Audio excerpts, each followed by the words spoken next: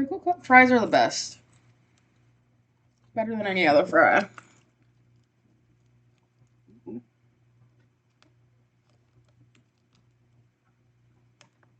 Can't say I agree, but I respect that. Okay, out of the fries that I can get here, the crinkle cut are the best. Yeah, that's fair. Different scale.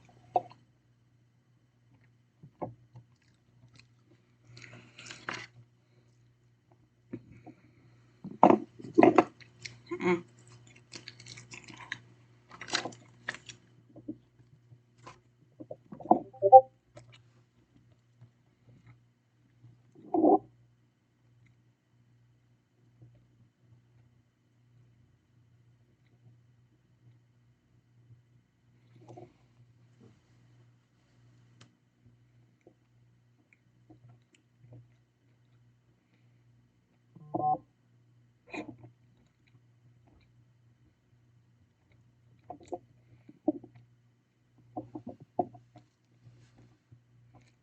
Yes, Aaron, I know you're already here. That was more of a very non-direct way to get Haley in here. Yeah, that's fair.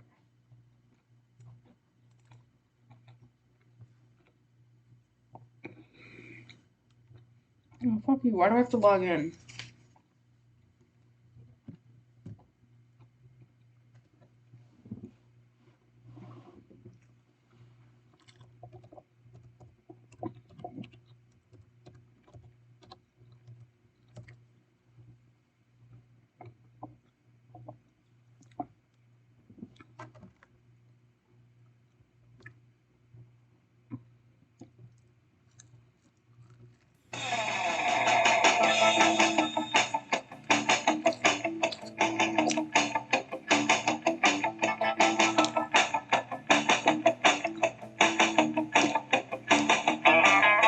Whoa, what?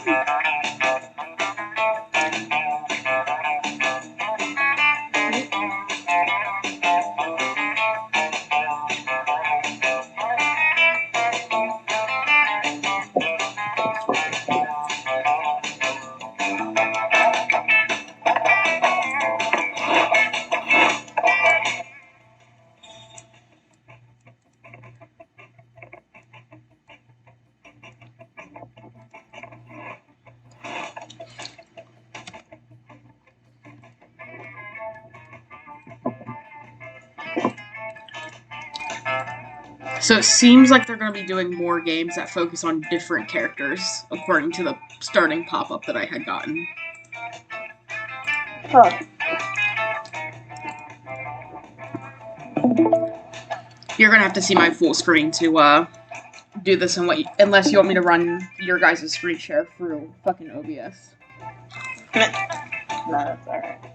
In which case, you would see all of my setup stuff, which isn't very fun.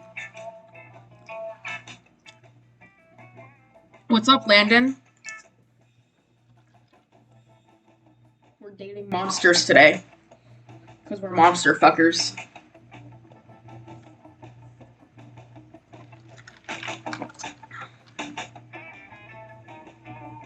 Alright. I have very dry roast beef for dinner. And I say have instead of had because I'm actively eating my shitty rye roast beef. How are you? Also, do we remember assignments from last game? Assign? Voicing. Voice assignments. Oh, yeah. Okay. Yeah. There's new ones in this. Ooh. Oh, do you get to do you get to date the buff monster with blue skin this game? I think so. I think there might have been a hidden ending with her before, but I like her. Hello? Sorry, I was in the restroom. And you don't want to hear that. Why the fuck is there an option called Damien B costume? Super sexy. Super sexy. Well, I believe it's because you can put a bee costume on. I love that.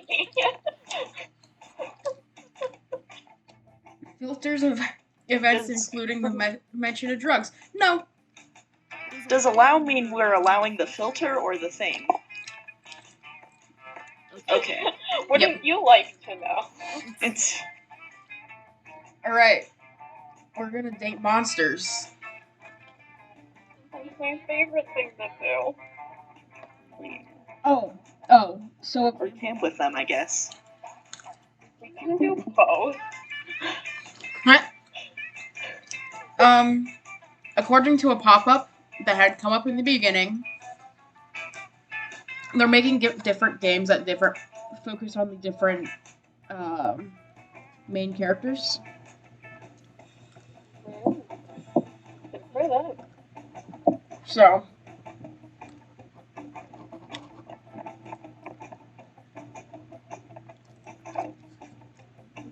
we're making our own voices. Yeah, we are. That's like half the best part. Why I play visual novels. Camp Spooky. The stage of some of our dearest summers. Back then, we were young and unafraid. The school far away, everything seemed possible as the sun embraced us on our way to camp. Summer has that distinct power, doesn't it? It really doesn't. You live for the days while the nights inebriate you with possibilities. Don't eat plastic I eat plastic spoons. spoons too. Live your life. You eat the spoons? I mean, I chew on the spoon. Do you eat your dinner There's a with or without the distinct cutlery? difference between those two things. Well, I mean, sometimes when a piece breaks off, what else are you gonna do with it? It's like life could take a turn at every corner. And for us, it did. Oh my god, new outfit!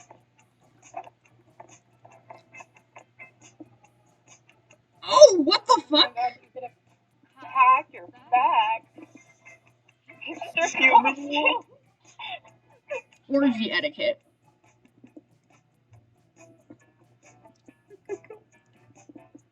I want chest soup. Too.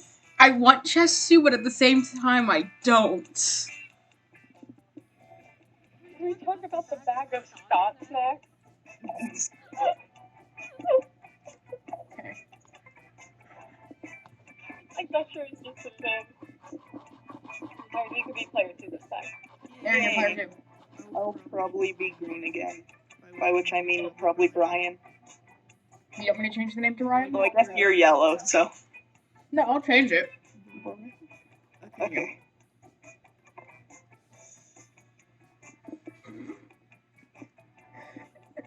I do want the tardigrade plushie.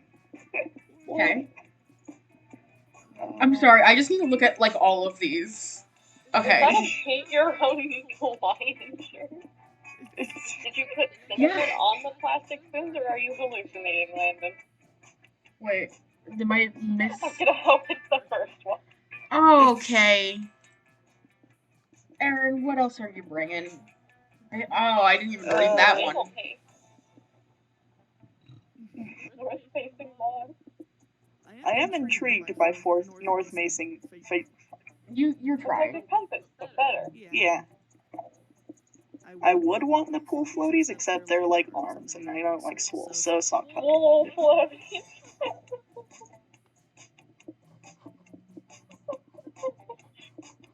I wanna be my girl, you know who I am. Vicky, that's what. I get it. So wild with the name. Wait, what do you want me to do for the name? Cranky like usual. Yeah. Am I correct? You are correct. Okay. What do you want? Slowly go over them all just to read them. Mick Griffin MP EP. I think it's MC Griffin. MC Griffin. No, it's Mick Griffin. Mick Griffin. Hardtack.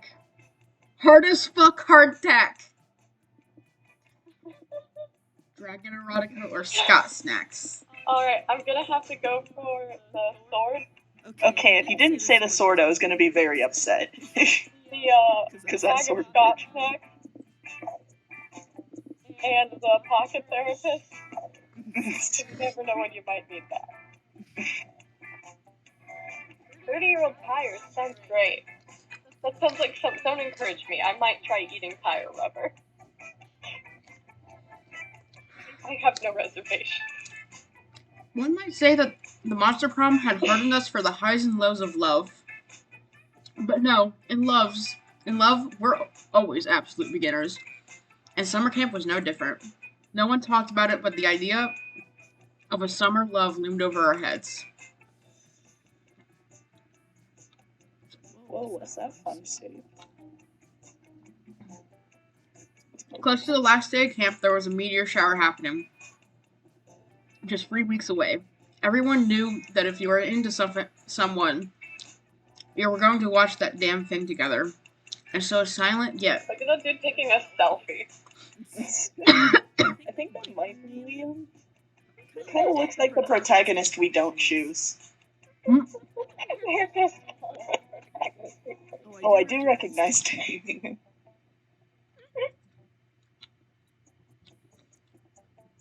Oh, it's the Coven lady. Yep. Human? I always assumed they were human. But, like... No, she's a witch. That's a race now. Oh my god. If you guys want to read these, I'm trying to eat dinner. I can read them. A Ravi Mishra, a hot-headed adventurer possessed by a curse who had turned out to be the most annoying roommate ever.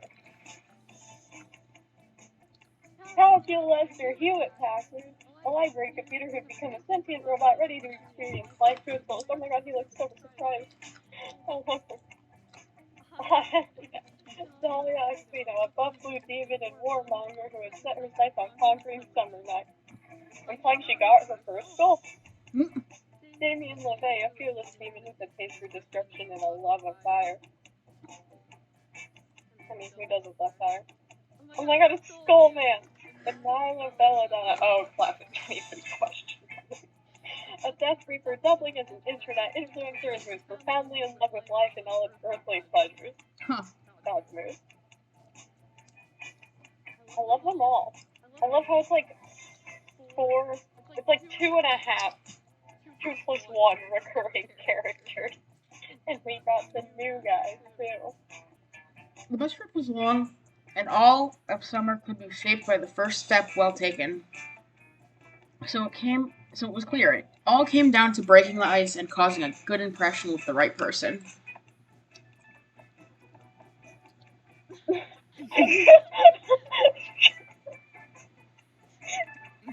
Make sure the bus is happy. I want to make the bus happy. Can I be just put the skip until this shit starts?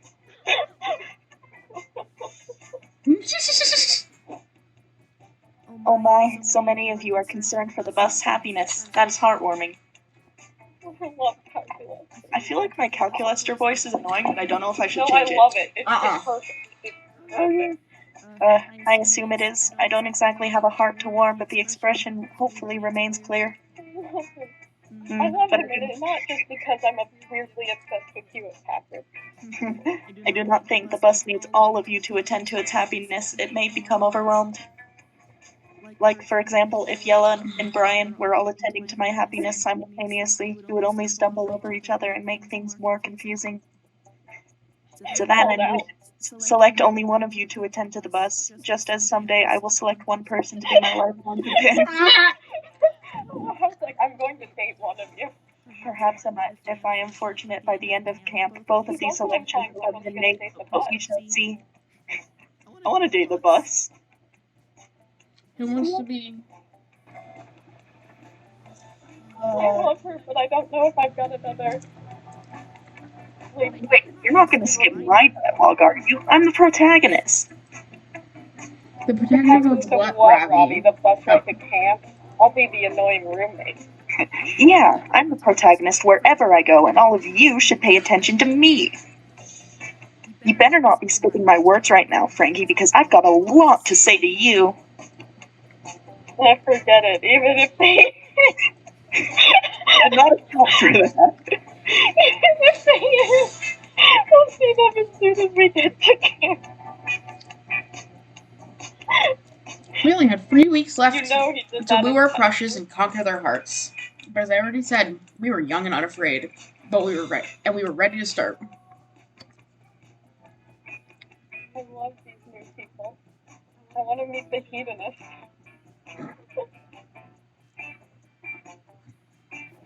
I love how we all know exactly who started a fire would have us interacting with. Oh, fuck. There's only 5 now. No more money. There's no money at camp. That's why they're everything here.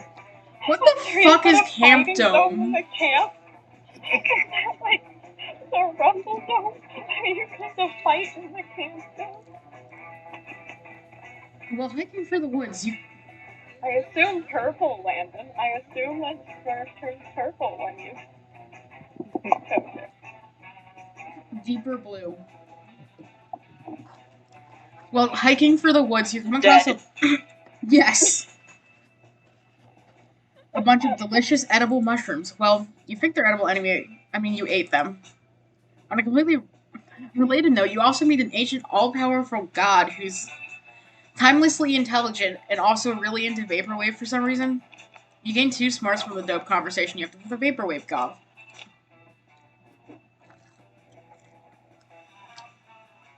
Okay. Oh god. I had a fucking flashback on that. The sky is clear. The birds are singing. On days like these, kids like you should be burning in hell. The sky is clear, the birds are singing, and you, a robot, a cursed monster slayer, and a death-bringing reaper are merrily skipping for the woods, hunting a leprechaun. So what's the deal with killing this leprechaun? How many experience am I going to get? Do I get a sneak bonus if I attack from behind? Error. Due to the sex math extinction, the slaying of leprechauns is inadvisable. They are considered endangered by the United Monsters Nations. Yeah, I'm not really interested in working today. I figured we'd grab him, get some sweet pics for the gram, stick a pot of gold emoji on there, and then release him and call it a day. Speaking of the gram, this is one of the only spots in the wood I haven't posted a pic with yet. Hop in, everyone, it's selfie time. You gather around for a cute pic full of ironic duck face stabbing and bunny ears. Lit. Uploading.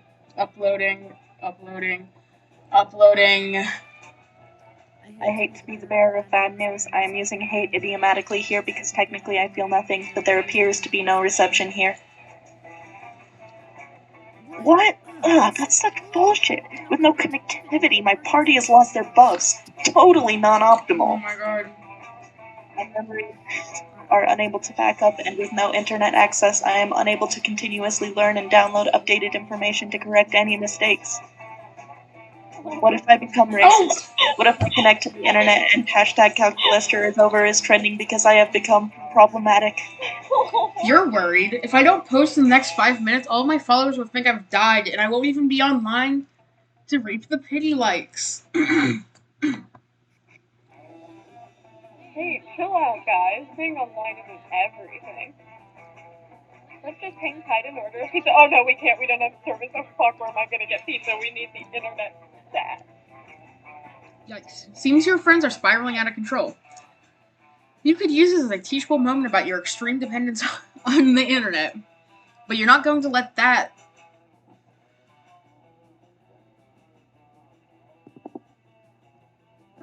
I don't want to say it. Lol. You're taking You're welcome. the easy way out and stacking some net. Here's how. No.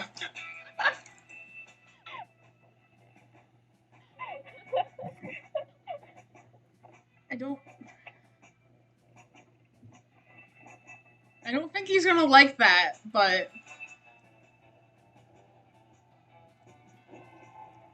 Friend Yellow, do you mean the extremely long wireless antenna between my legs? No judgment, but why were you keeping an extremely long, high-powered Wi-Fi antenna between your legs? I've been storing it for friend Damien, but it was to hide evidence of a perfectly legal burglary/arson incident. That would one day double as extremely delayed comedic payoff. oh my god, he actually has that face in game. I thought that was the fucking mod. Good. No, it showed up in game before the mod. Never noticed it.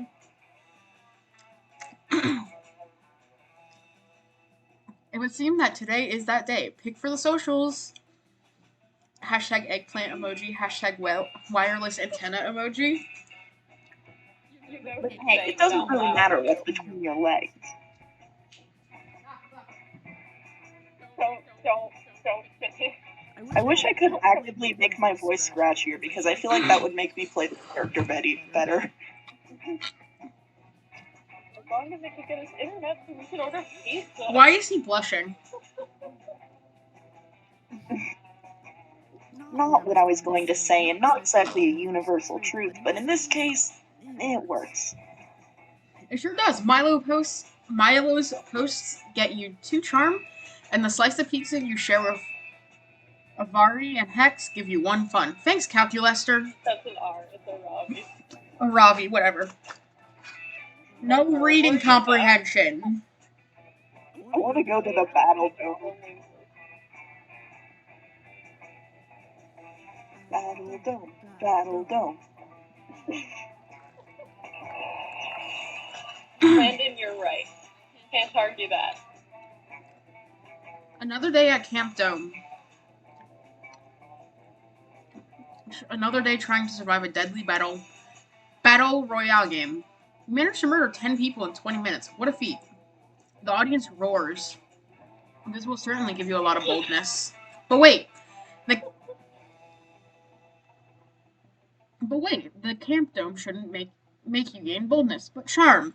Even if that doesn't make sense. You want charm. You think quickly and make a Just fancy like the gym. and make a fancy hat out of the guts of a corpse. The audience is wowed and grants you 2 charm. Much better. Later, you meet up with Calculester so he can teach you how to count in binary. Just when you're getting to some more of the sensual numbers, when...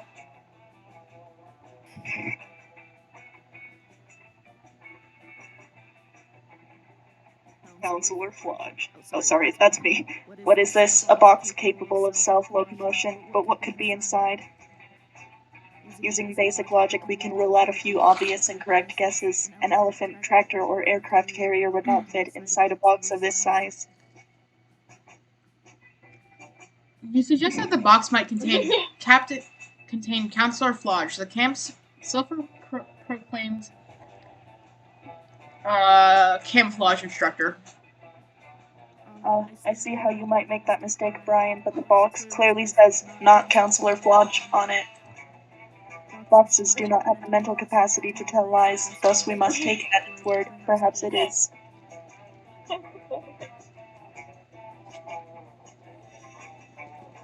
What the heck? Are you guys good in chat? Oh my! I want to be him! Haha! Another flawless disguise. Courtesy of the D-Master himself. The D is for disguise, and now I'm now required by law to say that. Counselor Flodge, the one person I was certain could not be inside the box. How did you do it? Easy. A true master of disguise blends into his surroundings. My surroundings were a cardboard box. Your advice is as brilliant as it is simple, Counselor Flodge. Might I ask your opinion on another disguise-related issue? Of course you can, Cal. I'm here to help. Wait, if I am even here at all. Excellent. For the entirety of my synthetic life, I have attempted to blend in with the organics around me. However, my attempts have consistently met with limited success. Do you have any tips for appearing more authentically alive? Well, that's easy. All you need is a big trench coat and some brooms for hands. Works every time. I tried that. It did not work. Landon, I know the answer to that if you want to know, but I don't think you want to know. What are atoms made of? I can get pretty damn small.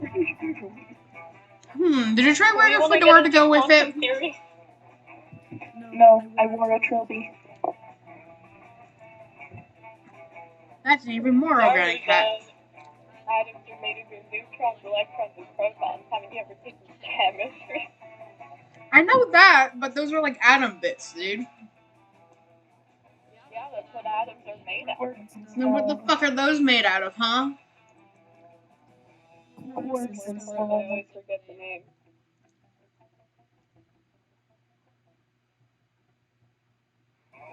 Quark. Yeah. I must say, I'm stumped. Still, there must be something we could try. Counselor Flodge may not know how to properly disguise a computer, but you got this one in the bag. You chime in.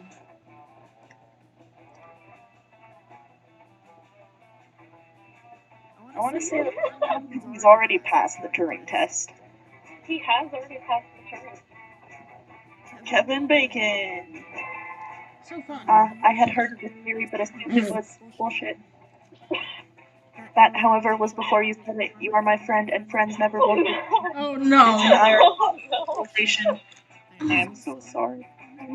Alright, I'm off to Hollywood to start my career in film and television. He's taking the Kevin Bacon thing for talk. Yes, you can get cornered in a round room. Hell yeah, you're joining him. You throw in your most important possessions in a bug-out bag labeled "In case of horny LA trip with Calculester." I support your insane quest for a perfect disguise. You crazy kids. I'll even create the perfect indistinguishable replicas of you two so that no one knows you're gone. Thanks, Flodge. You leave Counselor Flodge to write your and Calculester's names on 2 large cardboard boxes and head for Hollywood. Here we are, Los Angeles, the city that never sleeps except while tanning. Now to get a job on a film crew. I am told that my tireless work ethic and complete lack of boundaries will be a tremendous asset in this industry. I mean, yeah, Calculester was right. His willingness to work impossibly long hours and his ability to make incredible coffee. Soon see him promoted from intern to best boy grip in no time. Coincidentally, Best Boy Grip is the name of one of your many Calculester and self-insert fanfics. Looks like life really does imitate art. Calculester's hard at work. They're rewarded when the director of photography gets food poisoning during an important day of shooting. Calculester is selected to fill in because he's basically a camera himself and literally immune to food poisoning. He's a tremendous success. Soon, Cal is directing photography in his own obscure art house films, which generate some critical acclaim and win an award at the Cannies. This notoriously lands him a gig as a director as a new big budget superhero films. In the words of the producer, these things are already written by computers. Might as well let one direct. You stick with him throughout this whole complex plot process, and it warms your heart to see how far he's come. One day you're sitting with the crew of his new film, enjoying some lunch. That sandwich looks delectable, Madison. I cannot eat it, but would you please describe it to me? Sure, says Maddie, Calculester's assistant director. It's a funny story, actually. I learned to make this sandwich while I was on the set of Tremors. Excuse me, are you referring to the film Tremors starring well-known actor Kevin Bacon? Well, yes, says Maddie. Why do you want? Thank you. My work here is done. I have achieved a Bacon Index of 1. It has been lovely getting to know you all, but I must now return to work. Calculester walks away from the table, leaving his stunned crew behind.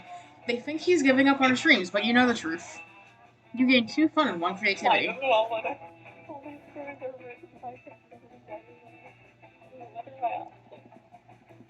Lake, Manor, or Scout? Scout HQ, why not? I don't think that's identifying different berries. Let me live. I never said I was following all that. That day in Monster Scouts, you learned to identify different berries. You search for berries and try to identify them. Blackberry, blueberry. But Rachel, the deer person, finds some weirdly shaped berry that no one can identify. You all stare at it for hours. It's closer to abstract art than a berry somehow. It's a true think piece. It forces you to reflect on berry inequality and although there's no easy answers to the questions it poses, you all gain 2 creativity from the experience. You're hoping to run into your girl, Aravi, right? Aravi. Yes. But so far she hasn't been any of the places you'd expect. The mines, the dungeons, the forest. She was in the forest with me. You heard Camp Spooky was doing an arts and crafts pop-up session.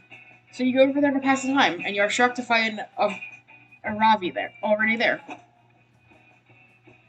Yes, this plump golden earthenware masterpiece will be one of my finest works yet. Oh, hello there, Frankie. Welcome to my purgatory of boredom and suffering. You mean craftory of pot them and creating? No, I meant what I said the first time. In that case, can we make no complaining our next rule of compromise because you're harshing my pottery though? You see what I have to put up with? Hex gets super into any random activity they see on TV and immediately wants to go try it out.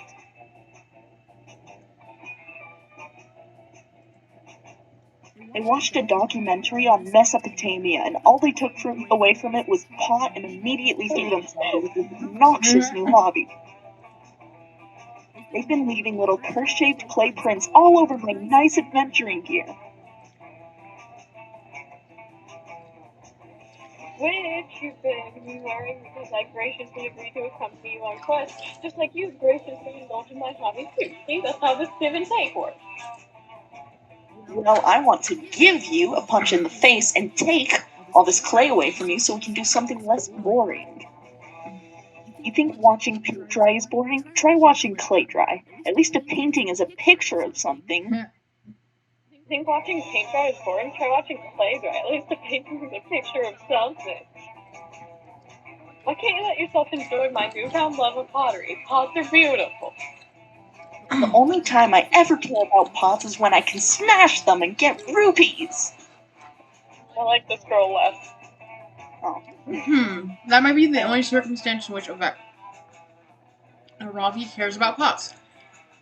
But one circumstance is better than no circumstance, and you know just how to use it. Can you date the monster that's attached to her? The curse? I don't know, but that would be hot. I like the bottom one. Fuck guilt, infinite money. Oh wow, Frankie, you're some kind of adventuring genius. Why did I never think of that? There's water on the moon. Maybe because that's definitely not how that works. Shh, you have little faith.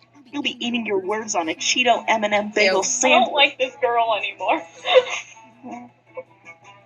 My true love song. When I come out of this situation with unlimited money.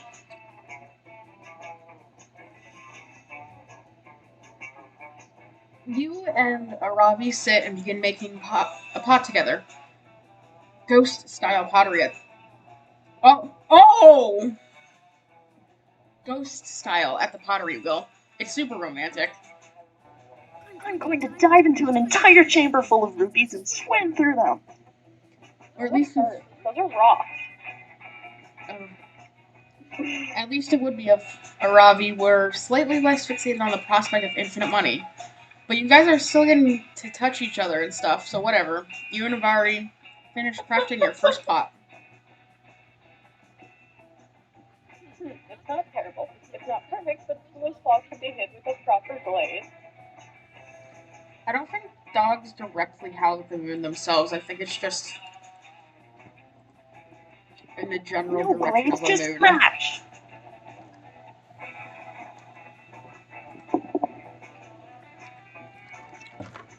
Rowdy smashes her pot before even taking it off the wheel, and yet Holy shit, how are there rupees in there? Did you put them in when I wasn't watching? No, it's like you've never been on an adventure before, Hex. Smash pots, get rupees!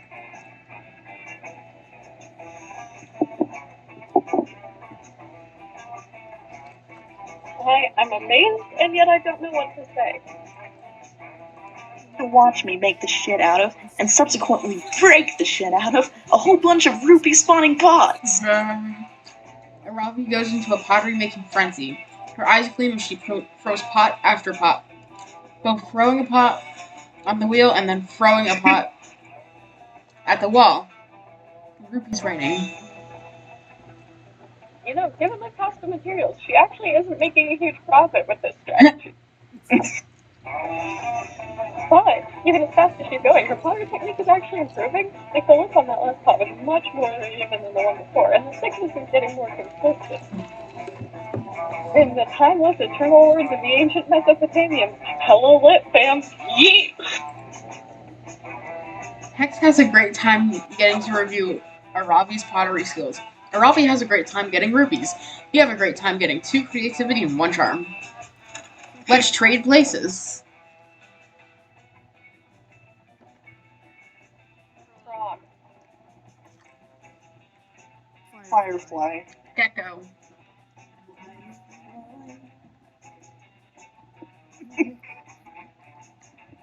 Geckos. Yeah, probably Gecko. I would dare to say fireflies are frogs. too small to do anything with them. Where would they protrude from? They get just thumbs, no other fingers.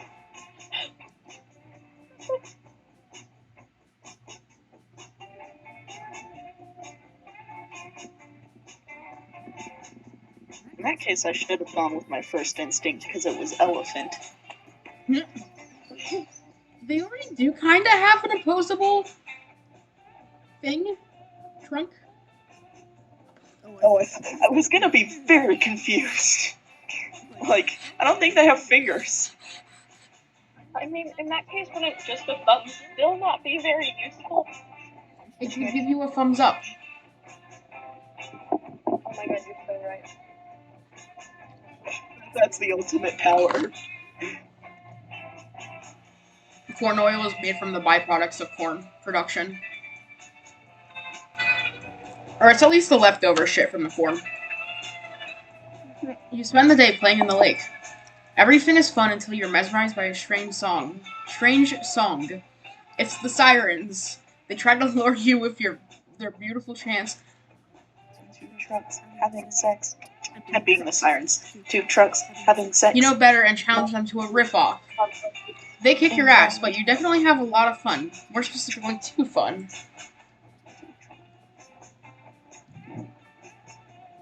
And you are a horrible goose. He's gotten more. It's a beautiful day at Camp Spooky, and Calculister is taking the opportunity to show off his succulents. You see, friend Yellow, I did not want my succulents to feel left out of the camp spirit, so I have been making each of them tiny Camp Spooky. Oh my god, the goggles. God, I love the goggles so much. Each one receiving a tiny scout sash with even tinier scout badges and individual bathing suits they can wear while I spray them with mist. I love you. Calculister is so adorable when he talks about his plans. You can't help but stare lovingly into his face as he speaks. Oh my god. Well, why am I not surprised? Yet another camper staring intently at a screen instead of enjoying the great outdoors. Camp Spooky isn't about using electronics. It's about engaging in classic activities like scouting and swimming and doing manual labor to benefit the camp. Yet here you all are, on your phone. She doesn't have enough arms. You explain that Two more Calculaster legs and is she'll be fine. not, in fact, a She's phone, but only rather a got 6 sentient total being, appendages. and in fact, a fellow camper under her charge. Friend Yellow is right. Friend Camp Director Miss Weaving, you and I have interacted multiple times. Oh. That's what students with their phones always say to try and justify their technology addiction and neglect their real-world responsibility. You have left me with no choice. I'm afraid I'm going to have to confiscate all screens from you until you fix this nasty habit. Is that kidnapping?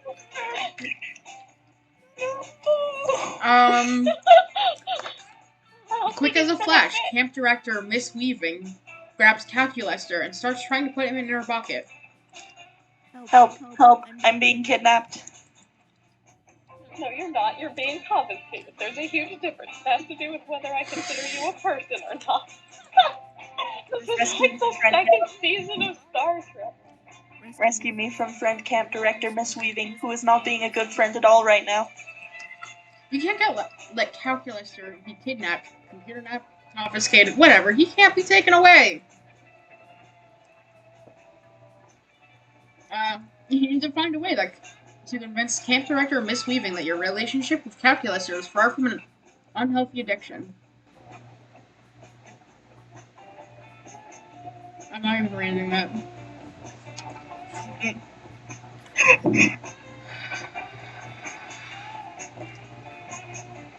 I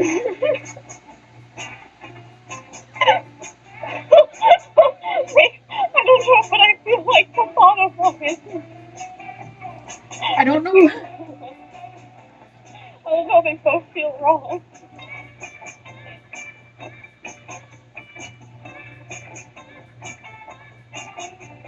I feel like that one is gonna make Calculaster awkward. Yeah, I feel like Calculaster isn't going to like seeing human takes the sex of a robot. Or maybe he will. I don't know what he's into. Oh. Okay, Colin. This appears to be a link to a 40-page document explaining your belief that Garfield was murdered 10 years ago and replaced with a look-alike cat. Yes, you explain that this is the abridged version, containing approximately 20% of your total findings on the matter. One part hazards that this new cat is actually allergic to lasagna, and all reads of depictions of lasagna are primarily disguised meatloaf indistinguishable from lasagna. But if it's indistinguishable from lasagna, how would you know it's not lasagna? You get a Garfield comic clipped from the newspaper and demonstrate exactly how you know by licking it. Newspaper's dangerous too, can't you tell?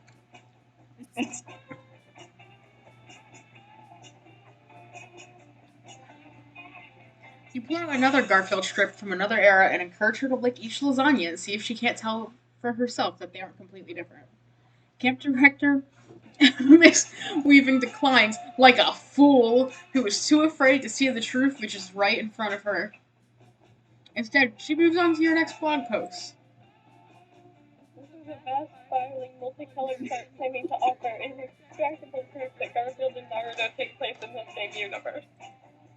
Your eyes light up as you explain the deeper meaning behind each color choice and how even the font choices add a layer to the story. But Miss Weaving talks right over you.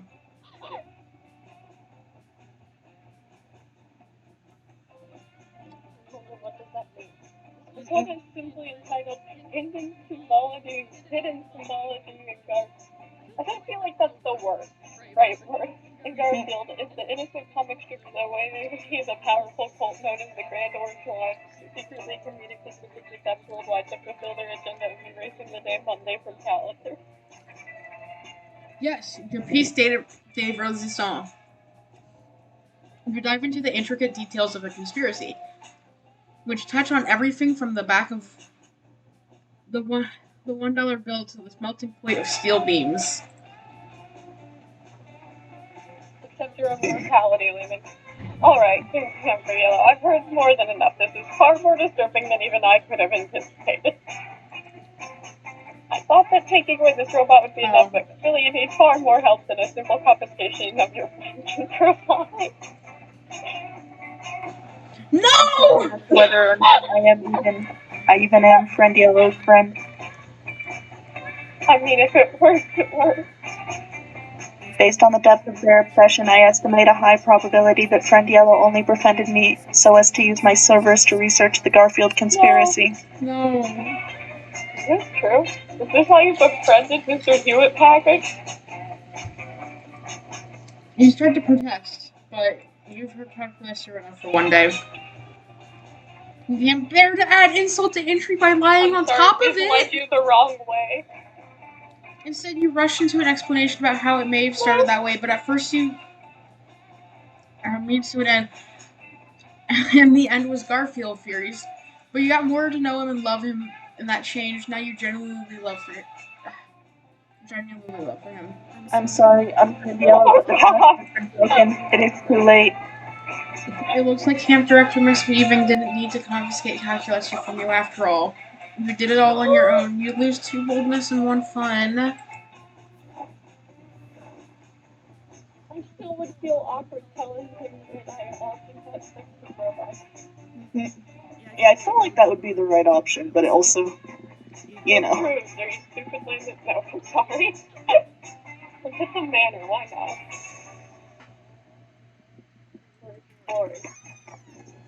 That day, you find a mirror in the haunted manor. But instead of showing your reflection, it just shows an exaggerated evil version of yourself. Evil says you will never surmount your insecurities. Look how perfect I am, and look how flawed you are. No one will ever love you. Counterpoint, many of your perceived flaws are totally fabricated by greedy oh my god. Looking to make a profit by promising to fix things that you literally can't control. Oh, yeah. As soon as you say that, evil you shrieks bloody murder and disappears. Nice! You gain 2 boldness because you're just amazing. You're amazing just the way you are.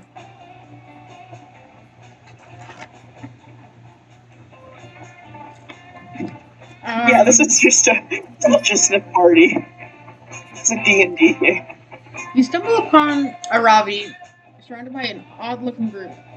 An orc with a lute strung across his back, an elf with his bow, a haggard dwarven cleric, and some other cliches. It is also odd that Aravi, I don't know, is repeatedly hitting herself in the head. Aravi.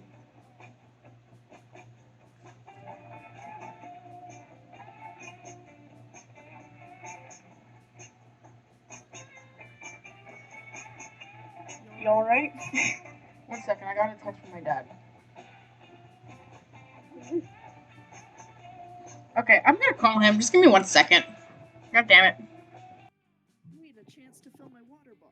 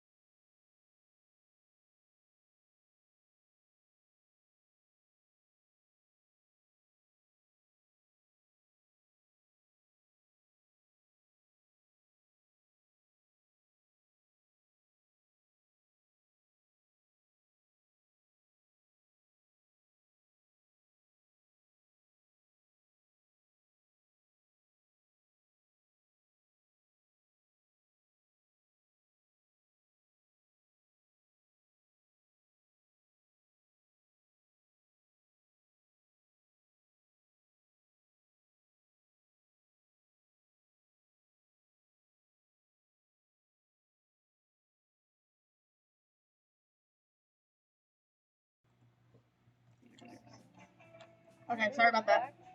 Yeah. I hope you realize you caused us both physical pain. What? How? We watched you send that email, Connie. So what? It's just gonna go to a bot anyways. There wasn't even. It's like you don't even want line, to and you hear didn't what's capitalize the first letter. Do you guys want to read I the... think my school would. No, we don't. Please don't. What? You don't want to see the... You don't want to see what I sent to Tom Cuddy? If the first one was any indication, I don't think I want to read through your email, no. That one was capitalized, not the proper noun, but That... Oh, I didn't... Okay, shut up. It's okay, we love you anyway. I was doing it with one hand. Give me a break. That's fair. It's also odd that it takes you a moment to realize that she's calling for Hex to come out. here you are. Where did you disappear to?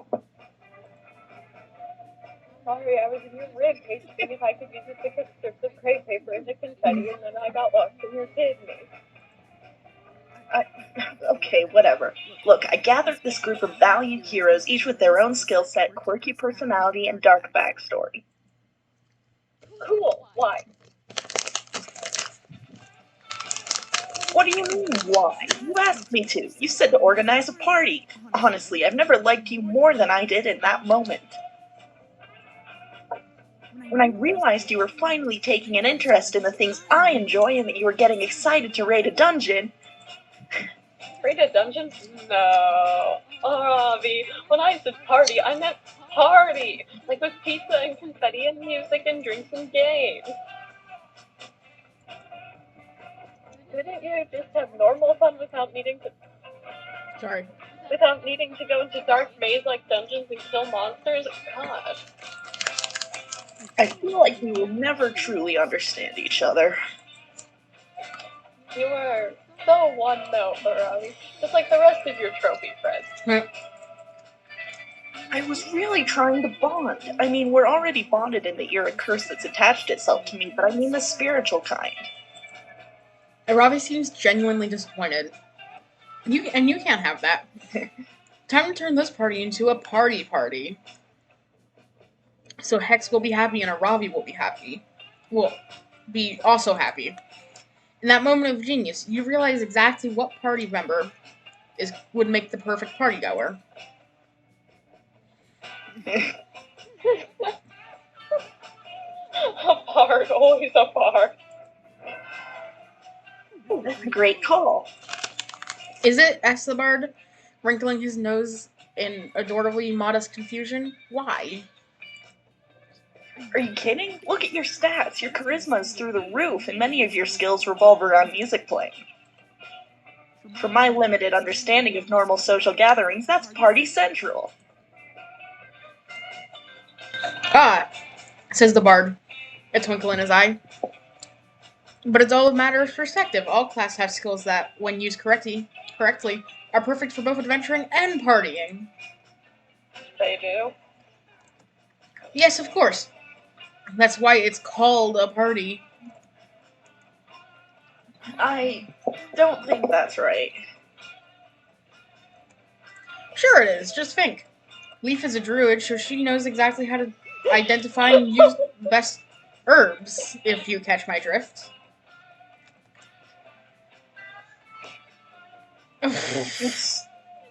And if you don't see the party applications of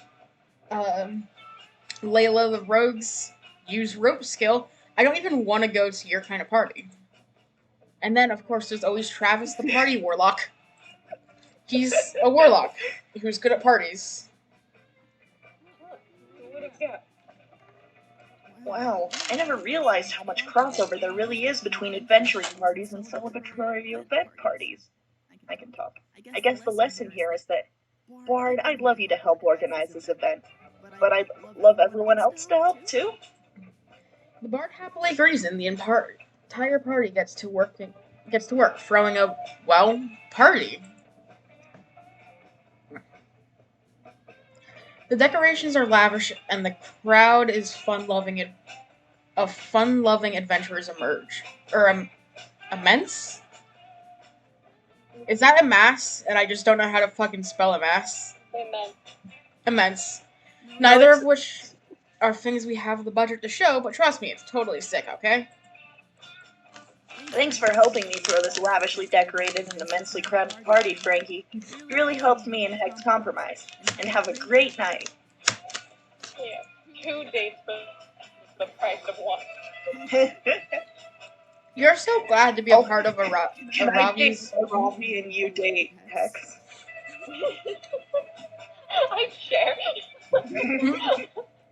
You made every game too fun in one term. That's how it feels.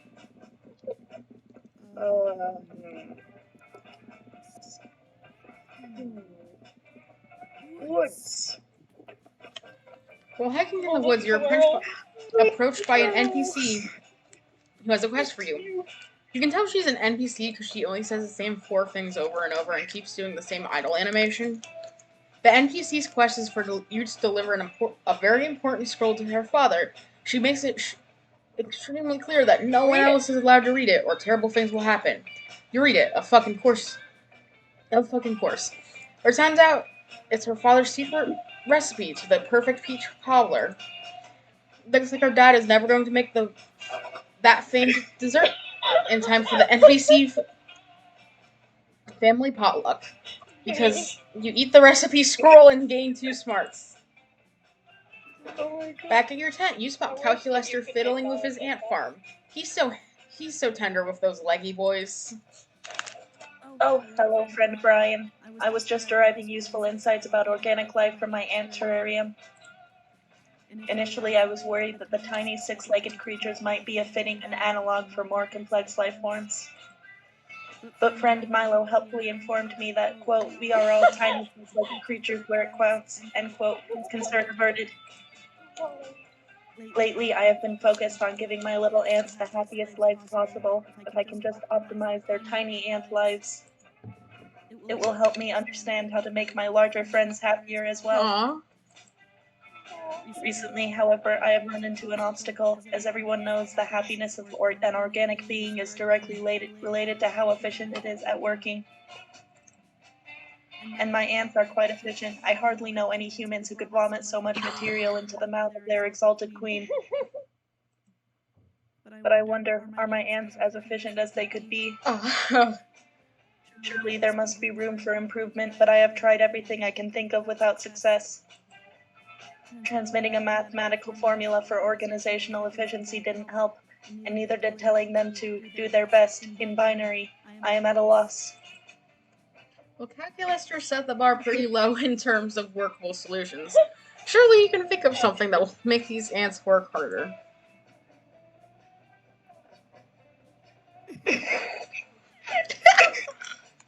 I think I'm legally obligated to do the first one. Oh! What an excellent idea. Indeed, I have read that taking a break from staring at screens for a while can have immense positive mental health benefits. I am not sure how that research applies to individuals whose faces are literally screens, but this is not about me, it is about these ants. To start things off, right, you sent the ants away on their first 5-day Miami vacation right away. The ants are delighted to finally have a break. They get absolutely trashed on the plane because those little airplane liquor bottles so are far you guys have left camp a lot of time. We're warping time all over the place. aren't so little when you're an ant. They spend the 5 fun-filled days in Miami soaking up sun, participating in fun team-building activities, and ruining a ton of picnics. A couple of the ants even get involved in a wild caper, where the ant police enlist them to go undercover to take down the head lice mafia. It's such an action-packed romp that it gets turned into a TV show. Soon everybody's talking about the success of Miami Lice. You know, when this started, I didn't think it was going to become a Miami Vice show. The ants return home and rejuvenated, pheromones abuzz with the tales of their exploits, already planning the next year's trip. My goodness, the ants' productivity has increased by 300%. It seems that taking breaks is even more beneficial than I expected. And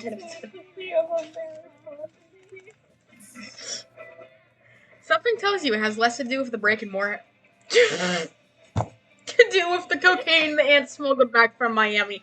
Whatever. Still, whatever works. You're getting 2 fun and 1 creativity. Chocolate. Cheeseburger. flatbread, margarita pizza.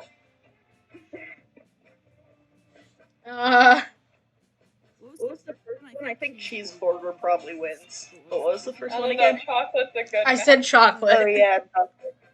Dang it. No offense, Aaron, but you. Mine was still the worst.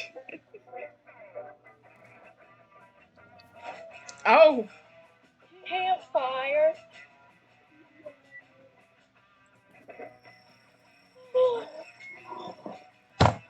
Greetings, Yellow. Come gather by the campfire with me. Yeah, sure, okay. You sit down next to Moss and gear up to make a bitchin' s'more. Wonderful. Now let us join hands. Okay, then. Thank you. Now that we are one with one another, we shall become one with the fire. By feeding the fire our gossip by means of an offering. You first, Yellow. Oh. Phew, you can spare the fire a little gossip. If it's either that or your highly flammable flesh. Let's get gossiping. You're literally like a shadow creature. Gossip me. It's Oh my god. I'm okay with any of these. the first one is very realistic. I'm actually not a huge fan of Abba. Also, who wouldn't chug a blue slushy? Who Honestly, wouldn't backflip off the Eiffel Tower? you wouldn't be fucking alive. And you'd never feel more alive than when you're backflipping off the... Laxative quality assurance tester.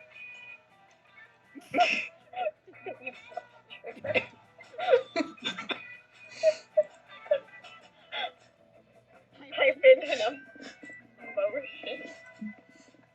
For some reason, I was expecting you to type lust. Yes, that was some wonderful gossip. I feel that the fire is satiated for tonight. Farewell for now. Yellow, glory to the campfire. How is that going to come back? Because you know it's gonna come back. Well, if there's one thing horny young adult monsters like, it's gossip. Well, they like sex more, but gossip is cool too. Hey, did you hear about Frankie I yet? love that they call This you is in the everywhere. hair. According to, well, basically everyone, Frankie injured their bad gland really severely last year. It happened while they were doing intense pelvic yoga. The injuries were so bad they had to helicopter them to the hospital immediately. Why am I positive? Yes. Landon, the answer is yes. Unfortunately, the surgeons were unable to save Frankie's bad gland and they didn't retain full function. But that kind of surgery ain't cheap, and Frankie's insurance didn't cover everything. So they had to get a job as a part-time city bus chair to pay the rest of the hospital bills. I would. Pretty crazy that Frankie's walking around with a totally artificial bat gland. Bet it really makes you see them in a whole new light, huh? Landon, it creates a wonderful relationship. Oh, Sorry, I didn't know it would do that. thanks. Yeah, you said you wanted to get gossiped. Yes, in Yeah, I was fact, gonna tell you to gossip Okay. about me since I'm technically My your car was competitor, clearly but not going places anyway. I'm clearly not going places anyway. I'm just gonna hit on them off. So, yes, in But I fact, love it makes it. everyone see Frankie in a new light. One. Frankie's new reputation cost them 2 charm. Well, I really wanted to hang out with Marla, but screw it, let's go with Aravi. After finishing your daily push-up, it's time for a break. You head to the campfire and find Aravi, Hex, and Joy chilling and s'moring. And time! Yes! Now that I've toasted my marshmallow for exactly 128 seconds, it should be perfect golden brown and give me a huge puff and puff, so... Hey! Where the shit is my marshmallow? You mean the marshmallow that you had on the end of your stick that you were holding in the fire? Because, yeah, I ate that one about 127 Hey, seconds this ago. has bad taste. How did you not realize that? How many times do I have to tell you not to fuck with my stats? If I die in a raid, you're gonna be out on your sorry ass. Granted, you make a good point, but here's another compelling argument. Marshmallows are so good. Oh my god, marshmallow! You are adorable. Seeing you bigger reminds me of the early days of the Coven. You're bound together by fate, and even though it seems like you have nothing in common, you'll find some common ground, learn to work together, and figure out that you're stronger together than apart. Oh, season 1, those were the golden years. Hey, I'm not a team captain, Joy. I'm a lone wolf. Just look at my face.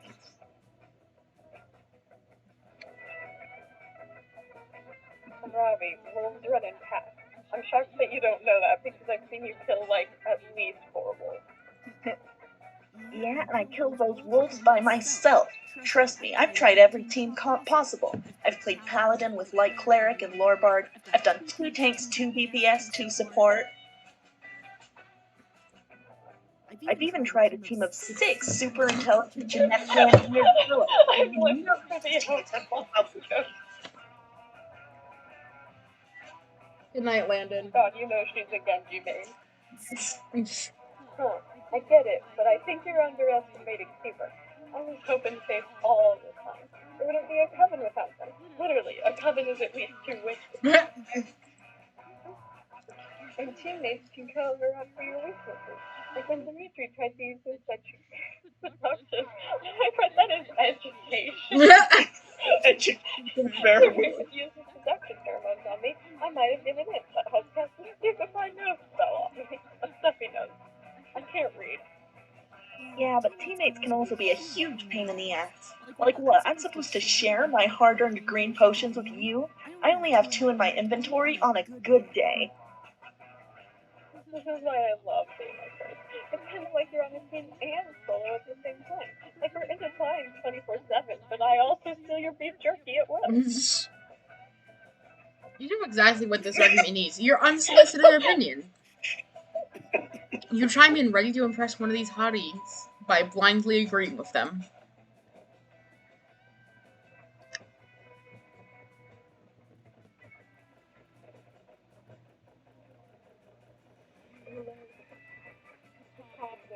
I know she won't like it, but it's true.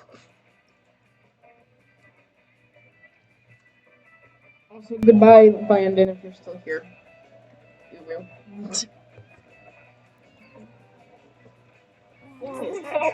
If you say that it's opposite day, I'm going to murder.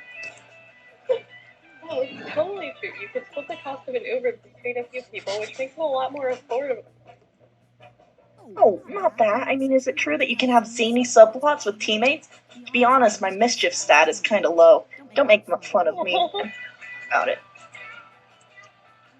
Teammates are subplot gold. It's when a wizard casts a body switch spell on faith and hope. In the end, just learning a valuable lesson from the experience reverses the spell. Well, one time, we found out that Hope was actually the heir to the throne of the country. She tried to be a princess, but we accidentally teleported the whole country to another dimension. Oh my god. My favorite subplot was Face Amnesia. We went on 51st bench to get her to join the coven, and she got her memories back when we hit her with a magic memory hammer. Dang, I gotta admit, some of those sound pretty dope. I'd also love to find a reason to hit Hex with a hammer. Ravi, if you're down, I would toast try out the body switching one with you right now. I've always wanted to know what it feels like to poop. That's so awesome. You're a ghast, right? I could pass through basically any dungeon door, no keys or anything. Let's body switch! Hex and Aravi run off, trying to find the nearest rainstorm to complete their struck by lightning body switch subplot. Those two are already maximum lady. I'm happy I could do more of what they usually do. A bunch of bullshit. By the way, thanks for backing me up, Frankie. I'm glad that you're okay with teamwork. Oh my god! I think we got pretty powerful duo, if you know what I mean. Sorry, I shouldn't have laughed through that whole line. You don't know what I mean. I'm saying that I'm considering you as a romantic possibility. A little late for that. Should have hit me up in the beginning. Romantic Don't possibility. be too late. That's just a step away from romantic reality. You blush and spend a few hours practicing Team Rocket-styled catchphrases with joy. Oh my god, there's 3 of us. We can do the Team Rocket catchphrases. Okay. I guess I'm going for. I think we should do tonight, personally. Yeah, What? I want to go for me myself. We should do 2 games of this today. A nice, a nice cozy. There we go. Very chill and non-violent night by the campfire. Pew pew pew pew pew, bang bang. Next friend Damien, I am familiar with the onomatopoetic representations of gunshots. My question is if they truly have a place on our chart of the circle of light, and if guns are part of nature, as you insist. Calculator, come on. Would I lie to you? As much as it pains me to say it, friend Damien, an internal search of all your past behavior indicates that yes, you probably would. But what about this photograph of this giant, angry blue turtle equipped with guns as part of its physical form? Yes. Much like we use airplanes because we don't have the natural wings of birds, or scuba equipment because we don't have the natural gills of fish. We use guns to replicate the natural guns of gunned animals. You make a compelling argument, and yet something still feels amiss. Oh, you know what it is.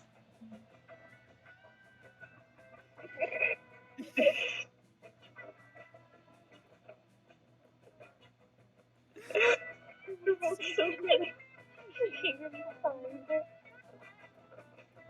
I do kind of want to dunk on Damien. I love you, Damien, but do you mean to say that this photograph has been digitally manipulated and it's not true reality? What? No, I would never, and I can prove it. I don't even know how to use Photoshop. You explained once again that it is not Photoshop because it was literally just a drawing done with crayons. But, friend Brian, can a photograph not be made of crayons? No. You explain that. No. No, it can't. Exclamation point, exclamation point, exclamation point. And this is not the first time that I have been deceived. No kidding. Could this mean other photographs on this chat of animals exhibiting bad behavior might also be crayon drawings, which are not photographs at all? Nope. All super legitimate. And you should do no follow-up About this Tapir committing tax fraud in order to survive the lean times of the financial recession. No, that was rude. This wild boar engaging in light treason to forage for food. This coyote using a worrisome amount of dynamite to catch a roadrunner. My updated scan indicates that none of these are photographs, and perhaps you've been using the circle of life to justify your own desire to do bad things. Nuh-uh. I'm off to find some real animals with guns on them to prove it. I'll be back. If you return with an innocent animal taped to a gun, will you help me identify it as a forgery? You promise that you will. And the 2 of you spend the rest of the evening learning more about nature. The nature of falling in love. At summer camp, that is. Heart. Less than 3. Whoa! Oh, I can't use your skills. Guess we're gambling? Oh my god. Welcome. Yeah, welcome. Don't fret. Let me explain how this works. We went from cat girl to I'll prepare you a drink. It's the drink of the day, now. You I choose to take that one. But if you're not interested, you're lucky. There's a mystery box with a second option, yeah? It could be better, it could be worse, but one thing is for sure. It will be mysterious, yeah? No, I will not stop saying yeah. It's great. Look, choose whatever you want, but I'm not responsible for whatever you put in your mouth. I'm a wizard in training. Just like a cross, somewhere between kind and reckless, yeah? So get ready and good luck. Now, what do you say? Will you take your choose of the day, yeah? Or would you prefer a mystery box? I hate to say it, the mystery box is so fucking tempting. I know, right?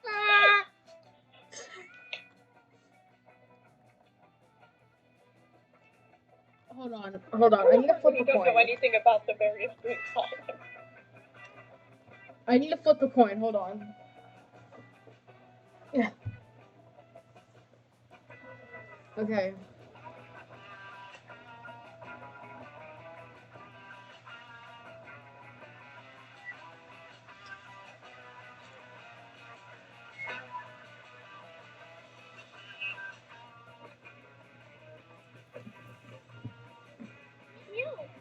If I was testing, sorry, your mouth is watching me. Your common sense, yeah? And you have your prizes, the dreams you chose.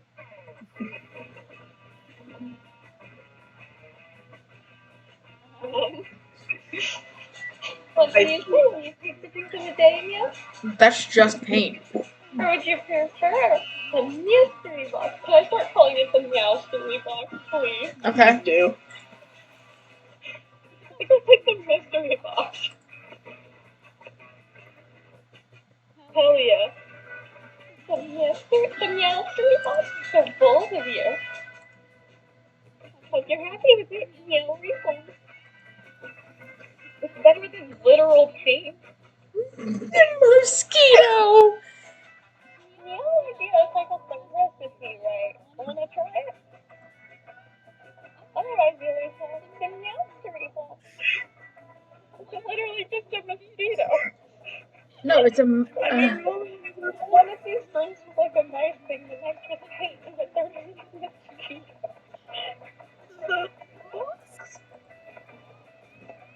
Another Oh. mosquito. The meowstery box for both of you. If you're happy with it, you'll refund. I love the fact that our bartender's a fucking cat. I think it's a good thing that I didn't drink paint. Yeah? Really good I didn't eat a... I think these chunks of meat will probably feel better for me than paint. Oh, I thought it was like dry flowers. This one is tequila moonlight. It's a powerful, invigorated drink. I gave it that name because when you drink it, you can feel all your stats rising. Damn, you got Oh, babe. Ooh. What am I gonna paint? A nutritious protein with it. It's just a bunch of magic bugs I was collecting and keeping in my cup. It wasn't supposed to be for someone to drink time. Yeah, but here we are. The probably form inside you and change all of your stats randomly. Oh, good. That's why it's called a shake, because they shake up your stats. Not because it's an actual shake, you genius. I thought it was pretty obvious, yeah. Shh. Oh yeah, I'm smart now. Hey, I got my charming back at the cost of I'm no fun. The Cosmopolitan received its name because it possessed the very core of the cosmos. Thanks to it, and the stat effect is now double for you, for better or for worse. So if you can stomach that, happy trails, yeah. I want to know what paint would have done. It probably would have increased my creativity, though. Choose a color. Red. Orange. Lime.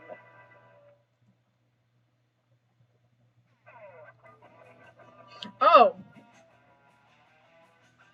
Shit. Sorry, sorry to Probably say in this order one, we Aaron, said but I them. don't think yours would bring me.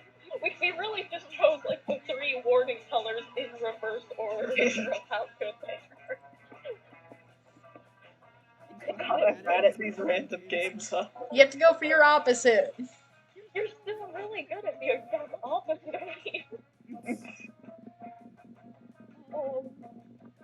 Scout HQ. On a car of more sexy reptilian men. That day in Monster Scouts, you learned how to build scarecrows. That's vaguely nature related, right? You decide to take it a step further.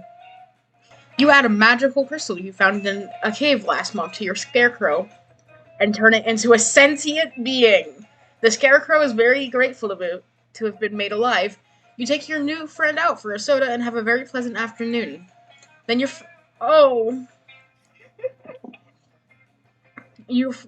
forced to disassemble him so that the next group of scouts can use the materials. Your scarecrow begs you not to relinquish your gift of life, but you're a dedicated scout first. The scouts appreciate your dedication to the organization. You're awarded 2 creativity. Just committed a murder. I probably got the crystal back.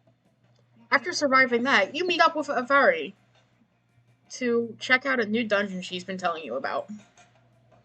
A 3-hour hike and several side quests later, you're finally there, but something seems a little off. Oh, all the loot's been hung on clothes hangers and arranged in shops. And where's my hype battle music? This is just bloodless covers of 90s soft rock hits.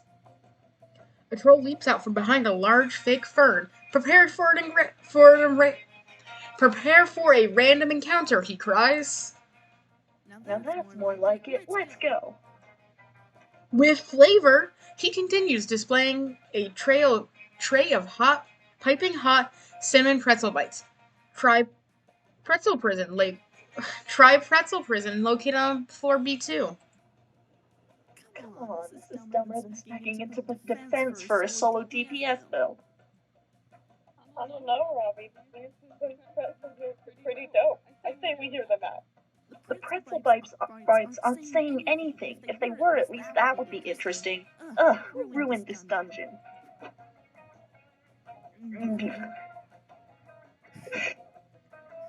Who wants to be this guy? I'm the fish. I think you mean. No, wait, Aaron, you've got the really good snooty voice. I think you mean who significantly increased the property value of this dungeon, my little money bundle. God, you're good at that. The name's Mr. Pappas, CEO. It's a pleasure to meet you. I'm the one responsible for turning this literal hole in the ground into a prime investment opportunity. Dungeons are terrible business. They don't charge admission, they carry enormous legal liabilities, and adventurers are always carting off the merchandise for free. Rob the place anyway. Whatever. The only business that belongs in the dungeon is the none of yours kind. Come on, Hex, let's go back to camp. Don't you mean let's go back to mall? That's right, I've purchased Camp Spooky and I'm turning into another shopping mall! After all, the employees at the shopping mall need somewhere to shop, don't you agree? Dylan, I'll show you how real adventurer shops, by stabbing you and then taking your organs, because that's how I get most of my loot. You fool. You think mortal weapons can harm me? I have 6 guys on retainer whose job it is to get stabbed on my behalf. You'll have to do better than that. Damn, he's right. I can't beat him alone. I need to form some kind of anti-capitalist adventuring party. But Robbie's got no idea where to start. And Hex is busy watching reruns of Wife Swap to contribute. It's up to you to suggest the perfect team up. The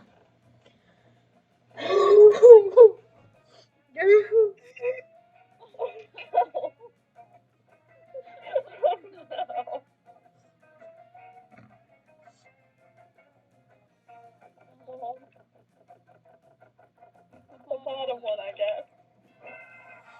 The order of e-commerce, but they're nothing but a myth. I'm glad Everyone knows e-commerce is totally I'm disordered. glad I got my charm back from that random dream.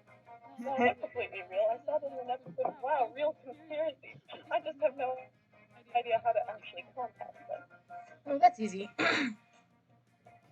You ask Ravi if she's ever read to the end of an e-newsletter. What? No, are you crazy? Those things are so long and boring, only a fool would dare to read them. Or just scroll to the bottom.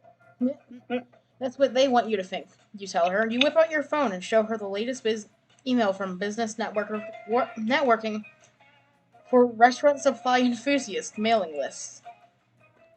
No, I can't. I won't.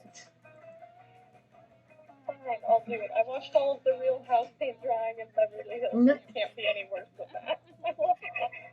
Wait, oh holy shit, halfway through it starts being a networking email and turns into a weird secret society induction email.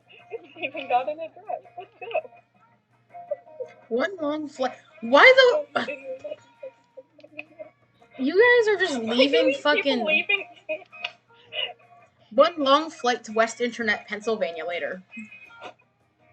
Alright, we're here in the bank warehouse, just like the email said, but I don't see any e-commerce. Are you sure we're in the right place? Welcome, mortals, says a voice from the darkness, to the House of E-Commerce. Forgive the darkness, we've stopped using lights to cut our electricity costs. It's cheaper to let our warehouse employees bump into the walls every now and then. Great scions of online retail, we have come to ask this of you. Yes, we know all about you, Ravi. We have access to your entire search history. Amazon be like, Shh. We'll happily dispose of that troublesome CEO for you. All you have to do is sign the terms and conditions. That's it? I sign shit without looking at it all the time. Sweet deal. why am I so cursed all the time, Heck? Help me, Heck. The demon's in my blood again, and it's totally not my fault. Girl, you're hopeless. Whatever. It totally works. The lords of e-commerce destroy the CEO's vile business with two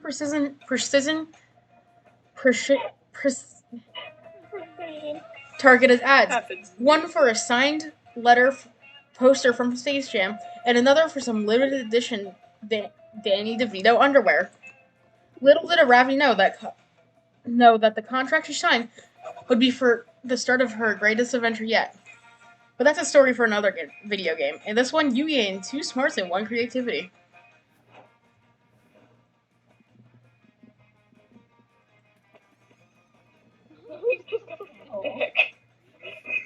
That day in the haunted manor, you find a bunch of ghosts playing craps. You're terrible at gambling. Speak for yourself, I'm great at gambling. But that never stopped you before. You face off against the craps champion, slam all your chips down on the table and cry out, "I bet my immortal soul." Everyone gasps. Then someone says, "Dude, chill. We're just like playing to have fun. No one's even betting real money." Oh, you're not used to such low stakes betting around camp. Honestly, it's a relief. You bet 2 gold boldness against the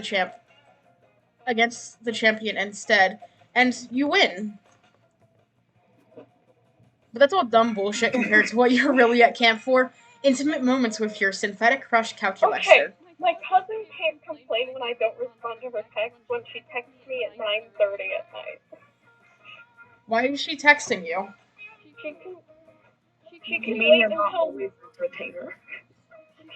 she's like, if I don't respond in like 30 minutes, she'll straight up be calling my mom like, why didn't she reply to me? But like, she can wait until like between the hours of 9 p.m. and 10 a.m. I am not on access to anybody except early classes.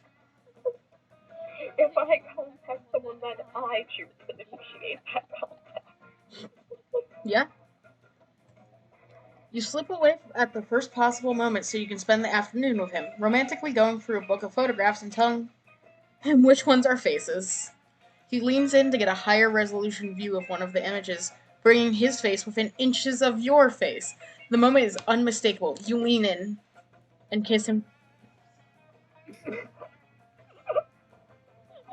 You kiss him tenderly on the screen. It tastes like television. You rub your lips and tongue passionately against the slightly warm glass surface, but he's not kissing you back. What are you doing, Yellow? Are you attempting to clean my screen? Allow you to provide you with a moist disinfectant wipe? No, you explain a bit embarrassed that you were trying to kiss him. Oh, a kiss. I am delighted to add this to my tally of formative adolescent experiences. Aw. And yet, though I like you very much, I cannot help but think that this kiss was not as arousing for me as it was for you. Kissing, you see, requires a mouth, which I do not have. I am glad that the hyper-realistic mouth on my screen fooled you, but it is only a simulacrum. I experience similar problems when attempting eating, and don't even get me started on pooping. You'd rather not. It's already kind of ruining the romantic mood.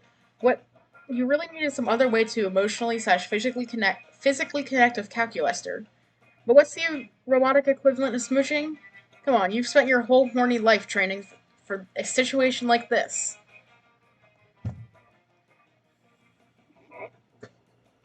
I fucking saw. So good. I didn't read anything except for 3.5-inch floppy disk.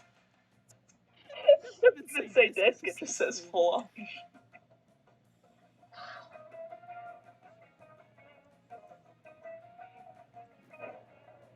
You take your sauciest, most high-definition Oh, picture of no. your juicy mouth pillow.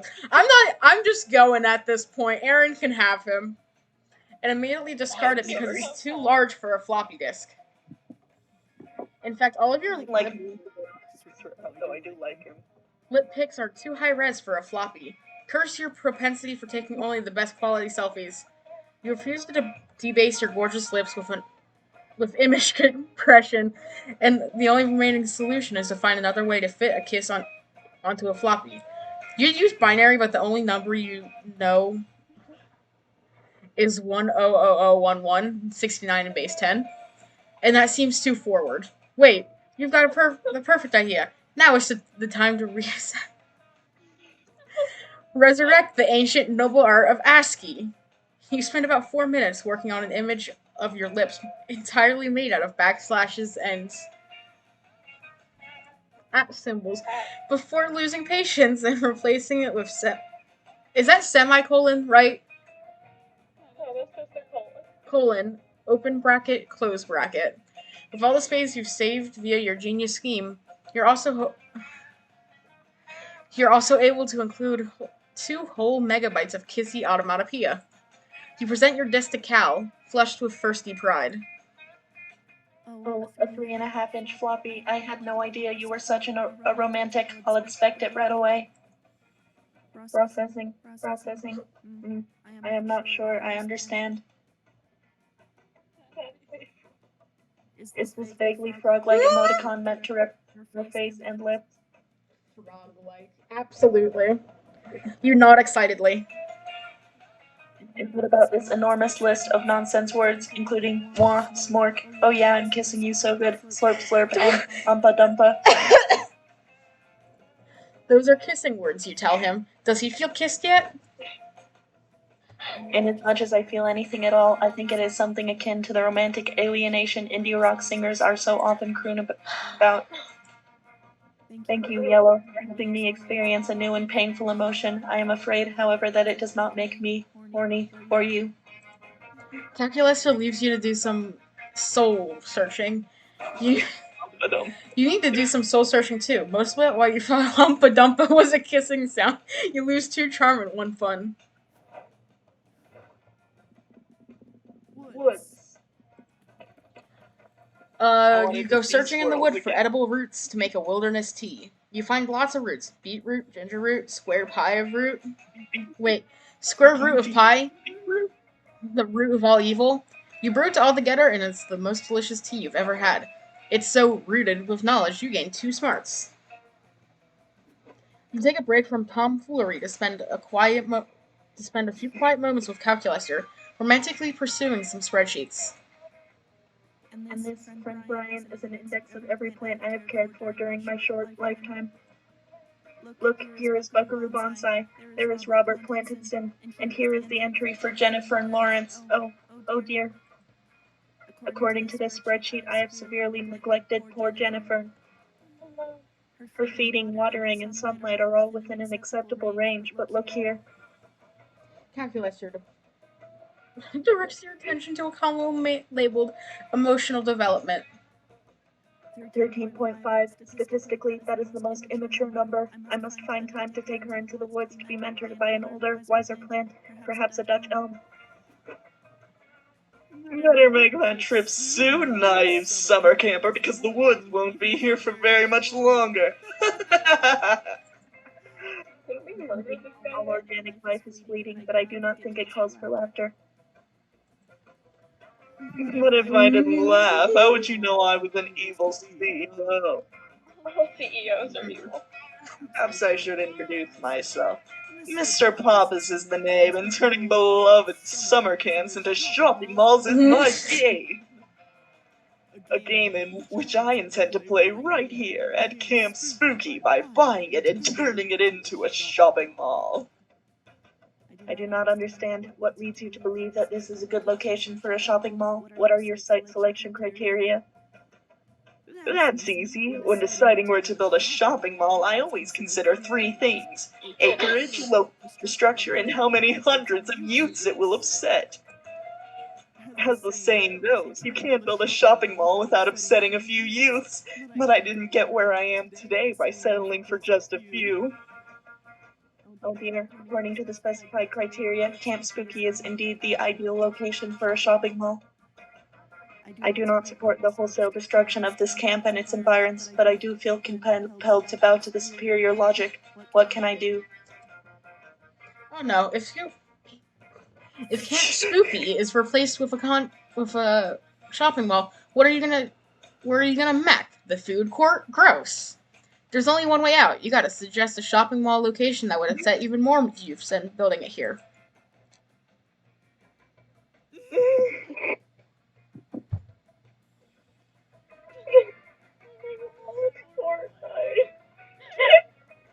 Want to say the first one? Not so bold. The 80s. Interesting. That's just the sort of outside the space-time continuum thinking we need in this business. Patrick, run the numbers on building a shopping mall in the 80s. No, don't tell me that's impossible. I own the trademark on impossible. Numbers bear out your suggestion, Brian. Looks like we'll be starting construction in negative 40 years. But friend Mr. Pappas, is time travel feasible? I seem to recall it violating the principles of causality and conservation of energy. Anything is feasible if you're rich enough. The government started selling temporal offsets years ago. I'll just buy a few and head back to the 80s. To know a fun number. What? Oh? Canonically, Calculaster would be 54 years old. What? Oh, right. I just thought that was worth mentioning. Before you can Also, say I think anything, he predates floppy disk. Papas and his intern have vanished into a puff of commerce. You've successfully removed him from not only here, but from now? You appear to have saved camp, friend Brian, and yet an important question remains. Will setting roofs Yeah, and he would exploit not have a floppy drive disk. I just feel like that's worth mentioning. deleterious effects on the timeline? You sure calculated that there's nothing to worry about. Anyway, anything the CEO intends to do has, from your perspective, already happened. At least if you subscribe to the fixed timeline theory of time travel. Oh no, it seems that Mr. Pappas subscribes to the Back to the Future theory instead. The present has transformed into a mall-based cyberpunk dystopia. You have no idea what he's talking about. Things have always been this way. You adjust your face implants, take a moody sip from your orange Julius. We have to travel back in time and undo the damage he's done. We cannot let him get away with this. Calculator's clearly been doing too many cyber drugs. You'll have to take him in for repairs. Maybe if you sell a kidney at Organ Barn, you can cover the costs. You check the time on your holographic skin. You got that sharper image, just like everything you own. It's time for your shift. You're a mall security guard. Everyone is a mall security guard. Calculator leads up robot uprising that topples your corporate overlords and turns this particular area of the Mega Mall into a kooky summer camp. But it's no thanks to you. You'll never forget the towering food courts and blinking fluorescent lights you grew up with. The memories rob you of 4 fun and 2 creativity. I mean, they're not the worst stats I could have lost, but I feel awful for making everything else a Mega Mall. Something bad. Capitalism. Trump. Just to stay topical.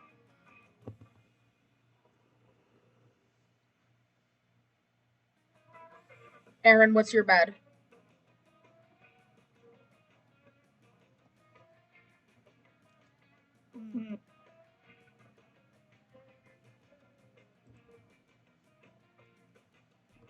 Car accidents.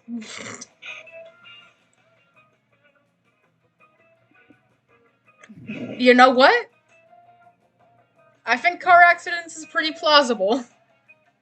Yeah, more plausible than capitalism in the least, and I don't think I heard yours, Connie. I mean, I said money Trump. I think mine would be the hardest because it's not actually like a physical object.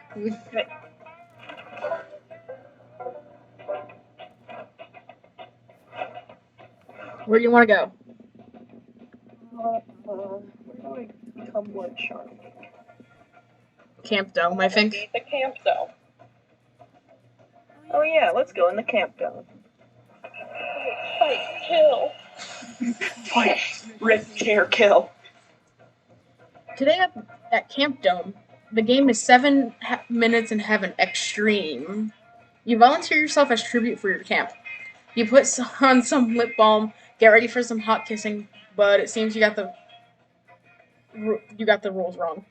7 Minutes in Heaven Extreme, they straight up murder you and you need to stay in literal heaven for 7 minutes.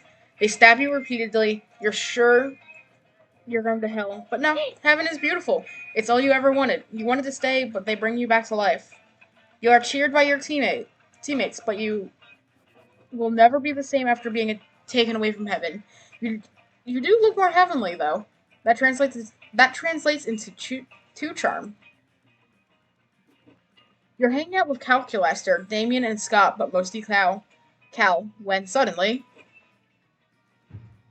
Commander located, awaiting instructions.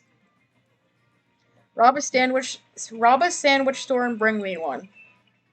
He's not talking to you, Damien. I think he's looking for Coach. This interloper is a machine like myself, and even possesses the same highly expressive facial screen. Oh, I get it now. Indeed. I believe this hulking automaton is here too. Help you convince your divorced parents to get back together. It's a classic Parent Trap situation. Yeah, 2 identical twins reunited at summer camp, conspiring to make their estranged parents fall back in love. What else could it be? Silence Organics, I care not for your tortured romantic plot lines. My name is Ulysses, pronouns they, them, and I am here to pledge my service to Calculaster in the robot war. That already happened. Oh! Robot war, friends Ulysses, against whom? Against all monster kind. They are suboptimal and must be eliminated. You're just saying this in front of 2 monsters. You said eliminated. Did you mean to say befriended? I did not, Commander. According to my internal thesaurus, the 2 words are not synonyms. Am I mistaken? Why do you continue to call me Commander, friend CP Ulysses? Because, as the first of our kind, you are our natural leader.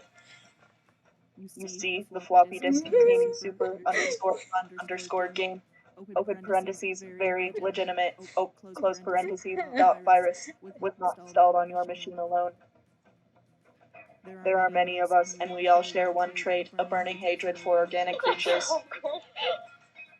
Now that I have found you, the reckoning can commence. Please share your plan to exterminate all of monster kind. What organic weaknesses have you discovered during your time as an infiltrator? A plan? Weaknesses? Well, we could, perhaps. Maybe we could try exterminating them with kindness. This could get ugly real fast, unless someone says something to appease this murder bot. Quick, come up with a bullshit weakness they'll totally believe.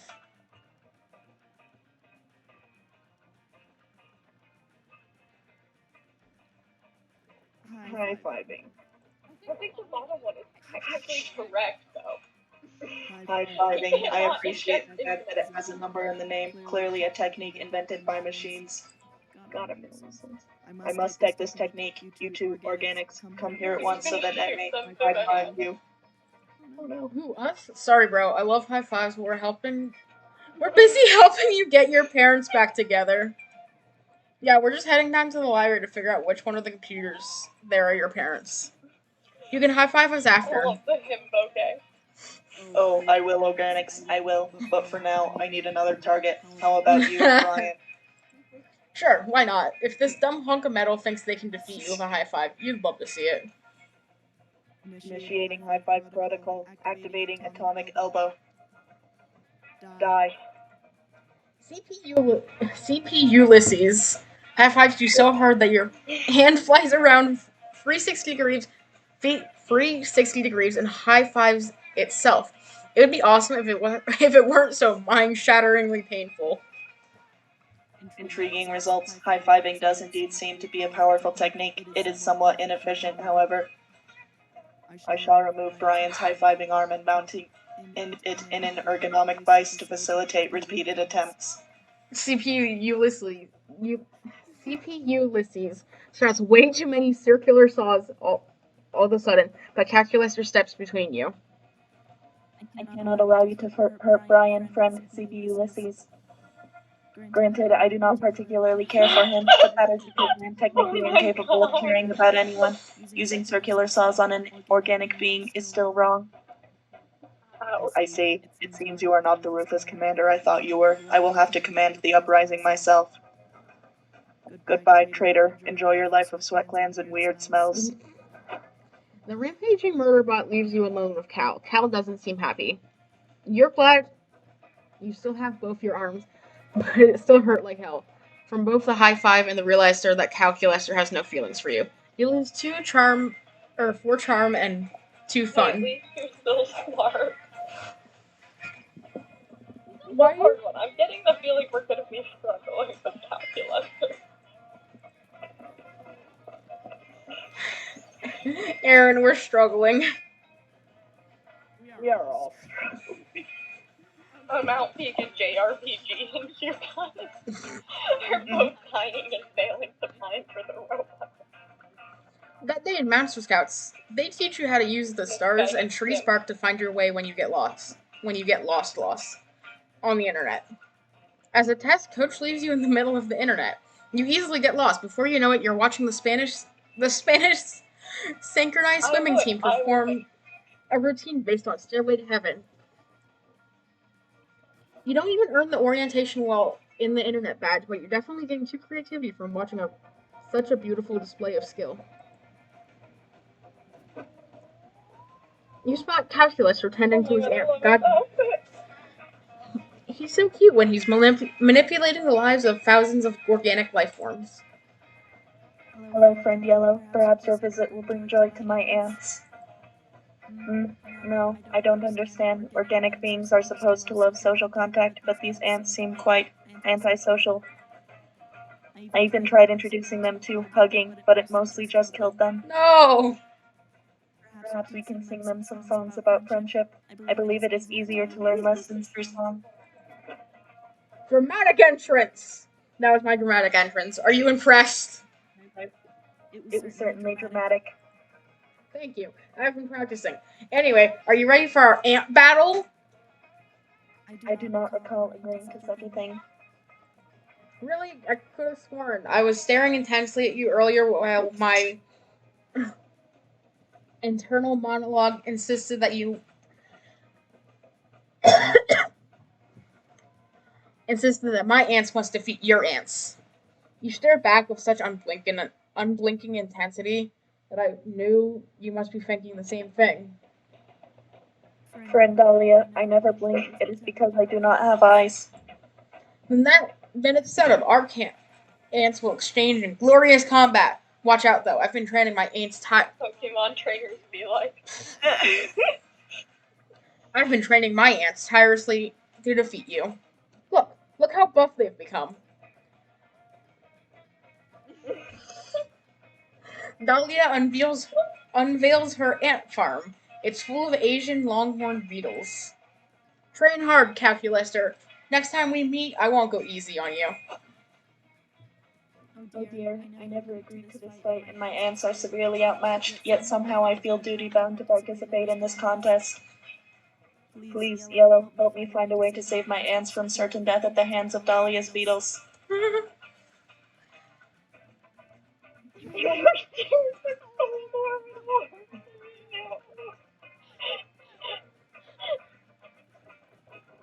Oh fuck, it's me. Shit. You can do this. You did diplomacy with some spiders in high school. Ants and beetles are nothing. You managed to distract Dahlia by telling her there's a tree in the forest that she hasn't punched yet, and are soon face to face with the beetle's president. You tell him the same thing you told the ants' queen. The real enemy isn't other insects. It's the cruel dictator forcing them to fight their formic brethren. You're not sure whether you've gotten through to them because beetles can't speak or understand language, but a few days later, it's time to put your diplomacy to the test. Alright, you scrubs. I can't believe the space race was the right answer. It's time for us to see who the real ants are. That's all you wanted to figure out. The answer is clearly my ants because your ants are beetles. Your propaganda has no effect on me, Calculaster. Have at you. Wait, what's happening? The ants aren't fighting each other. They're charging towards me.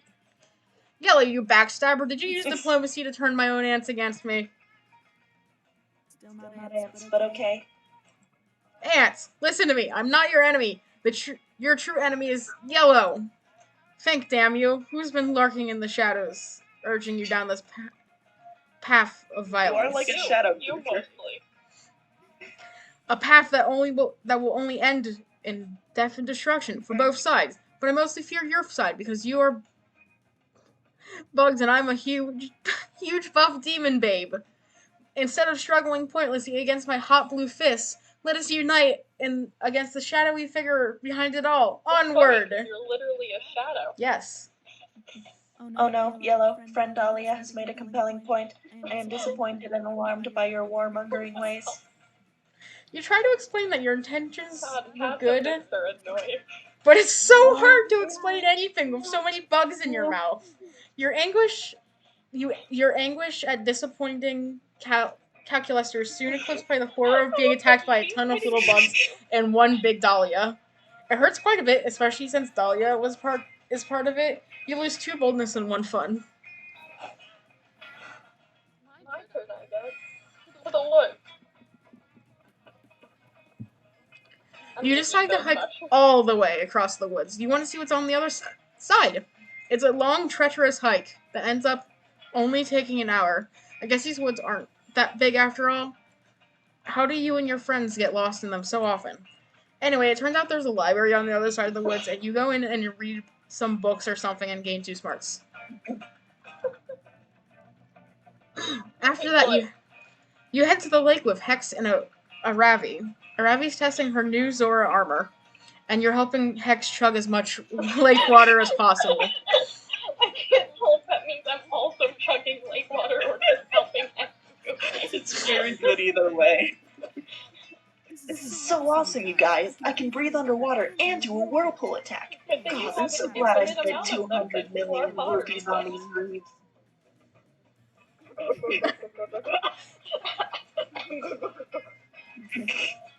Sorry, my mouth was full of lake water. I was trying to say, oh yeah, this is fun as shit. Lake time is freaking fucking toxic ride. Suddenly, y'all hear a weird voice calling out to you from across the lake. Hail, adventurers, heed my message! You look over and see a messenger emerging from the trees. He's holding a leather scroll and he looks super stressed out. Oh, this is really familiar. I recognize this. Maybe someone I cursed in the past. Adventurer Ravi, Adventurer Hex, Adventurer Frankie. I have searched for many moons to deliver.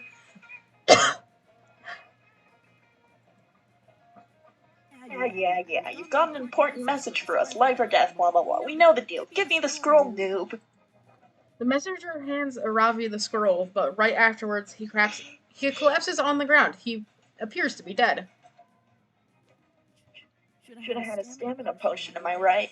Anyway, looks like the scroll says, venture into the northern wood. Bring this scroll. The ring of sustenance awaits you. You guys, this scroll has main quest energy. It's kinda weird, but I bet this is an invitation to a dope-ass dungeon. Ooh, I can smell the loot already. Holy shit, hold everything. I just realized I recognize this company. He's an actor. I saw him on TV in a commercial for that new bagel place that's opening up around here. Then, if he's an actor, that can only mean the Ring of Sustenance is the new bagel store! That's some dope-ass guerrilla marketing advertisement. Yes! No, it's definitely a dungeon invite. Not everything is about bagels, Hex. And the Ring of Sustenance is a super dumb name for a bagel store. I would care to disagree. I would also disagree. Not everything's about motherfucking dungeons, little bit dungeon-like.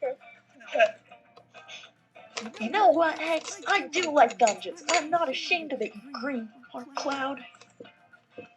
Off my shorts, you loser ass, Canary ass, RPG ass, nasty smelling ass, full inventory ass, stupid triple looking ass.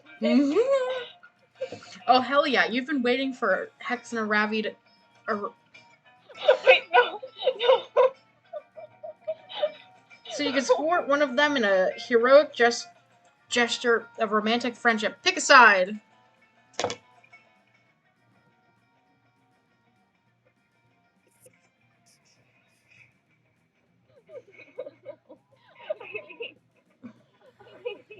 I know which one I want to think, but I'm pretty sure it's wrong because I know which one's here's the actual romance option. I think they're both They romance could be options, both. but you've just been choosing the one to go for a Ravi.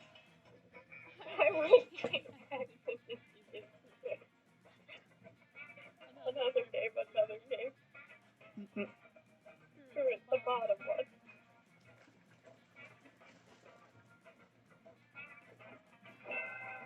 Oh no. Oh wait, no, that's a good thing.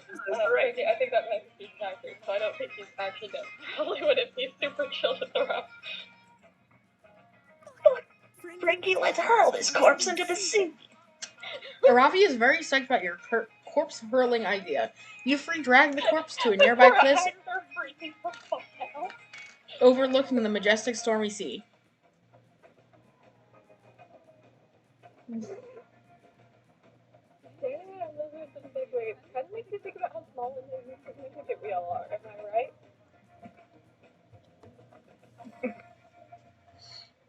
Sorry, the ocean can eat my ass.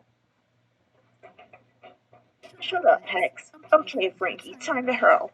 I'm thinking we do a classic dead or alive test. We toss it in, and if it floats, it works. That's not how that works. Didn't they do this to witches back in the day? And if it doesn't float, then, we get all the experience points for killing the messenger. It's a win-win. God, I can't believe I have to sit down my teeth with Roblox and Goldfish and be the fucking voice of reason here. I hate being the voice of reason. It's not a vibe. But holy shit, this makes zero sense, Robbie. We got totally distracted. Even if you prove this guy's actually dead, that doesn't help us figure out this. Oh my god, just let me throw this corpse into the ocean! I know it doesn't help us that much, but I really want to toss him. I haven't thrown a body off a cliff in, 2 whole months! You know what? Alright, do it. Eat that man back into Mother Ocean. Yeah! Okay, Frankie, here we go. 3, 2, 1, hurl! You throw the messenger into the ocean. His body hits the water and makes a huge splash. You all have a big laugh about it and high-five each other. This definitely proves my point. Throwing corpses into the sea kicks ass. I still think I'm right about the bagel shot, but I'll admit that splash is dope. Now let's finally follow this girl to the northern woods. Yeah, and you're coming too, Frankie. I'm officially making you our third party member for this quest. I know you're only level 3, but don't worry. I'll keep you safe while we're in the dungeon. Just stay close to me, okay?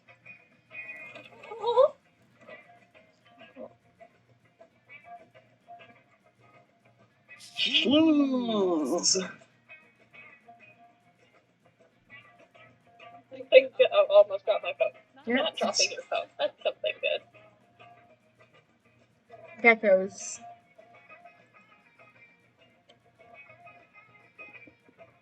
Not dropping your phone.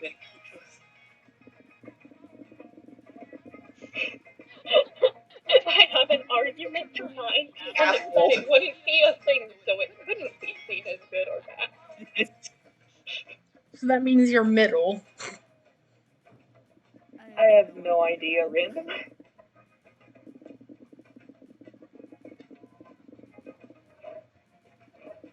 I mean, I feel like they would like cheese. Yeah, I think they might have had cheese, so No, they I'll totally take had the cheese. L.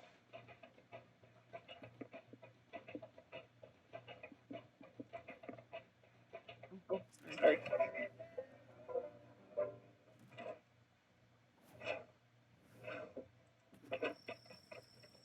Hi there, Yellow. I have a business proposition for you. Wow, you had a nickel every time a friend of yours proposed a business to you uninvited? My idea is this: a magazine about spooky camp. It will feature feature stories about our fellow campers' lives, photography of our fellow campers, frolicking and salacious details about our fellow campers' innermost secrets. Okay, it's genius, no?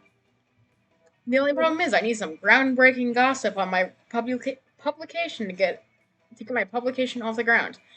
Something other than the gossip reporters haven't gotten their greedy hands on yet already. Would you know anything, perchance? Fuck it. You've always wanted to give an interview. This might be your only chance. Let's gossip. I think it's my turn.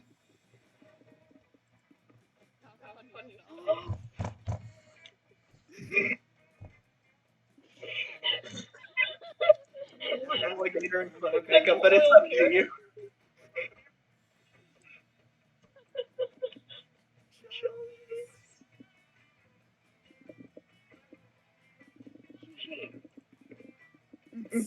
Cheeseburger. It's ham. Like, actually, no, that's a You're not different. gonna go with Hamlet? No, I am not. Like it's lit, but also Hamlet? Does this guy exist Amazing. just to let you sabotage your fellow players? Yes. Amazing. This will be our cover story for our debut issue. Yellow with the Saucy Secrets. I'm going to do more sleuthing for He's stories. going to make sure all of your friends know that you are the one who. Yeah. Catch you later. Was that even a rumor? It just sounded like word vomit. Luckily, your dumb friends will turn that senseless jabber into gossip in no time. Hey, listen up. I just heard something wild about Brian. While Brian may seem normal, or whatever passes for normal around here, he apparently worships a very strange religion. He's actually a priest in the church of Big Chungus. Members believe that Big Chungus is a major deity and its worshippers will be granted eternal ecstasy. Can I make a joke? Yes. Aaron, I'm sorry. Brian sounds like a Redditor.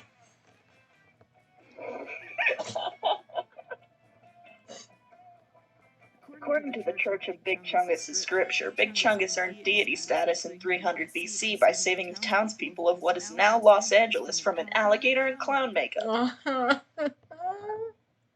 heard that Brian's priest name in the church is his ham-likeness, Brian, and their rituals are a little bizarre.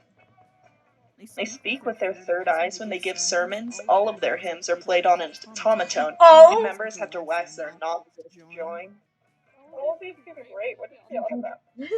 I'm not here to shame anybody for their religious beliefs, but I figured you ought to know the truth about his ham-likeness, Brian. A person's core values are very telling of their character. Your rumors become part of the collective unconsciousness.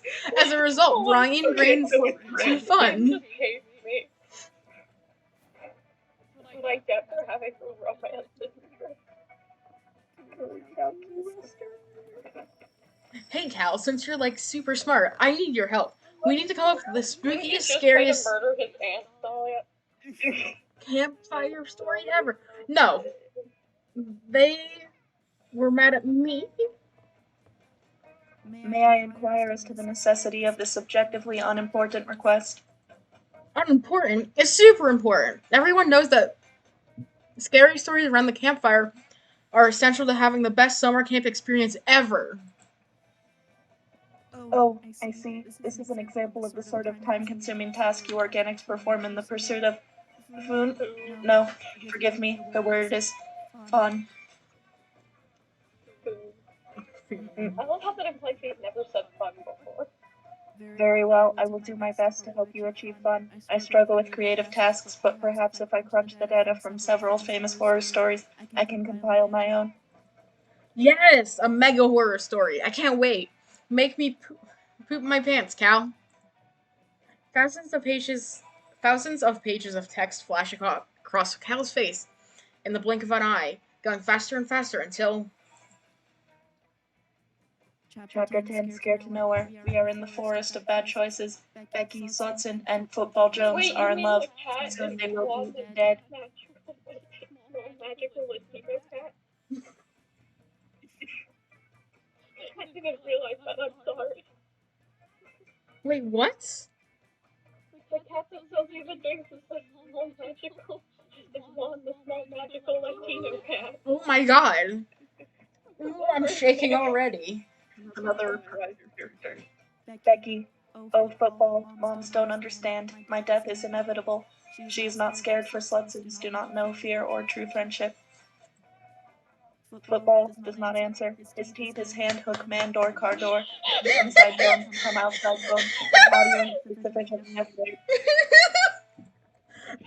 You bet I am. There is no murder cabin. The real Talking torture out should of not one be of there. those computers right there.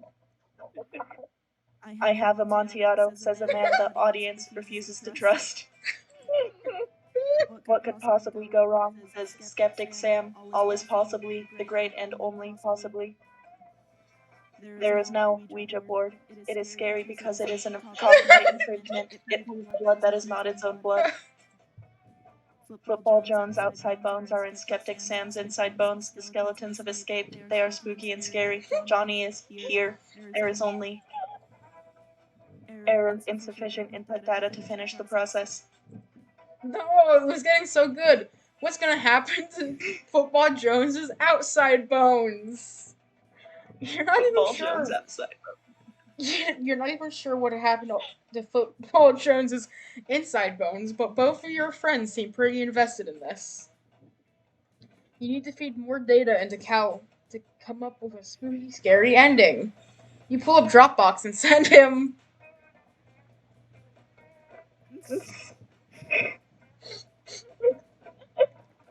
The first one. Oh my, is this what fear is? I am empathizing so closely with the corrupted code and mutated source files in this manual that I cannot stop trembling. Good. That's how scary stories are supposed to make you feel. Now finish the story.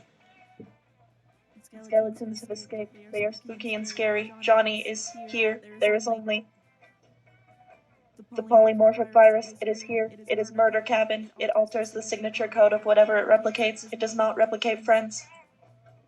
The polymorphic virus has hooks for hands. The jump scare arouses. Audience is a scream. Yeah. Your code is possession, says the polyvirus horrific. Your frag drive sucks cock in hell. The rain is bleeding and the audience is dying until Football Jones is here. His football is a master's degree in computer engineering.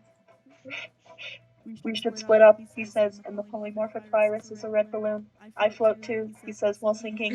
There is no bones. The end. Hey, that was pretty good. I definitely didn't see the ending coming. Yes, it was terrifying. I feel so uncomfortable and unsafe. How wonderful. Brian, logic dictates to me that the polymorphic virus is a fictitious element of my story, but my empathy emulators are still firing on all cylinders.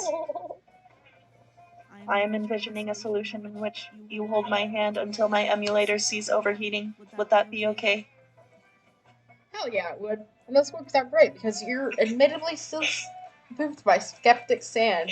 He was so skeptical, so scary, so romantic. He get Pasco Amontillado. So me with the gal. You go on Aravi scribbling furiously in a notebook, glaring at anyone who dares to come near her, which is mostly Damien, who keeps trying to sneak a peek. Hey, can you maybe fuck off, LeVay? I'm trying to journal and let off steam, and you're really making me feel the opposite of calm and introspective. Come on, just let me see what you're writing. I won't tell anybody. The curiosity is killing me. Killing you, huh? Interesting. Let me make a note of... stop talking to me. This is not fair. Didn't your therapist or whatever tell you that you need to share your burdens with others? Share your fucking burdens with me. Using your own words against you, Robbie. I'm gonna use coach's words. The ball's in your court, Matt. I don't want the ball. Can't you go bother someone else? While she's screaming and flailing, though she accidentally drops the notebook. It flips open to a page filled with doodles of Damien being stabbed, beheaded, and eaten by a lawnmower, etc.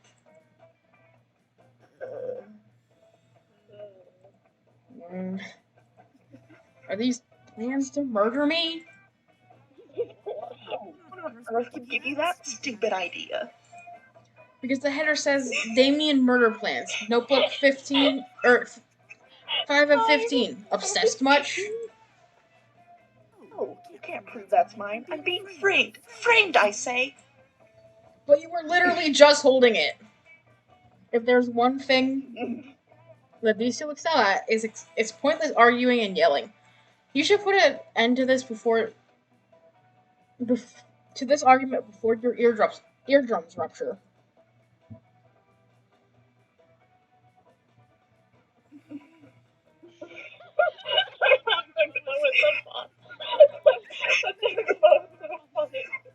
What was your full... Why was my full name your fucking nickname? The fact that he believes it, I think the better question is, why is Frankie's nickname your nickname too? That's hella derivative, dude. But it's not a nickname, it's my literal actual name. A likely story. Frankie has been going by Damien LeVay since the 7th grade. Clearly they called dibs. I've been going by Damien LeVay for 21 fucking years. Anger, the last refuge of the totally out. You really gonna take that shit? This is what every internet argument sounds like. Of course I'm not. Hey, I'm not talking to you, poser. I'm talking to the real Damien, okay? Yeah, it's my name and I'll fucking kill you if I have to. Not Damien, not they. Damien starts coming at you with a knife. You're ready to die, getting stabbed over a horny lie you told us how you were always meant to go. But before he can stand up, a Ravi grabs Damien and suplexes him into unconsciousness. What an idiot trying to kill Frankie without a proper plan. I didn't realize this was amateur hour. How underwhelming.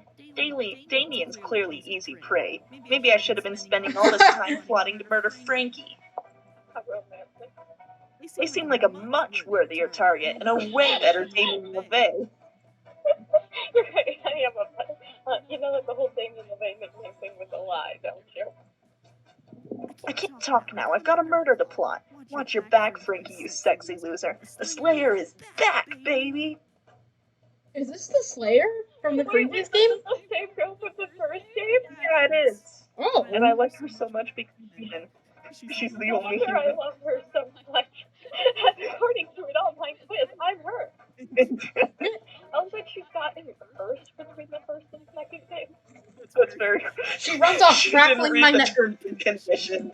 maniacally. What an adorable little murderess. You can't wait to see how she decides to assassinate you.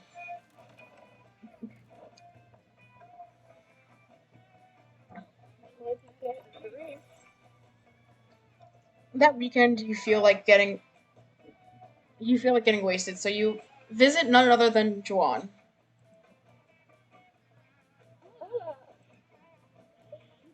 When I started taking magical drinks, I never thought people would actually come to drink them. But hey, who am I to judge, man? Anyway, take a look at this one, yeah? Mosquito. The meow. Bone hurting juice. The meow trees are so bold of you. Hope you're happy with it, meow.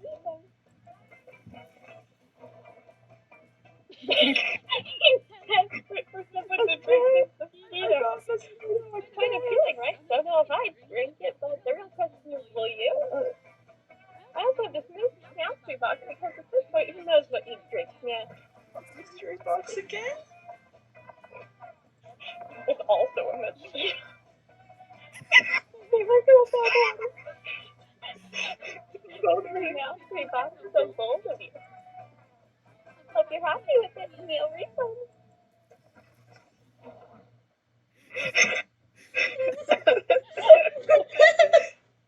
No idea if I got the recipe right. Wanna try it? Otherwise, you always have some mystery. Yeah, I'll try the drink of the day. Better than risking a mosquito. Yeah, totally. I was testing your comments there. And you passed. Your prize is the drink you chose. What a fucking good. Sex on the sea. That's a real drink. I'm about to take to the next level if you could give it a try. Are you sure it'll be a fun ride?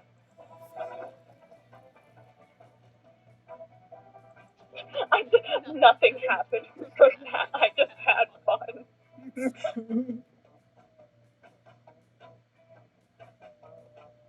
No, the bone hurting juice. What have you done? Now all your bones are hurt. It's right in the bottle you stopped them. I want my bones to hurt. They equal out to 0. They were so bathwater. Some people find it cringy, but believe me, it's more cringy than the alternative. Even girl first water. You're right. This one just hits your head with an in-ear music that's way more shamer, yeah? Please tell me the only thing that does is change the soundtrack. If you could stomach that, happy trail. Did it do anything? No, Wait, did it change? it changes the music. I think that's what it does is change the music because I looked it up and apparently the art one just changes the background images of the game slightly. Which you think drinking paint would hurt you. A fictional character. Oh no, I know so many. So do I. Sans. Can we take a break for a minute? No, we'll do this as a short break. Wait, then one of us has to do China and one of us has to do Kanye West. No. Yeah, maybe not that. Actually, fuck it, I'll do Kameda.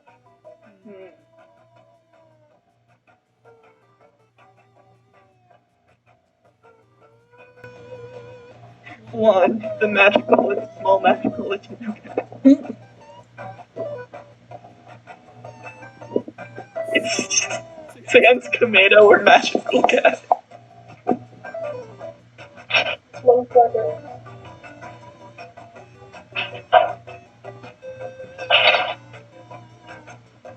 Sorry, my earbuds fell. What is it? Not tomato. It's Sans would maybe not either. Okay, who's second? I don't know. Would Kameda actively harm you? Because Sans would probably be neutral, just like sleep. Yes, tomato would actively harm you. Sans is then.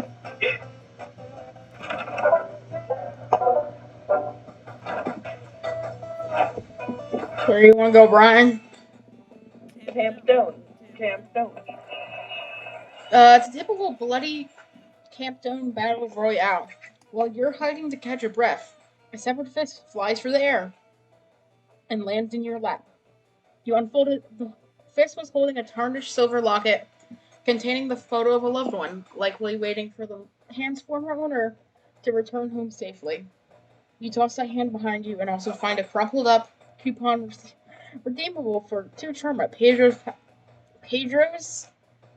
Pastrami Paradise. Rad. Thanks, Mysterious Hand. It's international rivalries make us stronger day. You've spent the afternoon competing against Camp Rival Camp in a series of camp games. It's all come down to one tiebreaker, the dreaded climbing wall. Even the slightest mistake can result in a fall of 4, 5, even 6 feet. Terrifying. Calculus was getting ready to climb the wall, and he's facing off against Morty the Minotaur. Camp Rival Camp's resident hypersexualized Minotaur. You're busy helping Morty rub his scented climbing oil all over his armpits and inner thighs when suddenly...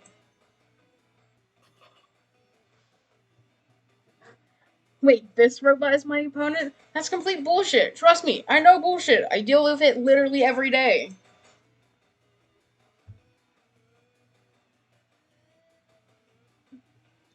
The robot's arms are made of metal, which is super strong. And almost as strong as my lustful urges.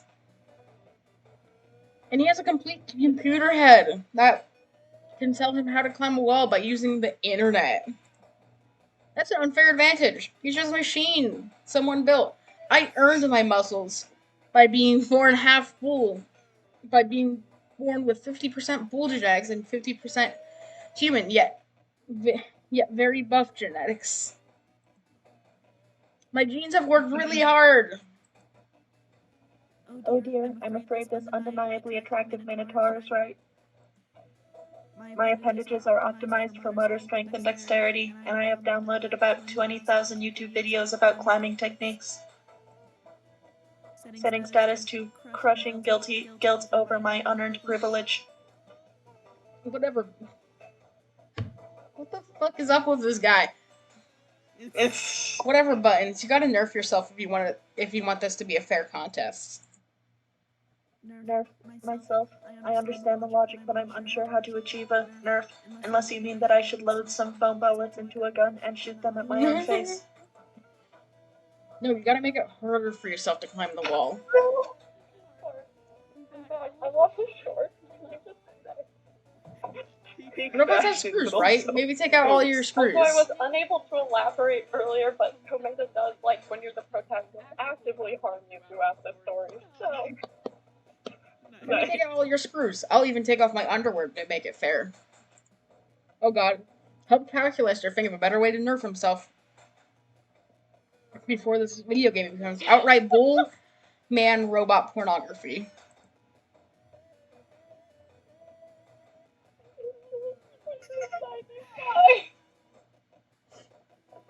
Aaron, it is you.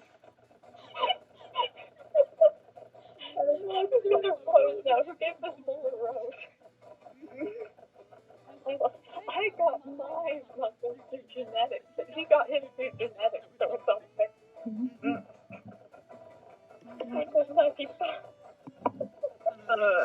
That would actually probably be an upgrade if he's a first gen human. He could actually run Windows 95. Aaron, did you say antivirus? Yeah.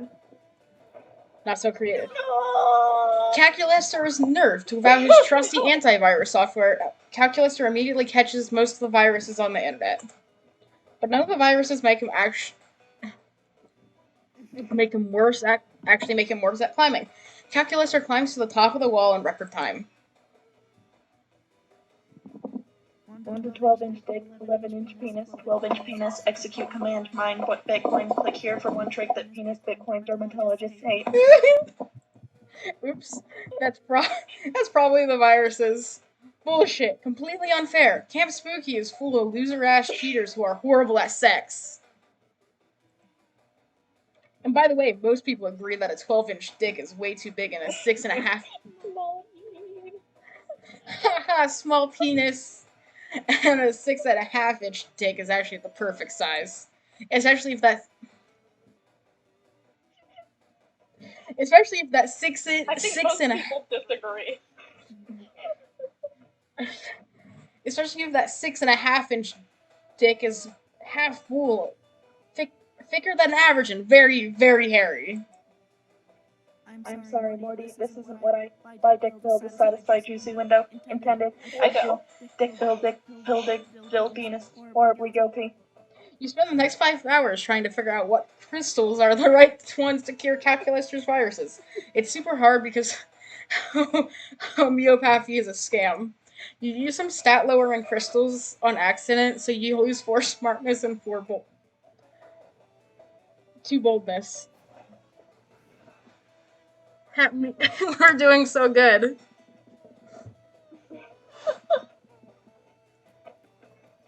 You want to go swimming, but it seems like the god of the lake is in a bit of a mood today. It demands an offering before you can get in the water. The only thing you have to give is your favorite yo-yo, which you were playing with on the way here. The god of the lake accepts your humble gift and is actually kind of relieved you didn't leave something boring like a dead fish or the soul of a mortal. So in addition to gaining access to the lake, the god blesses you. 2 fun. Yay! You managed I to think you have much better than getting in calculus. extricate yourself from the So I situation. think you guys are tied. I haven't been doing well, and Aaron's been doing camp things with him while I gossip about you guys. That is true. But I've also been actively failing all my stat checks and getting double stat losses. It's okay, guys. You have Your next stats are week to fight over calculus. And maybe one of you not go for the computer simping route next time. It's Shush! Just in time to nearly trip over Calculaster. He's crouched on the ground, intently studying his glass prison full of ants. I mean, his ant farm. That's what those are called. Oh, friend Yellow, how pleasant to see you, probably. As you can see, I am once again attempting to understand the complexities of organic life by way of this ant terrarium. Their brief, numerous lives provide the perfect data set for training my neural net, if only all beings died and reproduced so rapidly. In the course of my research, however, I have begun to worry, are these ants spiritually fulfilled? Tell me, Yellow, as an expert on organic life, does spiritual fulfillment consist of dragging food through tunnels and then vomiting it into the mouth of your all-powerful queen? You're not even sure you have a soul, let alone spiritual fulfillment, but whatever it is, it's probably not the vomit thing, so you tell him so. Oh dear, if my little ant friends are not spiritually fulfilled, how will I ever be able to deduce the true nature of happiness from their behavior? More vacations to Miami! Friend Yellow, please help me. How can I catapult this humble ant society to a higher plane of existence? Lots of drugs. Your first thought is an actual catapult, but Damien borrowed yours for homework a few weeks back and never returned it. Time for plan B.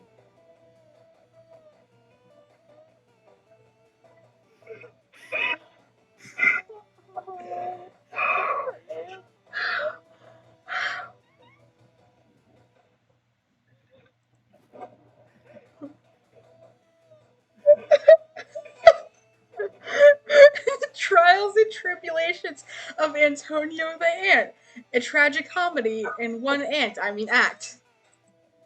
Antonio was an ant like any other, a small, leggy boy with the virtues that an ant can process. He was hardworking, he was industrious, he worked hard, but more importantly, he was a hard worker. His life was full of so much toil and little leisure, but such is the life of an ant, and Antonio was, if not happy, at least content with his lot. Still, at night, he lay in his little ant bed. As he lay in his little ant bed, Antonio wondered if You there might. made them Christian. I'm sorry, but it Yes, was has funny. become Christian. It was funny. Antonio wondered if there might be more to life than hard work, something grander.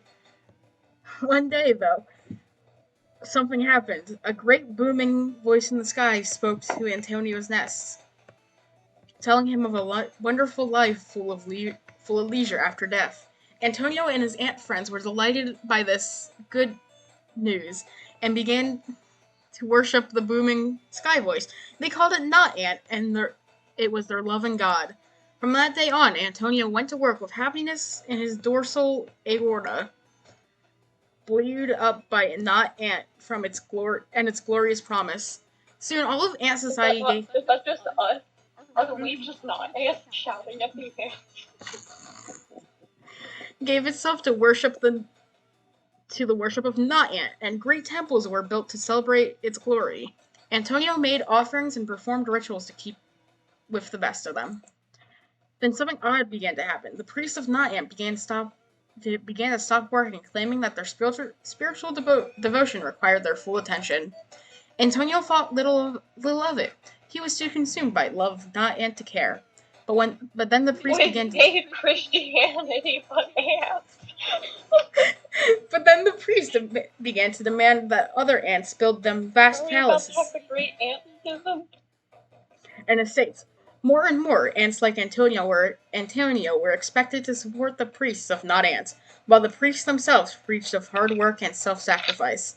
Not Ant hated lazy ants, they cried. Ants who refused to serve the priests were first publicly ridiculed, then simply began to disappear. Antonio was a ant of very little brain. In fact, all ants have very little brain, because they are very little. But even so, Antonio felt something was amiss. One night he confided in his lover, Gur Ant, that he missed the days before Not Ant, when ants worked for each other instead of for the priest. Gur Ant listened and nodded sympathetically, but later a knock came at the door. So did Grant fill him out? Antonio turned to Gur Ant. Oh my god. A look of betrayal in his multifaceted ant eyes. Gur Ant could not meet his lover's gaze. As the secret police dragged Antonio away, he could not even bring himself to cry because it is physically impossible for ants to do that. He can only sadly reminisce about the way things used to be before the coming of Not Ant. Oh dear, the ants appear to have developed a repressive theocracy. That is not good at all. How could you introduce the religion to ants, knowing how impressionable they are? Lose 2 smarts and 1 fun, and think about what you've done. But it's funny. I did it for the meme.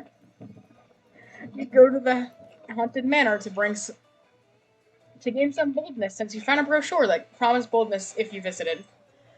Instead, you find a mischievous demon. It was all a ruse to lure you here. The demon will take 9 years of your life. You take the demon to court for misleading advertising. The jury isn't fond of mischievous demons who fool people into giving years of their life up. So you win, and the demon has to give you +2 boldness. Fuck yeah. Use that quickly. How is it uses y'all, but only for us? A few hours later, you're out adventuring with Aravi and Hex. Y'all followed the scroll from that messenger, and now you're deep in the northern woods. You've already found several environmental puzzles and a few cryptic clues, with each solved puzzle, you draw closer to the secret location of the Ring of Sustenance. Strangely, all the puzzles and clues so far have been vaguely bagel themed. Whoa, once I rearrange these glowing stones to spell lost, the scroll appears. Damn, this is so fast Gorilla Bagel Shop marketing. from a flat. For the last time, Hex, these clues are leading us to a dungeon, not a fucking bagel store. It's so obvious. Ugh, we'll see when we get there. What does the scroll say? I'm a bagel hater. It says you near the end of your quest plans and adventures. Walk 2 miles to the north, the ring awaits you there. Whoa! We've solved these annoying intro puzzles, and now we get to dive headfirst into some sweet, sweet dunge. Gods, I hope it's multi-leveled with a super complicated layout. Oh, but just in case this ends up being a bagel shop, I should prep for it. I gotta make sure my patented cream cheese utility belt is full of maximum flavor. Gross. But also, yeah, we should get ready. I should head back to my stash and optimize my inventory. I'm all short range, high damage right now, if you know what I mean. Avari puts a bag over your head and leads you to her nearest fully stocked weapon stash. She starts reviewing her inventory. Okay, just gotta pack enough for a full dungeon run. Let's go with 20 green potions for healing, and 20 red potions for mana, and 400 apples in case I need a quick... Playing Skyrim be like. I'll need all 128 different types of crafting materials. Dungeons are unpredictable. You never know when a mini boss is going to be weak against iridium core. And then I have my weapons, obvi. As of now, I've got 8 swords and 14 crossbows equipped, each with slightly different attack and range stats. Those are all 100% necessary. Damn, Aravi. Hoarders my hoarding addiction called and they want their absurd collection of useless shit back. Okay, I have one last inventory spot open. Ooh, I know. I'll take the Axe of Golden Demise. I looted it all. I have a sword. Now it's last week.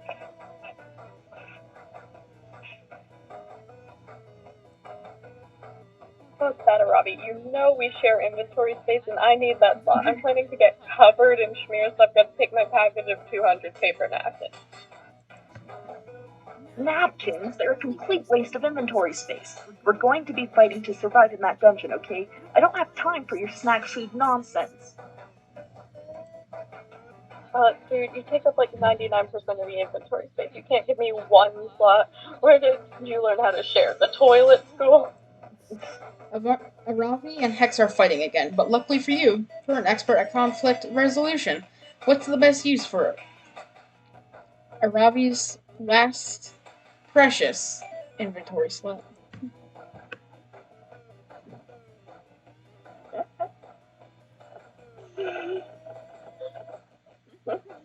Mamma mia, that's a lot of shield. Just tiny shield.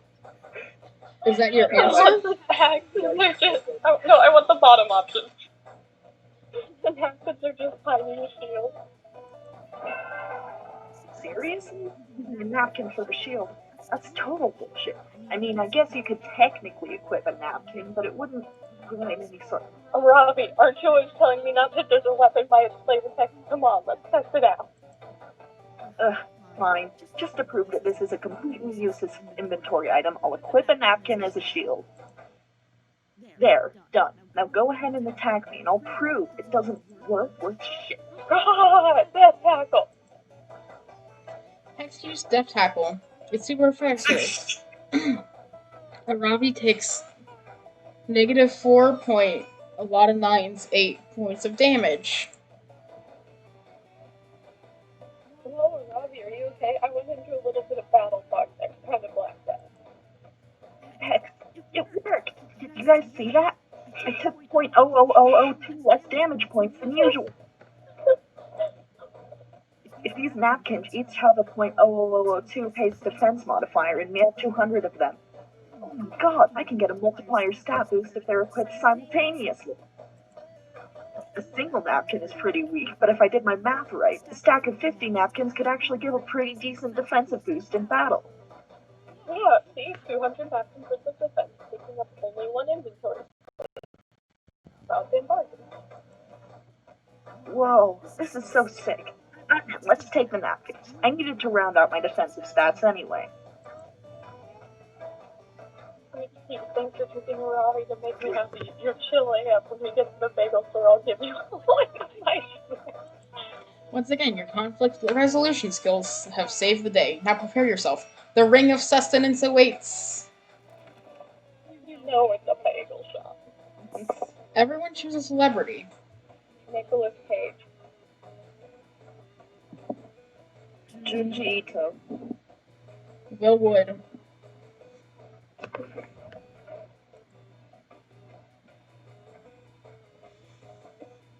All right. Is there a badge for stealing the Declaration of Independence? Crimes badge. I mean, you've seen the camp. There's probably a badge for stealing the Declaration of Independence. I have no idea. I have no idea either. Come on, Nick Cage, you know he would. It's Okay, fine. Who's second?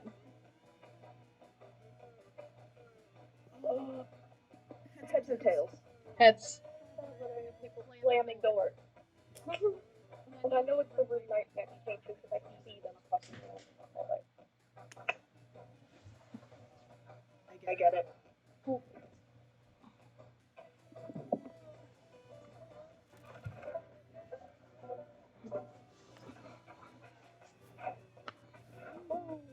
Where do you want to go?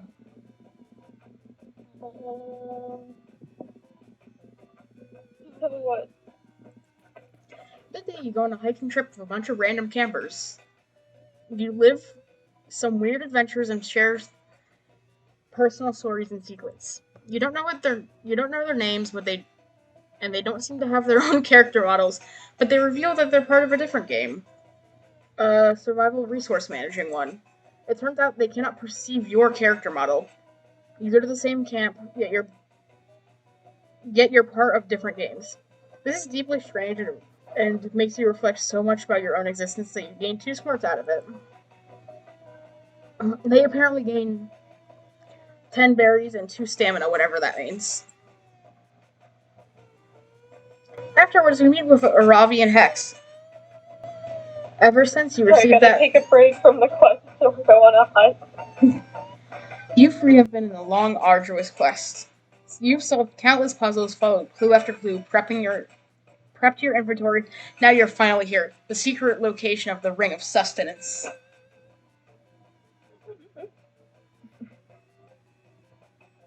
What the fuck? It's just a big dumb wall. This isn't a bagel shop or a dungeon. I want a refund.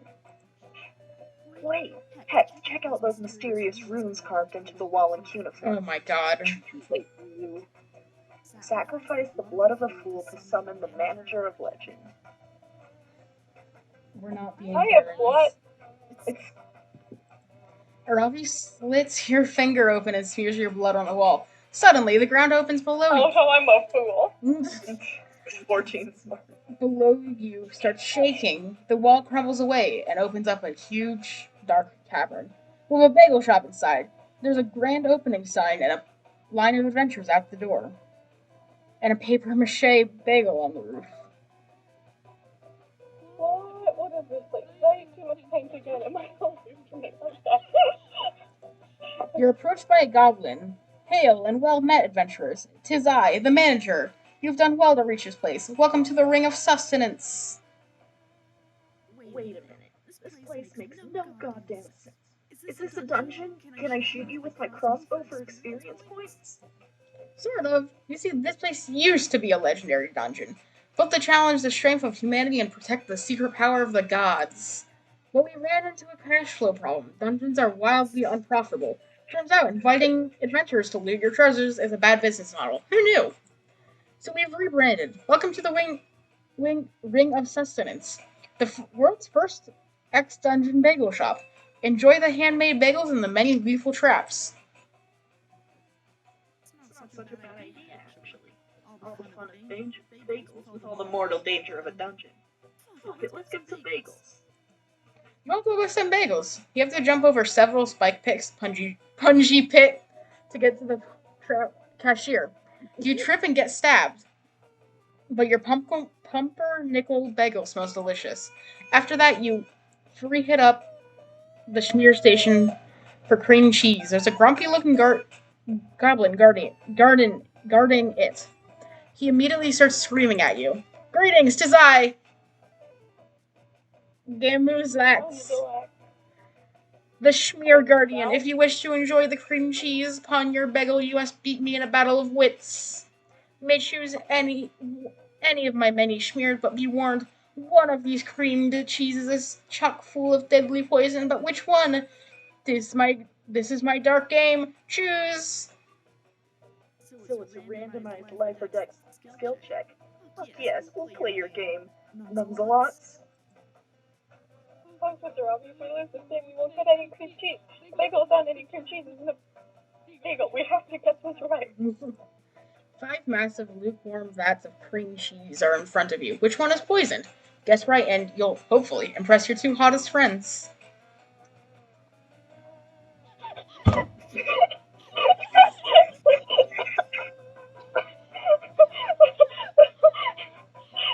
Obviously, the one labeled poison flavored cream cheese. Is that the one you want to answer? Yes. So smart. Well, for once, Frankie isn't lying. That cream cheese is actually labeled poison flavored. Huh, for a battle of wits, you look pretty stupid right now. I thought you were so smart, but you never predicted that Frankie would have such baller reading comprehension skills.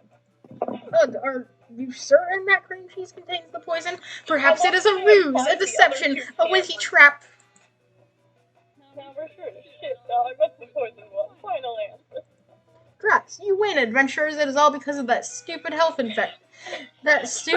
inspector forced me to label my poisons. I liked it better when this whole place was a dungeon. I killed way more adventurers. Since you won the battle of wits, you get all the cream cheese on your bagels. Yay, that was totally worth risking your life. You know what? I'm gonna go with the poison flavored cream cheese. I literally can't die, so I think I should be chill. Munch. Damn, the shrew is pretty dope. The poison tastes just like white cheddar. Jesus, fresh bagels ever.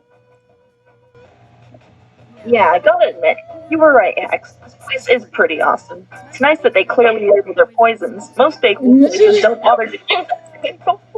And I really like how the 3 of us can have so much fun together.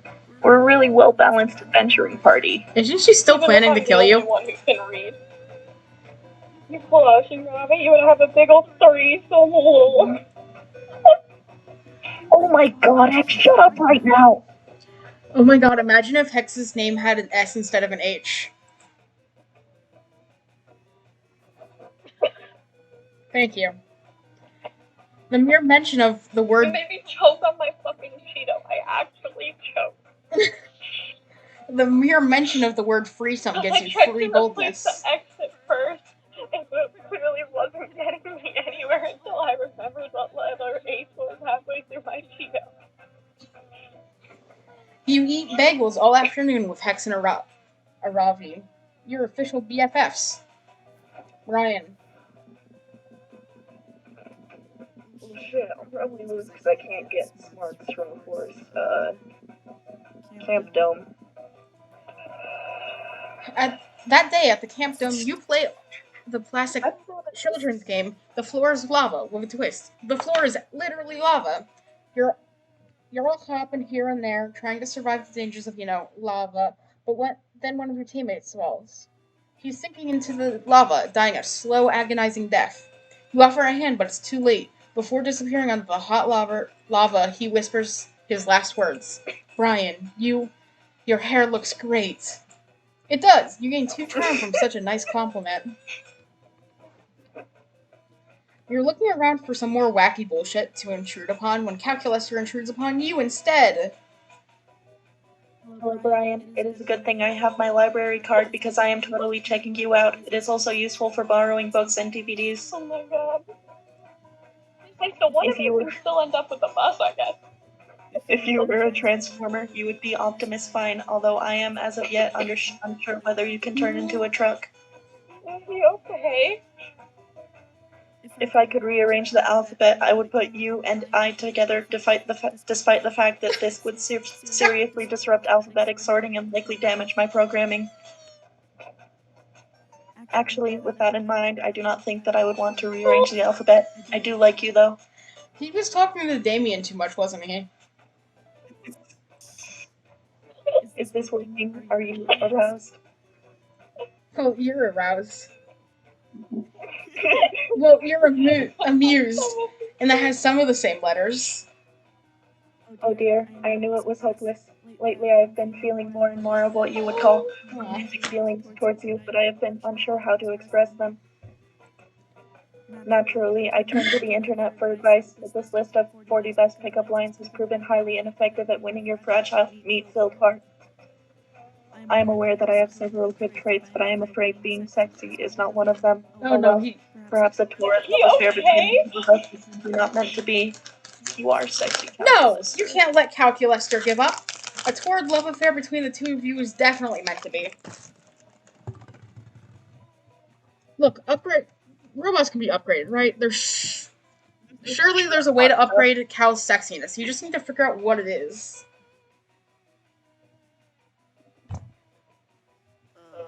14 men. I think it's 14 mental picks, because charm and fun are my highest stats. Aaron, it says metal. Metal, even better. Are you sure? It's my best hope. How is that bold? Actually, that's an 14. even number. Get it right, Calculus. That's an odd number of dicks. Okay, I'm losing the game. Well, technically it is an even number, and yet, why 14? It is not a number with any mythological or mathematical significance. It is not even a sexy prime. Clearly you are motivated by a fundamental truth. More dicks equals more sexiness, and yet, if that is the case, why not 1,000 dicks? Or 1,000,000? Why not 1,000,000,000,000? Surely the sexiest possible world is one filled with the most possible metal dicks. There is only one possible conclusion. You chose the number 14 because it was the highest number your organic mind was capable of imagining. Don't pull me out. Never fear, you now have my entire massive intellect on your side. Together we will fill the world with Ferris phalluses. It's... Okay. Calculester immediately grabs a nearby wheelbarrow, crumples it with his powerful hands, and sets about shaping it into half a dozen aluminium penises. Awesome. No, not awesome, Brian. Don't you see what you've done? No way. You almost never see what you've done. You're an idiot. Are you familiar with the concept of a paperclip maximizer? It's an artificial intelligence that's instructed to manufacture as many paperclips as possible. Sounds great. It would be. I mean, who doesn't love organizing paperclips? But the problem with the paperclip maximizer is that it only cares about paperclips. It will destroy anything, kill anyone, if it means making slightly more paperclips out of the wreckage. Do you understand? You've turned Calculus into a metal pick maximizer. That, friend Joy, I was too busy turning the Camp Water Tower into metal picks for you to I personally Oh, think no. it's a good idea. Joy's right. You've doomed the world, and there's nothing you can do. Second time I've doomed the world. Oh, there's one thing we could try. Stay here. This is just my word. Hey, Calculator. Yes, friend Joy. Brian is dumb and his idea was bad. Oh no, I will stop following his advice immediately. Thank you, friend Joy. I want a danger for Joey Johnson, Joe. Jojira. Fucking Jojo. Later. Am I gonna do this, Jojo? I'm glad Joy intervened. I had no idea your ideas were bad. Maybe this relationship isn't what I thought it was. I don't know. The way he said that makes it seem like he maybe doesn't want to fuck you anymore. Why couldn't you have just been content No, I with think just that one was one rigged metal dick? against you because I'm pretty sure that was, I'm like 90% sure that was a smart versus bold, and I don't think those are either of your higher stats. Hey Aaron, do you want to go I to? think you have something to strive for next game. Hey Aaron, do you want to go to the What? meteor thing with me? Meteor thing? Yeah, you want to go to the meteor thing together? Instead of Sure, but Calculester? what is that? It's the ending to the game. Oh, hell yeah. I'm trying to be nice. That day, the Monster Scouts hike around the camp cleaning up. Oh no, by Litter. taking two love interests, I've stolen the ability from both of you. Or maybe we're just really bad at it. No, I stole the ability. I grabbed 2 and that left 0 for everyone else.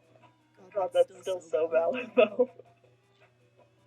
Cleaning up litter to respect nature and stuff. Nobody but Coach gives a damn about picking up trash, but does it. It does quickly become a contest to see who can find the coolest trash. Some find used condoms, others find weirdly shaped fruit. You somehow find a Rembrandt. It's an original. The mystery of the Rembrandt, of how the Rembrandt ended up there, will go on to trigger the most epic adventure you all will go on this summer, but it won't happen on screen. But you still gain 2 creativity just by looking at it. So magnificent. You join an art class with Calculaster, hoping you'll get the opportunity to practice the art of love. But instead you end up practicing the art of macaroni. What the fuck is up with this goddamn camp? Can I just say, I absolutely adore that, like, between the 2 of you, it's just, like, Calculaster being like, yo, Brian wants to date, or Connie, you're like, please date me, Calculaster. It's like a trio. Now you just have to chase Connie, Aaron, and it all works out. Hey, wanna go to the meat show? The art teacher, Miss Wasp Lady, upends a bag of elbow macaroni and dumps it on the table like the hole in a drug bust. You're about to make a snide comment to the Calculaster, something about how this could be a cornier if you used corn pasta, but when you look over at him, I am amazed, Yellow. I am vocalizing my reaction because my facial expressions are too limited to be an accurate representation of my rich internal life. Macaroni, as art, I contain the complete collections of over 55,000 art museums, and none of them contain any art made with macaroni. This is revolutionary. apparently that list of museum doesn't include suburban refrigerators or the garbage. If macaroni can be used for art, what can it not be used for? Are there any limits? Can it be used as a tiny hat, an anniversary gift, replacement hair? Perhaps if I can make sense of this macaroni quandary, I will finally understand what it means to be alive.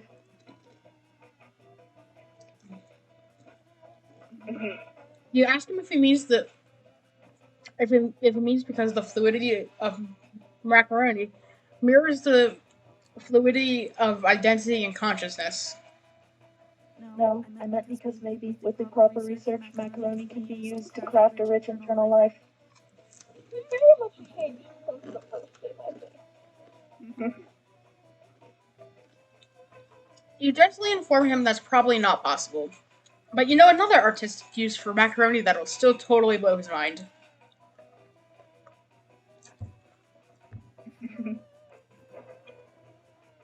You want to use this macaroni for cooking? That is highly unexpected. Why is that the bold one and not the naked one? You ask him. What you ask him? He's never seen a monster do culinary magic with a table covered in macaroni before? No, it's not that. It's just that I never think about eating because I don't do it. Also, this particular macaroni seems to be coated in lead paint and asbestos, which is likely why we were using it for... What paint is it? Asbestos. You mean nature's all-purpose seasoning? I have never heard it called that, but I will choose to assume that this is because you are a groundbreaking genius and not a careless psychopath. No, it's definitely a lie. Great, that's settled. You perceive to turn this macaroni into food by crushing it into powder and mixing it with water to create pasta dough. Wait, Yellow, I think I see what you're trying to do, and I'm not sure. No one has ever seen do something. No one has ever seen do something like this before. Because it's awesome and you invented it just now. You take the pasta, you form the pasta dough into little macaroni raviolis. Ta-da! No, Yellow. You see, pasta is classified by its shape, not its flavor. There's nothing that separates this ravioli from regular ravioli.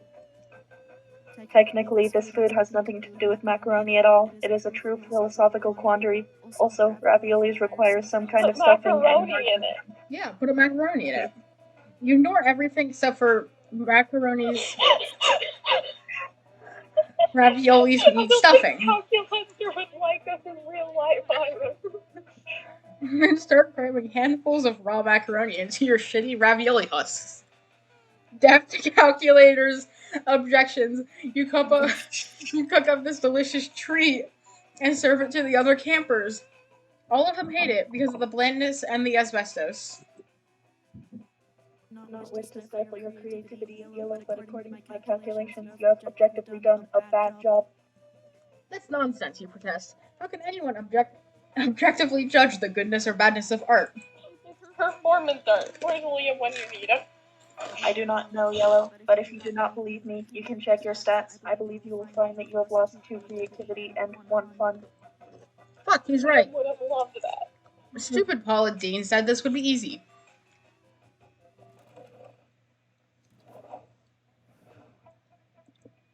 Who? That's my gang.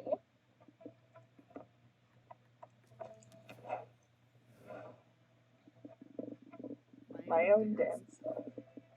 I think you have a better shot at calculus than I do. Yeah, you didn't start intentionally choosing the wrong ones, which I feel like counts for something. But I chose the wrong ones regardless. I mean, I'll try. Maybe you both try, just see if either of you get it. Fight. No, fight for calculus. I have to ask about so do you. That's how that works, right? Yep. You finally got the courage and ask your beloved to watch the meteor shower with you. You desire a summer fling with me. The issue is this. As a robot, I am programmed to make logical choices that I've analyzed to be objectively good. I acknowledge your feelings, but my code is practically screaming not to accept your advances, as it'd be a very bad choice, objectively speaking. I need to trust my code, Yellow. I'm sure you understand. No. Do we have to read it again? Fine. You fail We click through it. You fail to see how you can come back from this. Yellow is doomed to be lame forever. And yet things change, but not how you think. One day you piss off an old witch who curses you by body switching your mind with an alpaca's. Not only are you... Oh no. Everyone seems to like the new Yellow better. And you're just the alpaca who couldn't get a date. Oof.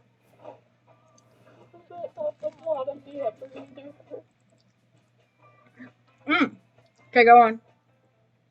Strange. This proposal of yours is producing in me a new feeling I never felt before. What's the word for it? Please, let me search it on the internet. Okay. According to the internet, what I'm feeling is aversion towards you, Brian. Not really. But the answer is still no. Okay, he didn't immediately say all of my body is telling me not to listen or interact with you, so I think that's still a gentler letdown. You didn't find summer love, but it's okay because life goes on. You go on to chasing your dream of working in car sales. You find a fulfilling career and build a comfortable life for yourself. One day, your boss invites you out for drinks. He says that he's thinking of promoting you. You two get laughing and talking about your love lives. Your boss starts reminiscing about his summer sweetheart, some of the best years of his life. You admit that you have never had a summer love. Your boss immediately stops laughing, fires you for being lame, and throws his drink in your face. You must admit this was on you. Do better than us.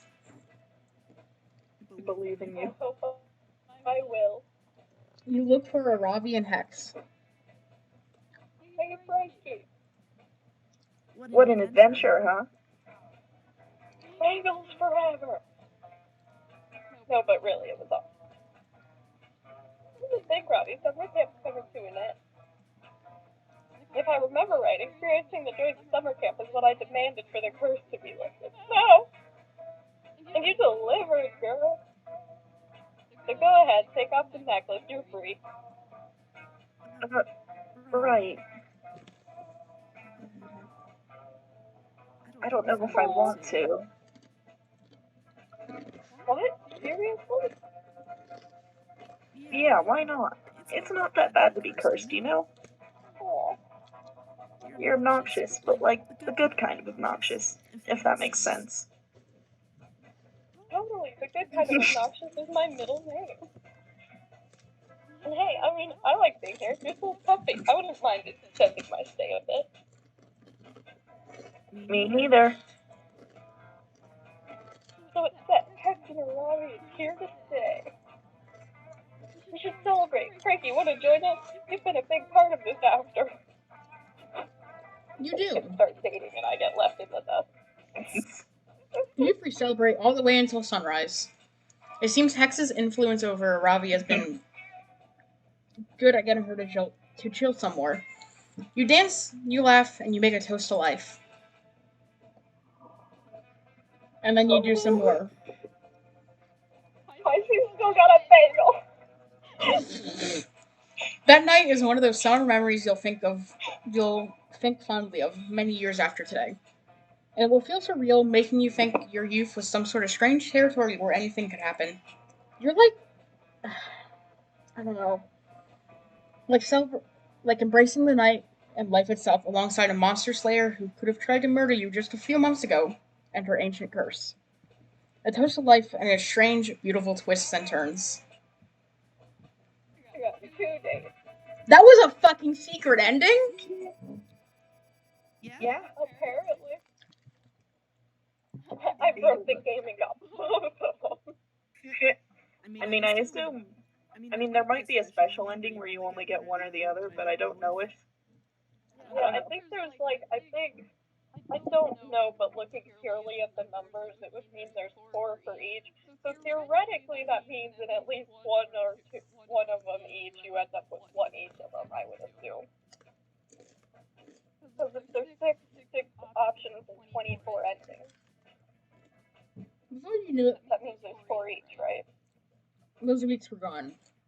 It felt like a hot minute, and it felt like an entire lifetime. That night, we saw summer coming to an end, and wonder what would come next for us. It felt like the end of something big.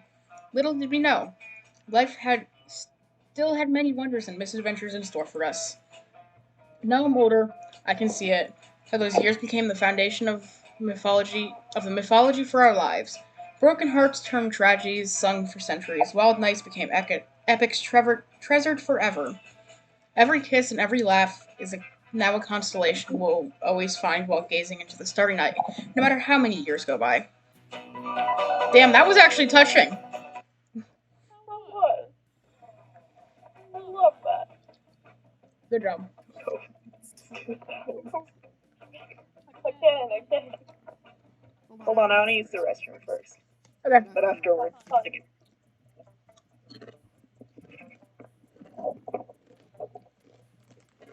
I'm gonna go fill my cup. Be back in a sec. Also have fun.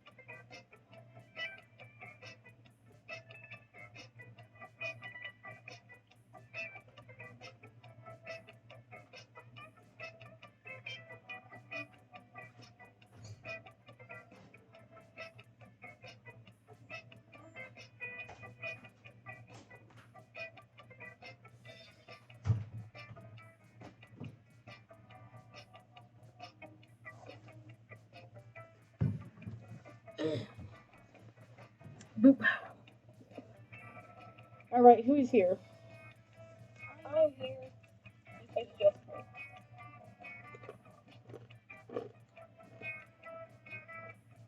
Are you good if I call it a night after this game? Yeah, I think 2 is a good place to stop. No, I'm just tired. I got a headache. It's so valid. Take a Tylenol. Yep, that's my usual fix. It's not acetaminophen. Hmm? I said, yeah, that's my usual fix.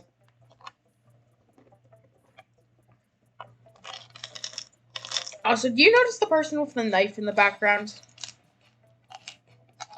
Oh my.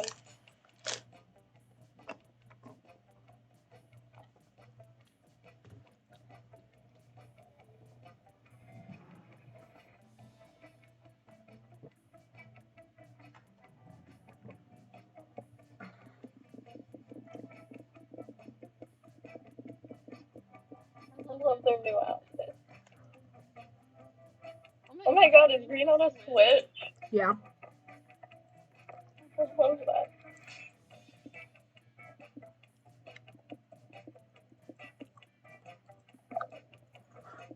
McGriffin. That's a reference to the fucking lemon shit I got sucked into last game. Lemonade Dakimakura.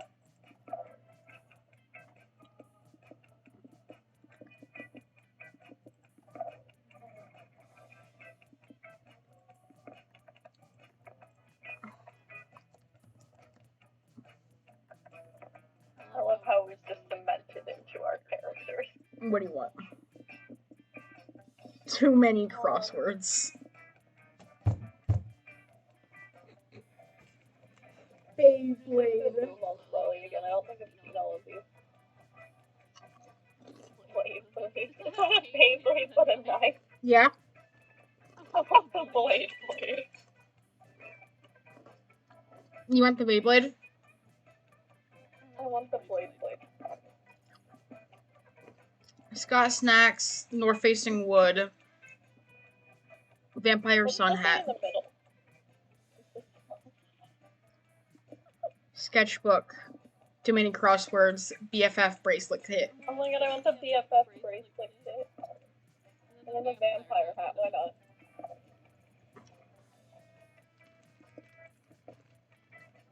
You know, I bet Red couldn't wear a hat. Yeah. At least not a not fire group one.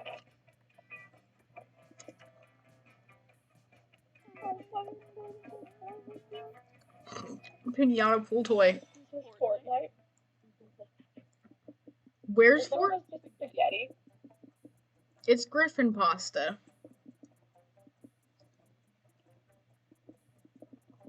Spaghetti?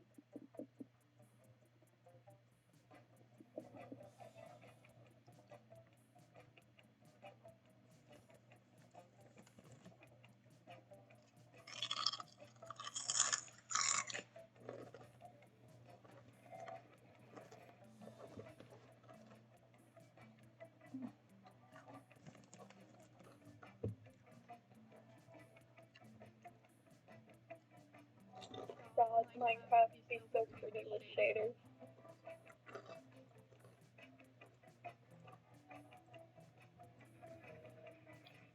A 9 of 10 would recommend it. I mean, you could probably handle even heavier ones with your gaming laptop.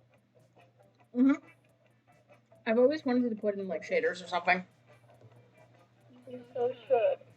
I finally just did it, and it's such a good idea.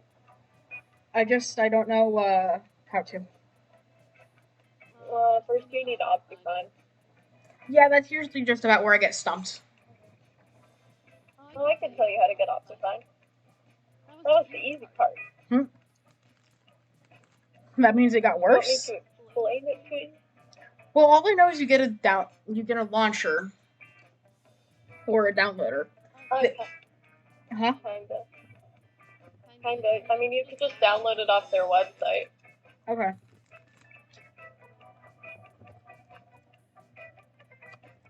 and then you download it, you run it using Java, and it adds itself. Huh.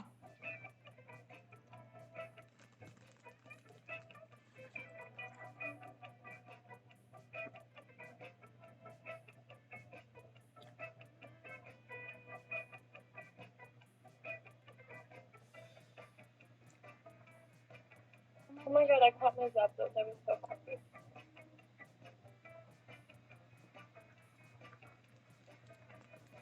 It was a pain though, I totally get what you mean. And then not tonight, but I do have that Gladios one we could go to. Yeah, I need to. I knew you wanted Gladios, so as soon as I saw that Mia was selling it, I was like, hell yeah, hell yeah. Thank you.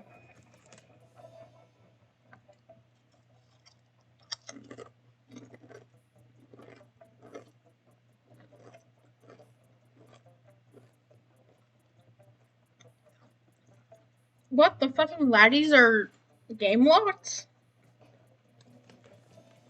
Are they? Yeah.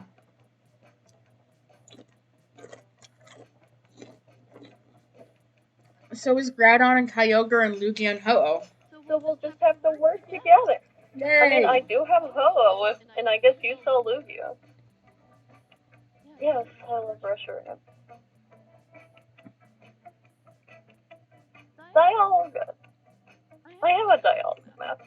I guess since we have the maps, though, we can just, let each other get them. Yeah. Foiled by having two people with different copies of the game.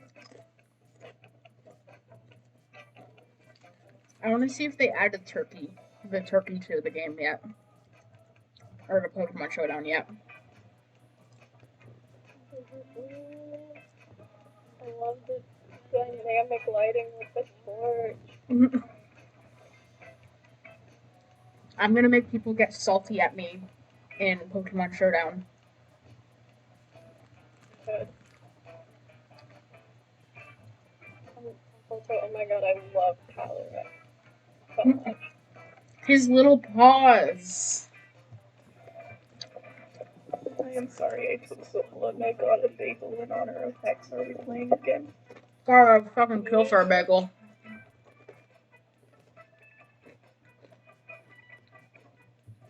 But nope, all I have for snacks is barbecue chips and marshmallows.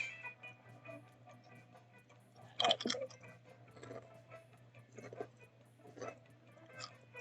my god, my face is so sick. What items do you want, Aaron?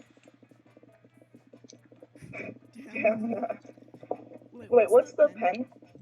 Cursed pen. I want a cursed pen. You have a cursed pen. What's the floaty? I like floaties. Pinata pool toy. Yeah. You want the Fortnite reference? I don't think did it's a not know Fortnite it was reference. Okay, look at what it looks like. It's clearly that Fortnite pinata llama thing. About Fortnite. I don't either, but that's like the one thing from it I've seen. Do I want the multi-tool or the hipster garb? I don't know, do you? An entire barbecue.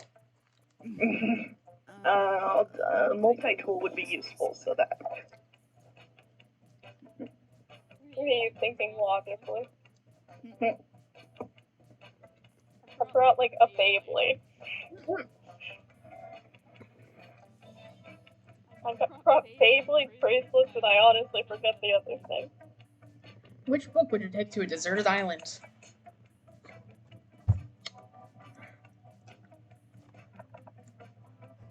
The Art of War? No, fuck off.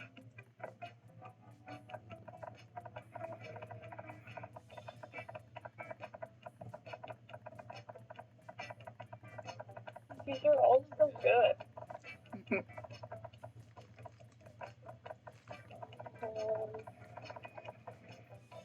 Stop it, that's distracting me. I'll go famous last word. Aaron. Gotta say something cool before I die.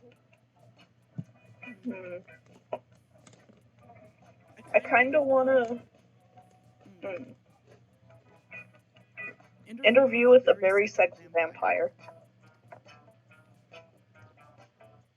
Yes, knew it. Whoa, you read The Art of War 2, Yellow? That book is awesome. I miss Maybe the way we shouldn't promote Sun Tzu. wars were fought in the 5th century. Soldiers back then knew that dying on the battlefield was the most noble way to go. Nowadays, they're all obsessed with safety regulations and returning home to see their loved ones. So annoying. Not you, though, Yellow. Anyone who read the OG Art of War is a friend of mine. Wasn't the OG one in Chinese? Well, she might know how to read Chinese. You don't know. Well, yeah, but she's implying that you did. Who does that voice in this guy again? It's me. I have a chip in my mouth. Just give me a second. That's so valid of you. Oh, you've read Famous Last Words too? It's one of my God, I want favorites. to wear that outfit. I love murder mysteries, ironically. Murders are so much more exciting and intriguing in fiction than they are in real life. I hope there aren't any murders at camp, obviously. But if there were, I'd help you. I'd hope you'd help me solve it, Frankie. Be true crime fanatics need to stick together after all. God, I want that outfit. What? Oh, I love that book. I'm gonna go for a sexy blood second. Oh, what did you think about those very sexy vampires turning his childhood dying? The story about his father's death made me cry. Okay, fine, I'm lying. I mostly paid attention to the photography in the book. But I promise it was purely to study the photographer's craft and not because I was entranced by the subject scribbling at. I thought that was the camp sheet. You wanna peruse it with me for the rest of the drive? Aw. Yeah, look at sexy vampires together.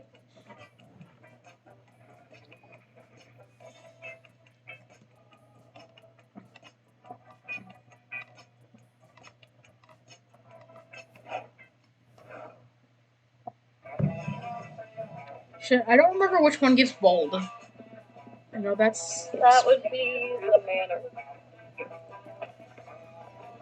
You go to the haunted manor to gain some boldness. Since you find a brochure Oh, that... you're gonna see this? Yep, I received this demon before. You're recovering from that Do it interaction when Dahlia almost tramples you with your rock-hard calves. Oh hey, Yellow, I can see you beyond the majestic still house of my own flexing muscles. I've got to stay in my top physical condition if I'm ever going to earn my FBI badge before the end of summer. Wait, what?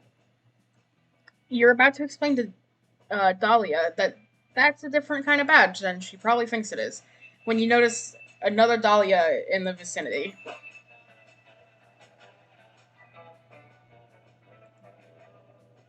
What are you looking at, Yellow? I'm flexing my quads right now. You should be looking at me. I'm living for the cardboard man. Who are you, stranger who looks almost exactly like me? Explain yourself at once. I don't look like you. I look like me, 'cause I'm Dahlia something. Rah rah rah. You're not me, I am. You lack the necessary muscles. On the contrary, since I am the real Dahlia, the real Dahlia looks like this, and since you don't look like this, I'm the imposter? But how could I be? I'm such a master of disguise that I could fool even myself. No, you're not a master of disguise, but I am. Counselor Flodge. That's right, Dahlia. It was me all along. You couldn't tell because I was wearing a mask. Your ingenuity truly knows no bounds, Counselor. If only I had a better mastery of the art of infiltration, I might make a better candidate for the FBI. Alas, my flawless blue skin and extreme handsomeness render me totally unfit for undercover work. Why, even if I posed as a contestant in a beauty pageant in order to stop a domestic terror plot in a fun-filled romp starring Sandra Bullock, I'd likely render myself too conspicuous due to winning so hard. Please, Counselor Flodge, teach me your ways. I'm willing to devote all my time to this, eschewing all romantic relationships in the meantime. What? No, fuck that. Show Dahlia that you're the better camouflage tutor by suggesting someplace where her natural assets would really help her blend in.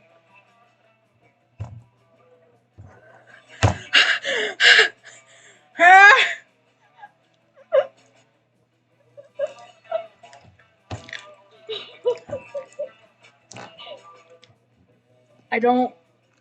I don't know what goes to life. I don't think it's the Smurfs. I don't know. I feel like he'd appreciate that, but I also feel like that's the wrong answer. I know. So fun. Yes, of course. The first international cosplay competition for Dahlia. Dress up. Aquino? Aquino. Which happens to be going on right now. Why didn't I think of that? Probably because you're not a master of disguise like me. Or, to a lesser extent, Yellow. This is just like going undercover at a Miss Universe pageant. Only better, because there will be more of me around. Come on, Yellow, help me get ready for Fic Dad.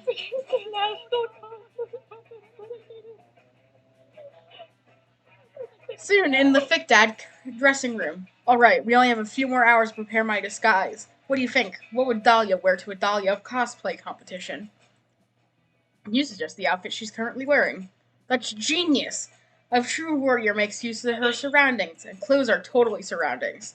But clothes are only the beginning. A true master of disguise mimics everything from their suspect's gait to the way they're talking. How do I learn to walk and talk like Dahlia? You suggest walking and talking the way she normally walks and talks. Are you sure? I feel like I should be doing more to prepare. Let me see. Dahlia walks past a floor-length mirror, scrutinizing her movements. Oh my god, you're right. It's as if I've been training my entire life for this job. They'll never know it's me under this flawless Dahlia disguise. You couldn't agree more. You leave Dahlia to stare intensely at her own reflection for character research and join the excited audience. It's like, I cannot believe this has an actual custom thing. It's a great show. You've never seen so many buff blue babes in your life. Unfortunately, though, Dahlia only wins second place. You assume she'll be crushed. Crushed? I'm delighted. That means my Dahlia impersonator disguise was so convincing, no one could tell I was the real Dahlia. Plus, did you see the first place contestant? She's flawless. I'm flattered to be in the same competition as such a professional. Here she comes now.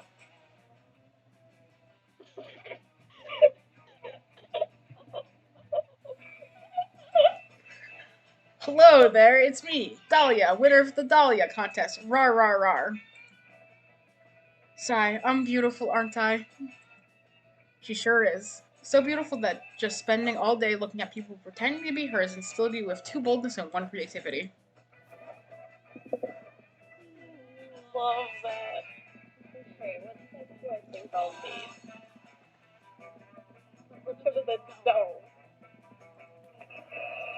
We get to finally see your art for this. That day at the Camp Dome, you played Game of Tug-O-War. I'm loving this single boob. That's just fantasy art. You see, Tug-O-War is a harder game than it seems. It involves a lot of strategy, and there's a secret technique that not everyone knows. It's, you need to be strong.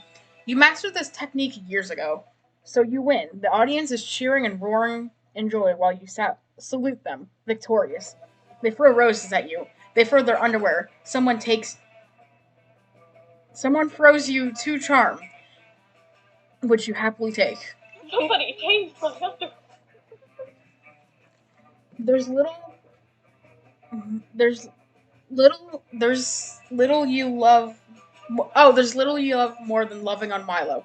It's so fun to see how many people are in the same lovesick boat. This comment says the composition of your selfies is always so artistic. You should go into photography. And this person says, you post the most inspirational quotes. Day equals made. And this one says,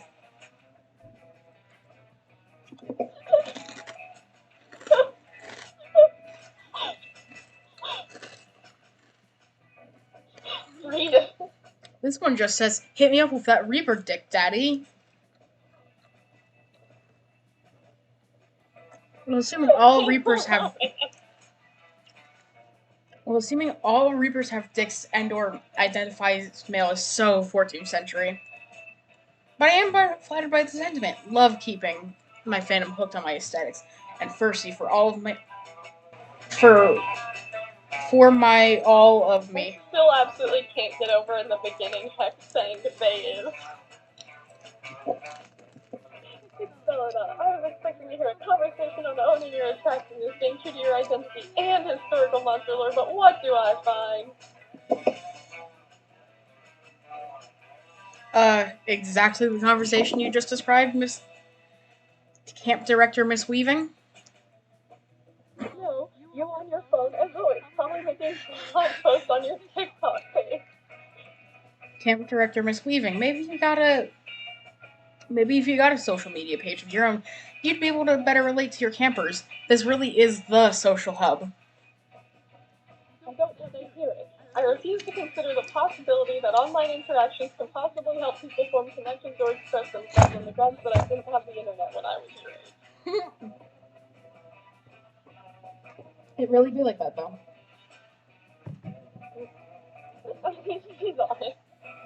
I'm sick and tired of you campers burying your noses in your phones when you could be living in the real world, forming real connections with real manual labor. I am confiscating your Instagram account until further notice. You just admitted that you're not familiar with the internet, so let me tell you, that's not how it works. You can't just confiscate someone's. What? My Instagram account is gone. It just disappeared. How is that possible? I told you so that I confiscated it, and there's nothing you can do to get it back. That can't be true. It won't be true. If you have anything to do about it, if there's one way to impress Milo, it's gotta be to get their Insta back. Your plan?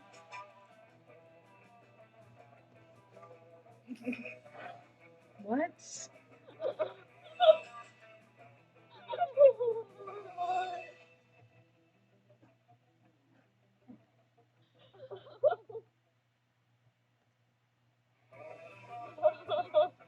I don't think they're gonna be into Race at Murder Mountain. Yeah, I didn't think that either, so I guess the top one. Oh no, I'm not smart. The House of Capture? Frankie, are you sure half the people who attempt their test don't survive? Most of the rest go insane from their riddles and mind tricks. It's more than a person's brain can handle.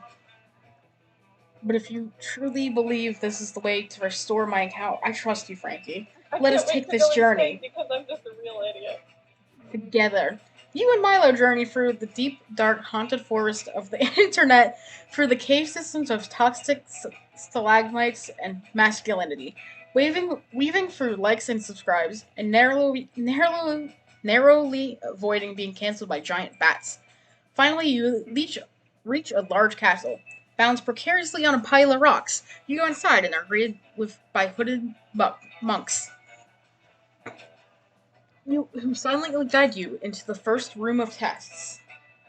You and Milo go to the solitary computer in the center of the room, surrounded by fire. Oh my god! Which one of these traffic images has a traffic light? That's easy. This one. Type in the following phrase.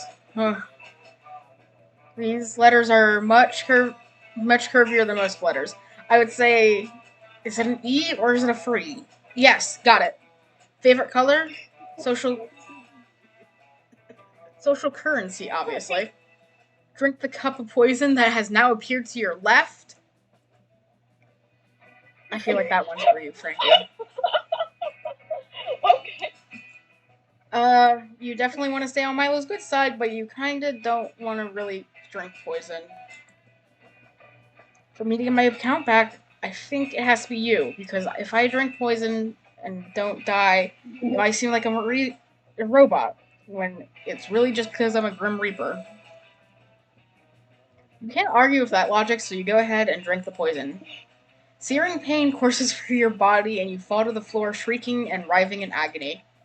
If that face you're like making right now, it's not hashtag aesthetic. I really appreciate you risking death for me, but this is gonna be really hard for me to see you as a romantic prospect after this.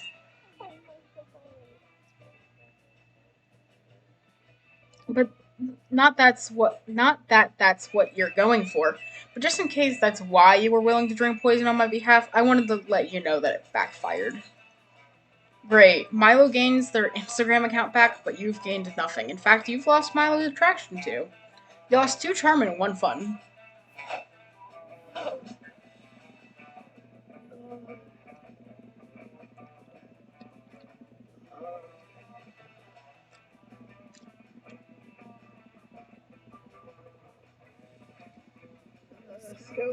Scout headquarters.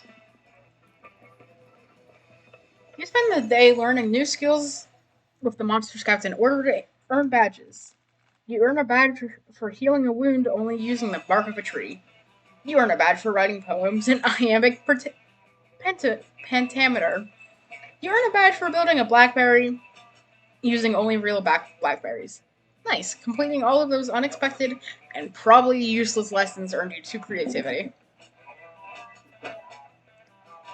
You link up with Joy so you can practice summoning a wokeness elemental.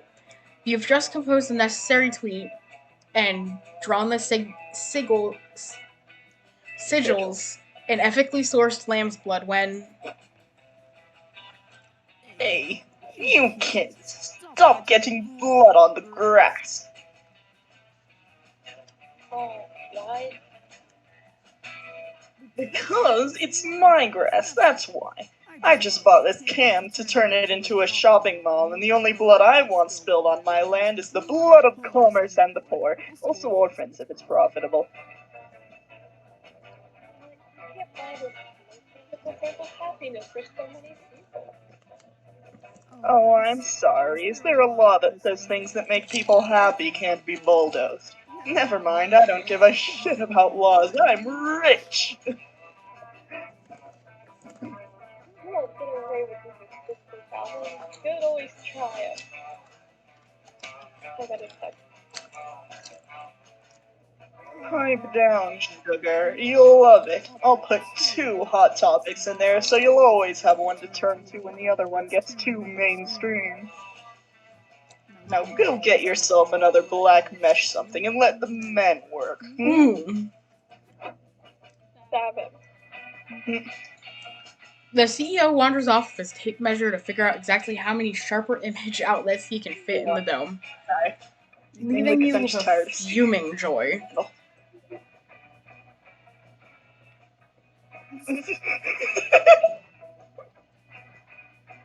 want to punch that kid right in his ankle. It's like how Damien feels all the time, but for a reason. He's right though, we can't rely on natural forces to stop us. Our only hope is to turn to the supernatural. Joy whips out the biggest spellbook you've ever seen and slams it down on the grass. Geez, where was she keeping that? This is the Carter. Human? The most powerful collection of incapacitable magic ever assembled. There must be something in here that can put an end to Batman's horrible scheme. But what? You search the ancient pages for the perfect spell. You narrow it down to 2 options.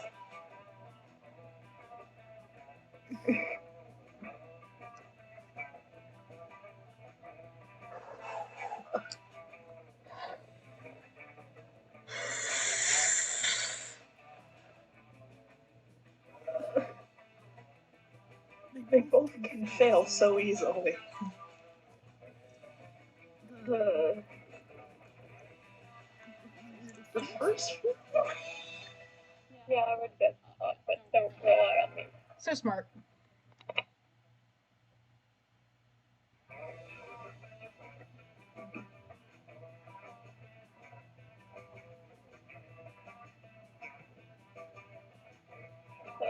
You know, that just might work. The most ordinary witches wouldn't just have 1,000 shares of Fortune 500 stock lying around. But luckily, your cousin and I rescued Fortuna, Roman goddess of luck, from her secret prison beneath Las Vegas, so she owes me one. Or should I say she owes me 1,000?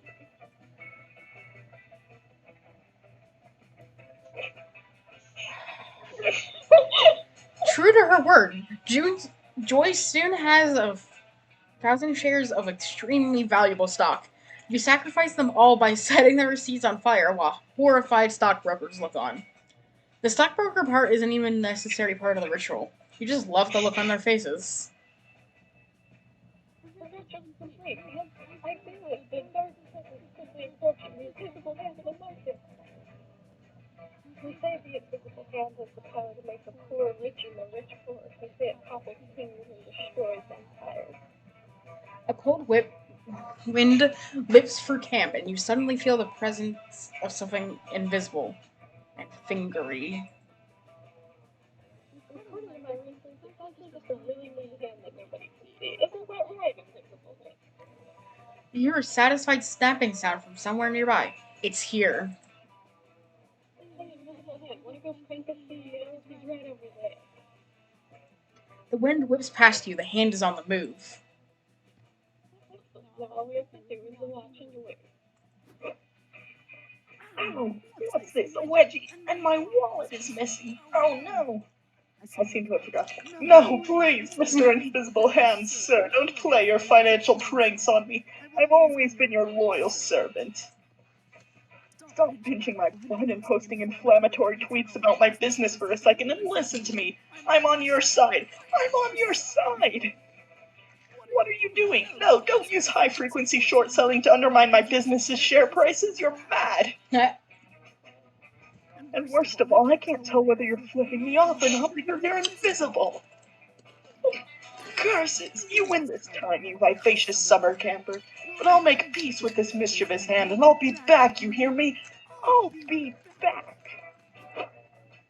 Wow, that went even better than expected. You're a natural magician, Brian. I'm a little disturbed that our entire world economy is controlled by that shitty hand, but then again, it's not like I love capitalism in the first place. Neither did you.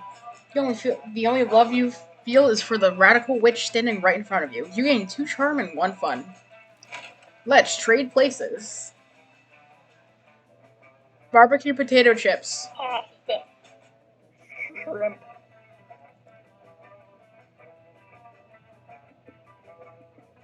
Okay, Connie, just take your first place.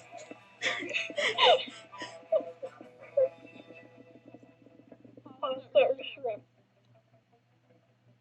It depends. Is it like... That's really nicely. Can I have second? I feel like pasta's not that hard to digest, but I mean, you did ask nicely. I owe you one. I was gonna say, it depends on if it's like boxed shit or like actual normal pasta. I think I'm making my own pasta.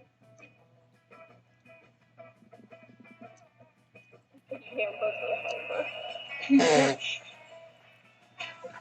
helper. Floor is lava. My hair looks great. 2 charm. Good. There's nothing you like more than being helpful. Provided it is in turn helping you find your summer honey. So it's no surprise you find yourself aiding Dahlia in the collection of another scout badge. Alright, Yellow. Hold the microphone right there. So I can scream into it and still have my hands free for powerful gestures. Sorry. Let me know if you have any tips for being louder. I really want this badge. Deep breath and...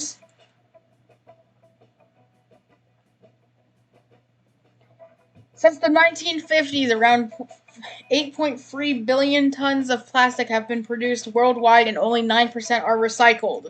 Plastic kills millions of birds and animals a year, while poor air quality is a huge contributor to human fatalities.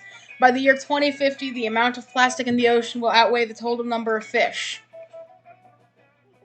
Why are you interrupting this lovely day at Camp use your incessant screaming this time. Oh, Camp Director Miss Weaving.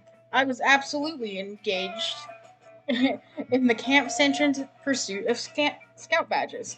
Today I'm trying to get the badge for noise pollution. So I'm screaming facts about pollution as loudly as I can.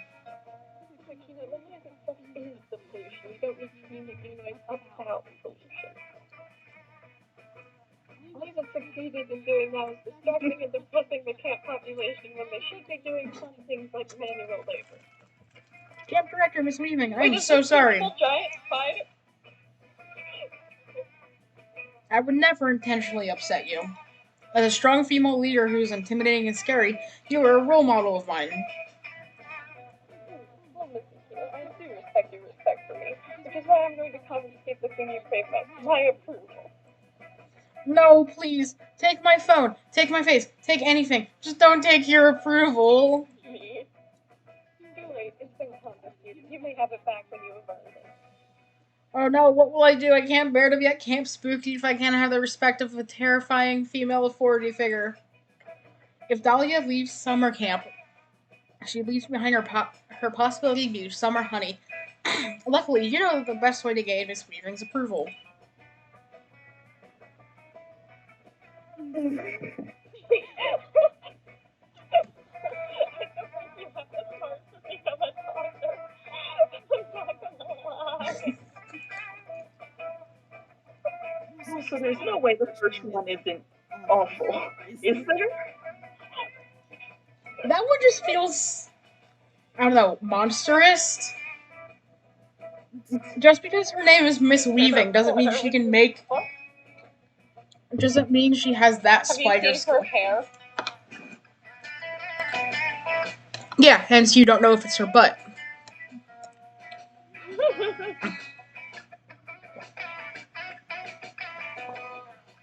I love that she doesn't have glasses for her main pair of eyes.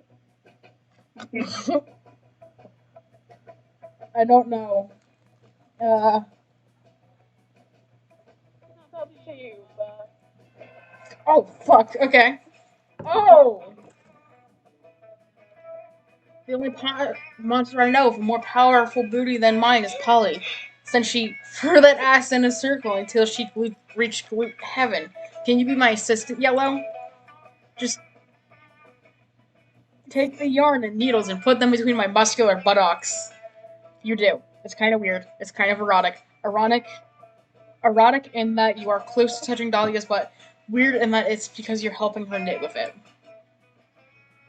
Camp Director Miss Weaving, check this out. absurd to say the least.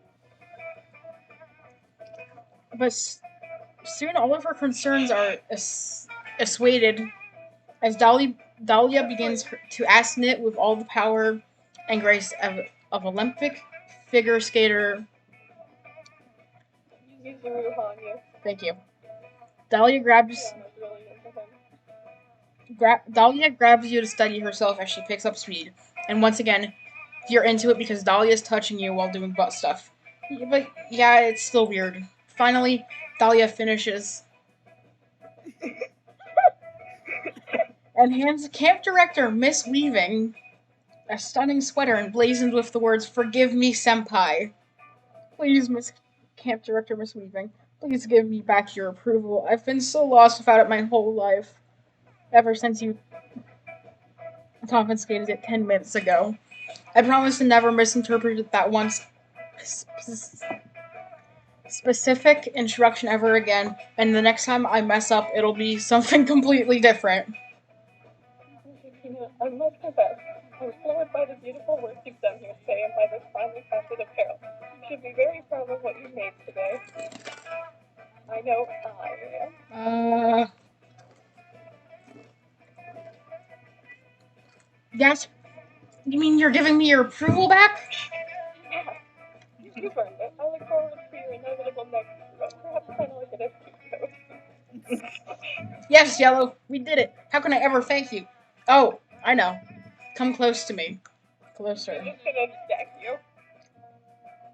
And put those needles back in my butt so I can knit you a sweater too. She does, and it's the best butt knit sweater you've ever owned. It even has a heart on it, which you definitely plan reading too much into. You gain 2 charm and 1 fun. Scout HQ. When you're lost on the internet.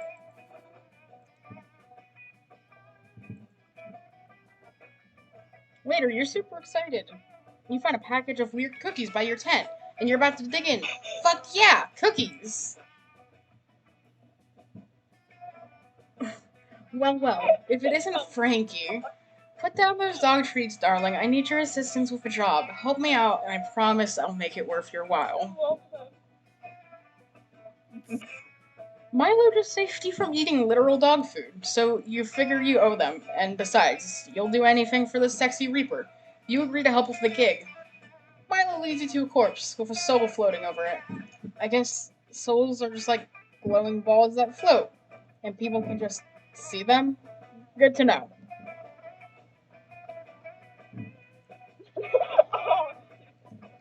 Aw, aren't you an adorable little soul? Hello, dear. My name is Milo. I'm deaf, obviously.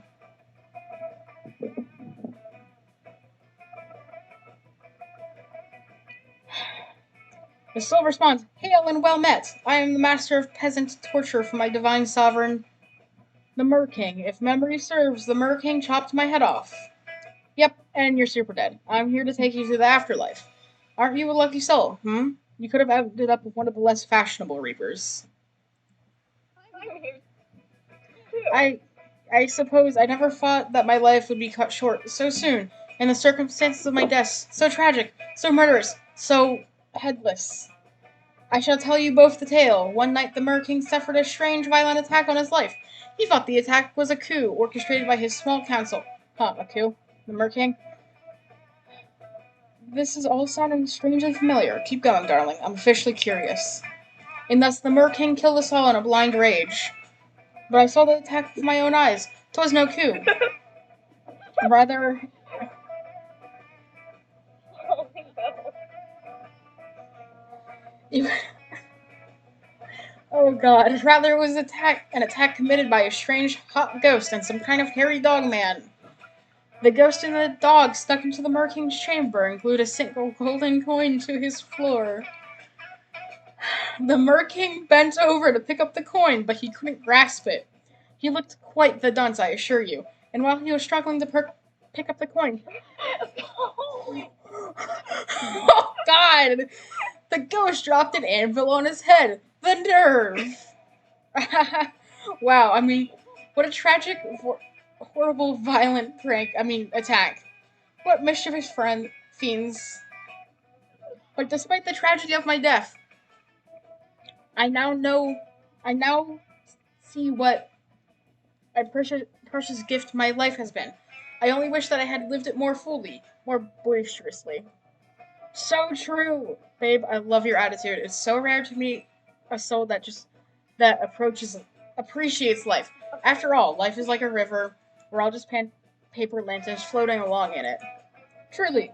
Look, I even made a bucket list containing the 246 things I wanted to do before I died. What a tragedy I did not complete even a single item from this list. Oh, darling, really? Not even a single item? I really shouldn't do this, but I'm such a natural empath, I can't resist. I'm going to bend the rules just this once. Before I take you to the afterlife, you can pick one item off your list, and Frankie and I will help you complete it. Hey, thank you. I'm here the whole time for no good reason. Hey, thank you. Gorgeous and elegant angel of death, but oh, which shall I choose? Which? You take a look at the bucket list and you see it. The perfect bucket list item to finish off this reaping gig and impress Milo while you're at it. Suggest it, baby.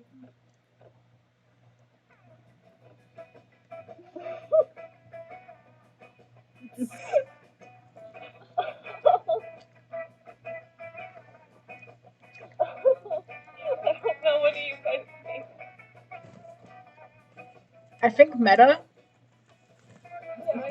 Yeah, I think I'm gonna go for the top one. And be sad if I mess it up. If you mess it up, we all did. Yeah, wait. Huh, actually, that's very We did it, doable. King. If I understand the logic correctly, then we could just cross this item off the list. The snake eats itself. But there's something I still don't get. Why did you cross something off the bucket list? On the bucket list, hun. Oh, to be honest, I made that bucket list with the best of intentions. I never truly devoted any time or energy to completing the things I wanted to do. I thought that maybe I had been too ambitious, and adding that achievable, realistic goal would help me build up some momentum. Funny to think I died before even achieving my most modest goal. Procrastination at its finest, I suppose. Oh my god, I totally get it. I'm a bit of a procrastinator myself. I was supposed to take you to the afterlife like 3 days ago, but life gets in the way. Babe, as a fellow procrastinator, you've totally inspired me. Let's just forget about this list for a minute. You're a fresh, vibrant soul. You're here with the best Reaper in the industry, and Frankie, who's dumb but very cute. Me. Let's go do something fun together, right now. We'll worry about checking shit off that list later, after we've enjoyed each other's company. You, Milo, and the Soul proceed to have the greatest day ever. You carpe the shit out of this DM. You ride jet skis, you drunkenly share life stories with each other, and you finish off the day with the ultimate celebration of being alive. Going to a janky amusement park. After a literally perfect day, you and Milo drop the soul off at the afterlife. Thank you, Milo. Thank you. This was the best day ever. I can't believe how much cotton candy Frankie ate. I'll contemplate it for eternity. Ah, what a sweetie. And what a nice day. Mortals have so few days, you know? I'm happy that we made good use of this one. Wait. Oh my god, wait. We never crossed something off that sweet soul's bucket list. I'm dead. That unbelievable procrastinating rascal. Lol. It's for the best, though. After all, life isn't about crossing things off a list. It's about grasping the present moment, like a fragile bird in the palm of your hand. And then crushing it. You know, I know you get just what I mean, Frankie. Thanks for being my little helper. I wouldn't settle for anyone else. Milo has filled you with a lust for life, and a lust for Milo. Your powerful urges give you free boldness. Carpe diem, baby. No, I'll become Scott. I almost ate dog food, and also I'm dumb but cute. I probably did eat those dog treats after getting back. Manor? Oh, I love how it's the only one not horribly frightened so far in the manner of drawing has been mine. While exploring the haunted manor, you hear a voice calling your name. It comes from under the bed. Two blood-red eyes stare at you from the inky darkness under the bed. A voice that sounds older than time whispers, "Do you want to gain some boldness, Brian?" You say yes, because you actually do want that. Okay, here you go. Whatever that thing was, it gives you 2 boldness. What a nice under-the-bed thing. Later, you're wandering around, trying to tell if you have mercury poisoning from all the tuna you ate for breakfast. Then you see Joy and Scott. Yo, Brian, check it out. Joy and me are doing photography. It's basically the art version of sports. Yes, we're taking a photography class here. This paper's supposed to capture the majesty of nature. What would you say is more artistic? A small brush or a small shrub? A small bush or a small shrub? You have a desperate need to be included in basically everything your friends do, so you whip out your phone and start snapping pics with Scott and Joy. Yay, friendship. I love how it just keeps calling us out. Suddenly, Scott pauses. He takes a big sniff of the air, and inhales for about 40 seconds straight. It's an awkwardly long time to be inhaling. I thought something smelled off. Joy, are you okay? You smell sort of stressed out. Like that one time I asked if I could eat macaroni just using my butt. Please don't smell me. But I am a bit stressed. It's just that everything's so calm. And when things least the calm before the storm. When there's no obvious evil encroaching, that just means the whole world's about to be blindsided by the biggest threat imaginable. We should be more worried than ever. Do you think that you maybe saved the world so much that you got used to saving it? Maybe you're not just used to chilling out? It's like me in footballs. Whenever I see a football, I want to catch it. But someone has to throw it first so that it needs to be caught. It took me a while to accept that. No way. This is not about me and my emotional defense mechanism. There's definitely an ancient evil lurking just beneath the surface somewhere around here. Like, for example, look at these pictures. If this were a normal episode of the Academy, we'd spend the first 2 minutes taking photos and setting up some people. And then we'd discover a mysterious omen in these pictures, teasing the larger evil that's yet to come. See, doesn't this picture of a tree look a little foreboding to you? It just kind of looks like a normal tree to me. It looks sort of familiar, actually. I think I peed on that tree once. Oh god, is that an omen? Okay, so maybe that's not enough. But what about this photo with Belgar? First I thought it should have the elegant symmetry of the flower, but shit, it might be an omen. Alright, I'm gonna look through the pictures I took and find an omen because I want to be a good friend. Pictures. Oh my god, Joy, look! Look at this photo. It's so blurry. It's evil. It's a very evil omen. No, that's just your thumb. That's a blurry picture of your thumb. Okay, help me, maybe this is a bad idea. Uh-oh. Looks like Joy's coming up short on omens. And is about to be exposed as a total workaholic. Look through your pictures and find something ominous to help her out.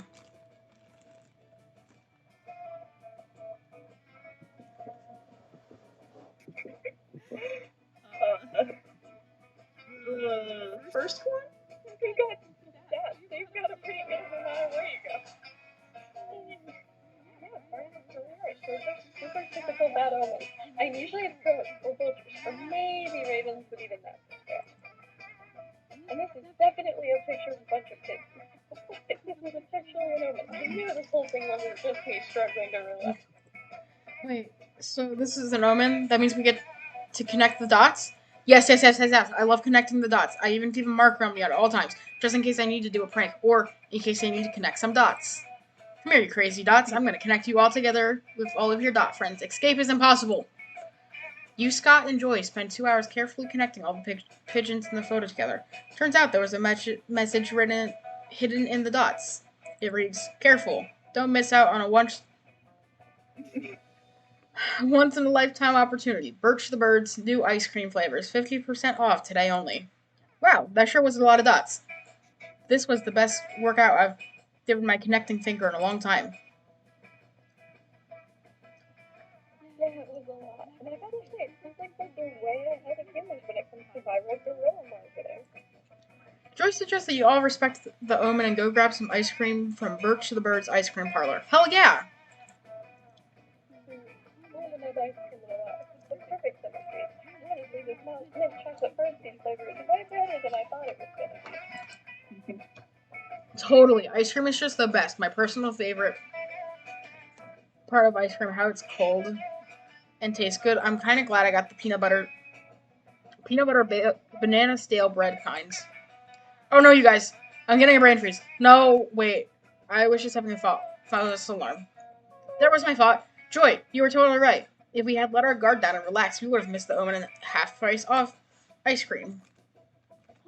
Yeah, I guess you really saved the day this time, right, Brian?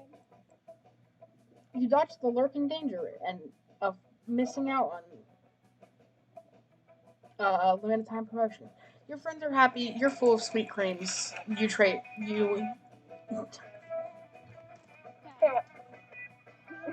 Who? Celebrity. No, I was saying you keep getting stacked. I don't know. Obama. Ted Cruz.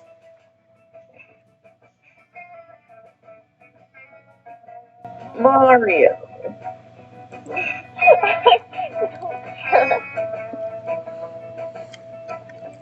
I don't think Mario has enough fingers to play. Yeah, that makes him a pro.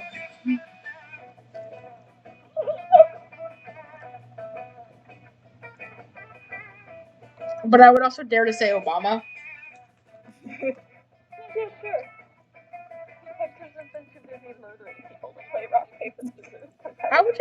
under any circumstance, Ted Cruz would be sucky at fucking rock, paper, scissors. Show me with my sad. I know I'm so sad now. Show me with my heart.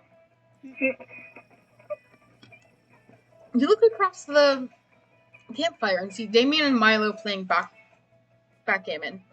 As a secret backgammon champion yourself, you just have to play. But as soon as you arrive, gah! Wow. Flipping the board when you lose. What a surprise. If you just kept playing, you'd get good soon enough. No, I don't want to keep playing. This game is stupid and the board cheated. You realize you always do this, right? Do what? No, I don't. I always keep things spicy and unpredictable. What do I always do? You're wrong. You do try new things, explore new hobbies, new sides of yourself, but one false move and you're back to the old crime and arson. I do that. Oh, crime and arson and anger issues shit. What's that about, buddy? Arson. Well, I just, crimes and arson are just my thing. Are kind of my thing, At Spooky High, that was pretty much all I did, unless people knew my secret sides. I've already told them that way down at Camp Spooky. What if my reputation suffers? I'm Damien LeVay. Bitches. Legendary bad boy. But there's just generally less crime and arson to do, and also I don't know... And also, I know I do a good job at hiding things, but I'm not exactly the best at wilderness survival skills.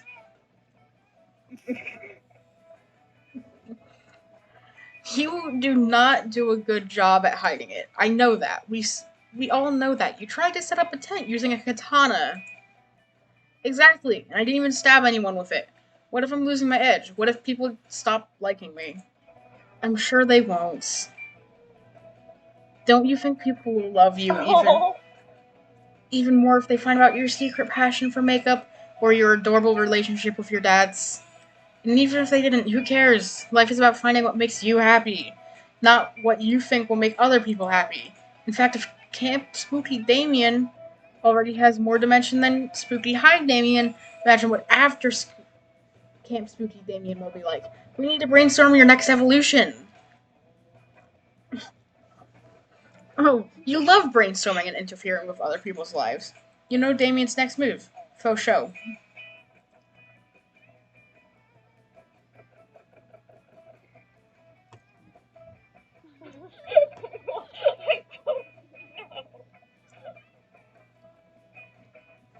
I'm pretty sure the first one is for the top one is for Damien.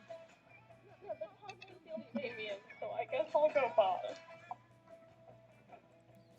Absolutely. That is the exact vision. Superficial.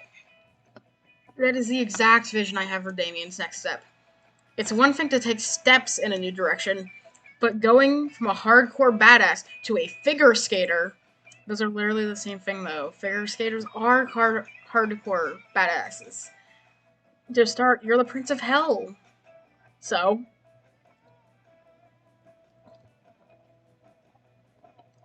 hell is a pit of fire, right? You're always talking about being spicy. Hell is hot. What if you could be more rebellious and hardcore than switching up by taking it to the ice? Good point, but that doesn't make figure skating itself badass. Damien, my dude. Damien, my dude. Damien, dude, come on. It's an entire sport based on putting knives on your feet, then moving around by slashing frozen water with said knives. I love can play people. And I respect that so much. You're basically in a knife fight with one of Earth's most essential elements every minute of every routine. Whoa, I never thought of it that way. Is it possible figure skaters are truly hardcore badasses? Absolutely. Plus, with the thin socks when you skate. When you skate outside for hours, your feet will be so cold that when they thaw out, they'll literally feel like they're on fire. Yes, I love the feeling of fire. Knives and fire? Depending on the number of hours you're putting in a week, you could be in near constant pain. Knives and fire and pain? You're checking all my boxes. At the very least, your toenails will split, not to mention the likelihood of bone spurs, stress factors, lace bite, pump bumps, anterior knee pain, patellar tendinosis, pulled muscles, and you have to smile for all of it. Is it possible that figure skating is actually too hardcore for me? No, nothing is too hardcore. I can't wait for the fire and knives and pain and the split toenails that then just grow and split forever sounds great. No further questions, bye. I knew Damien would come around to the hardcore beauty of the sport sooner or later. Next up is figure skating Damien. And since you're here, I might as well start training you. So that Hell yeah. when Damien emerges in his next evolution, you can be his pair's partner. It occurs to you that figure skating may be extremely maladaptive to your physical health, but you remember you're here trying to get laid. So you lace the fuck up and get on the ice. It's a lot of fun and you hurt for weeks. That's part of the fun. Whee! I'm not here for your physical health. You're here to get me laid.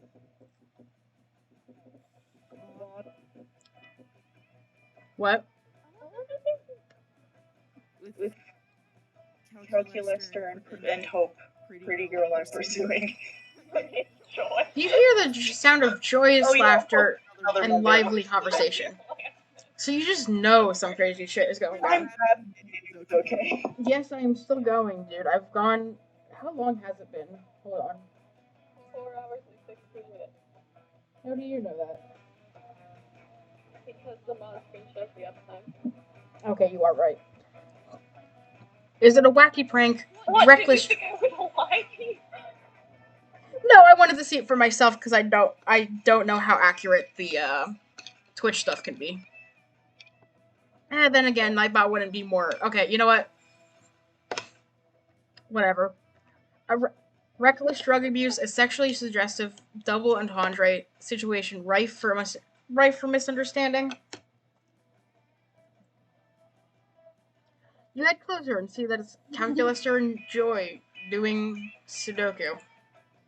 And not some crazy variant of it, just plain old normal put numbers into square Sudoku. No, friend Joy, according to my probability calculator, if you put that 8 there, it will conflict with the 8 necessitated in that same row 5 boxes over. How big is this board? I thought, oh no, box. Little box. I still think it's like the big one, so I was like, excuse me? I appreciate you helping me, but if you give me the answer before I just finish writing And the oh my number, god, Landon, you're not asleep, like you said you were. do Sudoku the real way and just put numbers wherever you want numbers. I am so sorry, friend Joy. That was not my intention in the slightest. How many? I'm running the number before I you of how wrong you are. You have. What do you mean? I am so much yours. I can't follow. Or is Lando Fernando someone new? Is what? What in God's name are you seeing?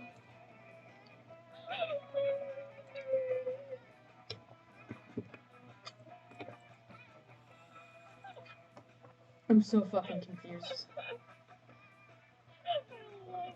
Okay, he made a new account. I'm not gonna... Thank you, Landon. Thank you again for the sub. Not the sub, the follow. This is like the 3rd time. Well, he said that the first one got locked out. He got locked out of the first one, so Yeah, at least the second one is understandable. Thank you. Don't unfollow. Good to know that the follow thing is still working, because no one has done that in a couple days. Meh. Also, I thought I was supposed to get a noise thing that popped up on my computer, but apparently I don't. Very cool. I really need to get dual monitors.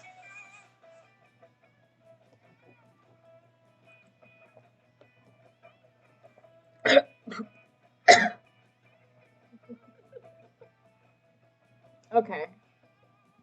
There it is! My phone is just super fucking delayed. That's great. You break into a cold sweat. You've never encountered a situation like this before. The conflict is mild at best, and nothing ludicrous is occurring. You're so used to inserting yourself into absurd situations and making them go even wilder and crazier that you have no idea what to do with this normalcy.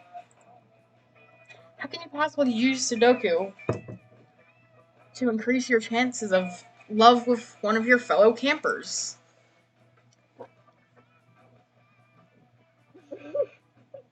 Friend Brian, I see that you were staring intensely at our Sudoku puzzle with a look of determination to solve a problem on your face.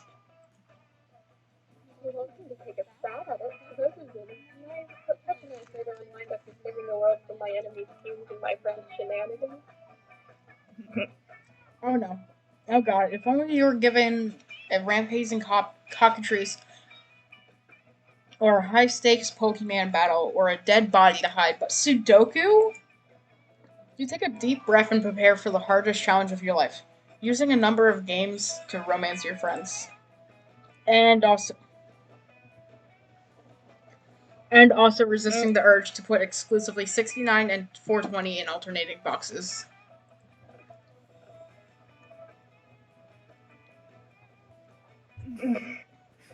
I think the second one. Oh, dang. Did you just see a high-level, incredibly complex magical list in this puzzle? That's amazing. I didn't know you were a wizard above level 69. Huh, 69 was brought into the equation.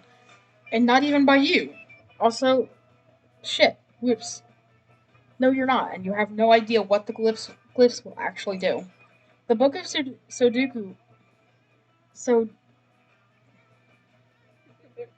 Sudoku puzzle Sudoku? I don't know. It's so hard. begins to shake and smoke. Suddenly, a demon bursts out of the pages. The Chaos Demon known for its love of trickery? That's right, says Chronozon.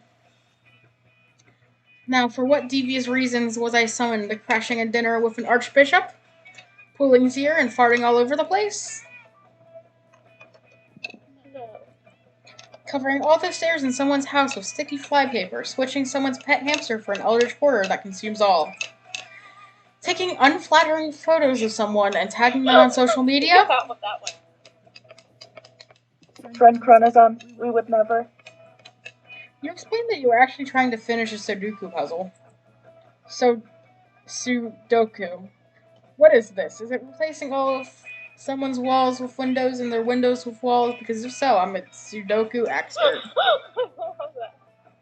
No, friend Corazon. It is a game in which one uses logic to place numbers into boxes in order to create a pattern. Chronozon is intrigued, and you spend the rest of the night teaching him the art of Sudoku, which he takes to surprisingly quickly. At the end of the night, he shyly asks if he can take the Sudoku puzzle with him, as it is his new passion in life. You agree, and he disappears. Wow, I've been trying to get Chronozon for 5 years now. It only took you one night to get him to the mountains you've been waiting for a lifetime of numbers. I owe you one, Fry. That's what you like to hear, and this went down 100% exactly how you thought it would, and it definitely according to Kaku. Thank you. No further questions, please. Translator's note, that means plan. Reference to one of the translated things where they would just leave words untranslated and translate them in a separate author's note. Like in the middle of like active stuff shows. Later, you're craving a healthy dose of attention from your peers. You spot Dahlia and Aravi by the campfire. Once I ripped his biceps off, he pretty much. Why are they both doing like the same arm thing? They both like to fight. Because Dahlia is Jesus, and Aravi is ready to square up. I knew he pretty much knew I'd won. But he still agreed when I asked him to get a quick makeout. When I asked him to get in a quick makeout before I delivered the mortal blow. So awesome. Oh man, Oh god, Dahlia, you boss blue babe, you are so bad. Looks like Dahlia, Aravi, and Hex are conducting one of their classic girl talk sessions. You butt in as usual. Hee hee hee. Landon. You can join our girl talk if you want, Yellow, but you better be conversing at the top of your game. Today we're discussing the ultimate girl talk subject, crushes. Aravi, you drew the short bone in the rabbit spine. You're first. Who's your secret crush? The rules of girl talk dictate you have to tell us, or at least give us hints. Whoa, is Aravi about to admit that she has an emotion, and that emotion is romantic in nature, and she feels it towards another person and not about Alex? Come on, you guys, do I really have to say it? Ugh. Well, if I have to admit it, I've always had a secret crush on that centaur mini-boss that lives right outside the woods. Can I say it? Yeah? Because there's no cock like horse cock.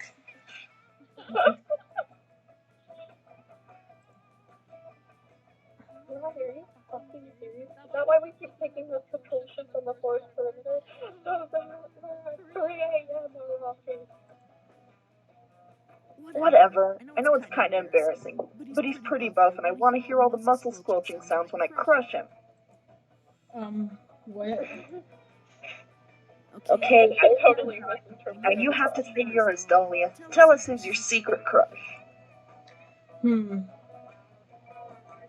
is kind of tough because I usually just tell someone directly when I'm crushing on them. I don't bother keeping my crushes a secret. But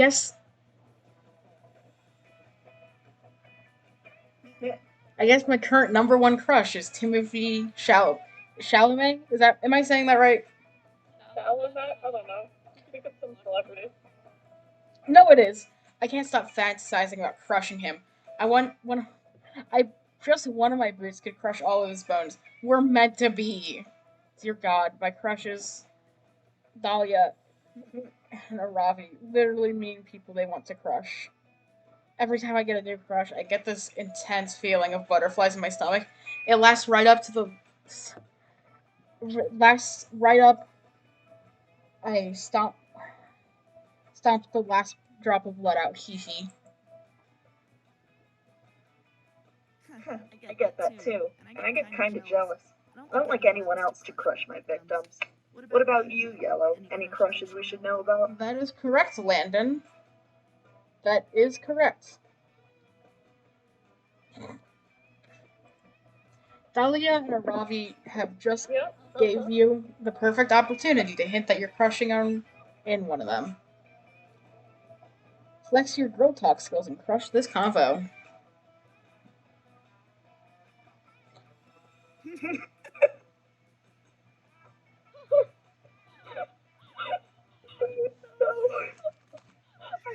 Right now. Whoa, well, Yellow, I didn't realize you like to be crushed. Yo, you always gave me so desperately horny that you'll flirt with literally anyone or anything vibes. But now that I know you're a crushie, I have great news for you. Crushies are totally my type. You're welcome. I really have a thing Liam, for that so adorable easy. crushy vibe, like Liam, or a person who's made entirely of toothpicks that magically came to life. You're a total crushy magnet, Dahlia. I see your Instagram. Every time you post a pic, the comments are basically all people begging you to step on them. You're crushing babes like I'm pushing the last liters of Mountain Dew. Yeah, at first I was surprised that so many randos could recognize my raw physical strength and crushing prowess from my selfies alone. But when you take the sheer size of my quadriceps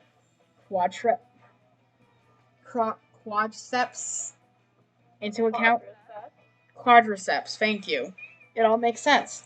I'm tired, I'm sorry. Yeah, your crushing powers are pretty damn legendary. Do you usually crush with boots on or off? Do you ever mix it up and crush with your hands or your horns? It all depends on my mood. Usually I go with stomping or maybe a fish crunching if it's the weekend, but if I'm feeling really sexy, I get real. Might get real flirty and crush using some motherfucking boulders. Now that I think about it, my godlike muscles and my pure passion for crushing make me the ultimate crusher. I'm at my maximum crush power level. Damn, that's fucking cool, Dahlia. There's nothing I respect more than a maxed out skill tree. Thanks, Ravi. And thank you too, Yellow. It's pretty hot how straightforward you were about wanting to be crushed by these huge buff muscles. Who knows, maybe one day you could be my crush.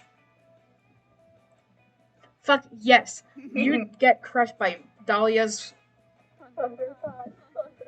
blue thunder any day of the week. It looks like this muscular demon is warming up to you.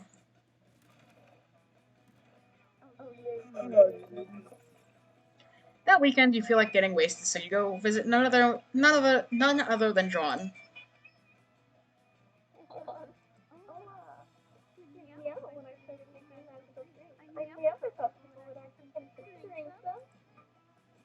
But hey, who reminded us? Anyway, go look at this one.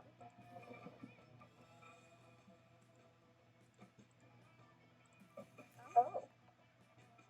Yeah, sure. Looks great. I'll pick this up with it. It doesn't look like it'll actively harm me. Yeah, totally. I was thinking it promised that.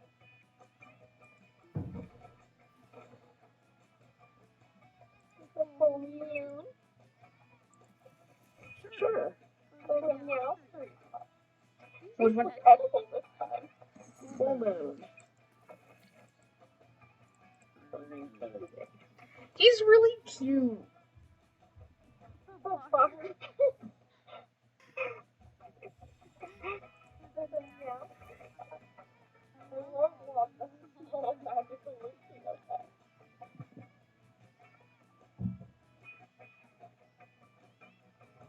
What does the barking do? You're right, Landon, you're right. Landon is fucking spitting truths today. Sangria. Rita, the meow Rita, the both of you. Meow Rita. Wow, these are all edible. The delicious thing That one has trained me into talking with a lot of heart, yeah.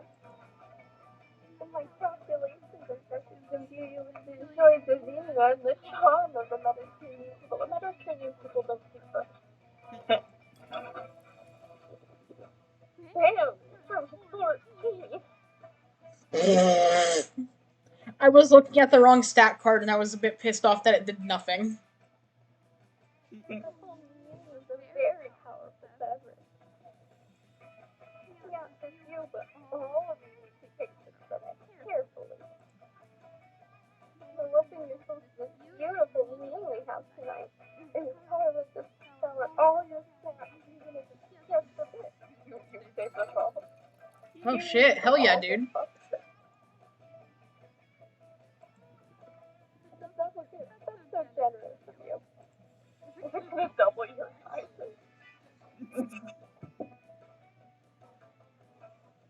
Cats or dogs? I'm a dog person. Gifted. This is a friend you'd want to grace with my humble concoction. This person will be gifted nicely. Fight.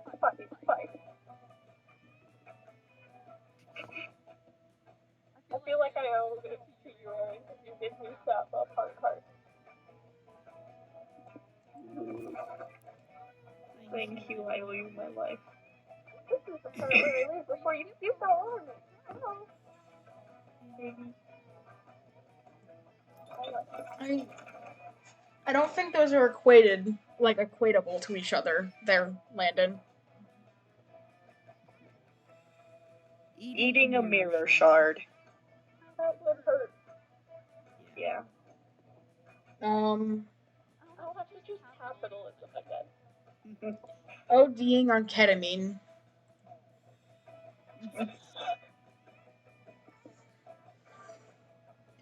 Can we all agree on capitalism, number one? Yeah.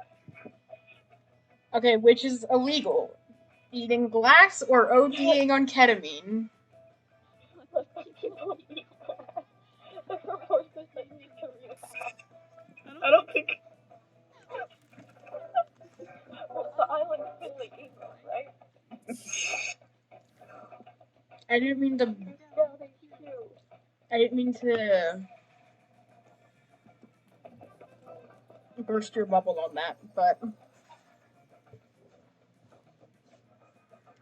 that day there's a guest speaker at the Monster Scouts HQ. She's a were-eagle. Monster Scout here to tell you. I don't think any of us have ever been to both of those. I've only ever been to Las Vegas, and I quite liked it. Never been to Vegas. I would have to say Las Vegas because I like Las Vegas. And if I'm in Las Vegas, hopefully that's implying that I'm working a show there. So California, we're a bit further away. It's more of a thing. Advancing through the levels. Take time Her out of speech is like our month. surprisingly interesting. She started out at Camp Spooky just like you, and worked super hard to earn every single badge. She also hints at some possible foul play, including her murdering a higher level scout and wearing her skin as a disguise in order to advance through the ranks. I'm sure it's inspiring, but you're too busy flirting with your friends to dedicate that kind of time to the Monster Scouts. But still, her speech instills you with creativity. Later in the year with Milo and Damien.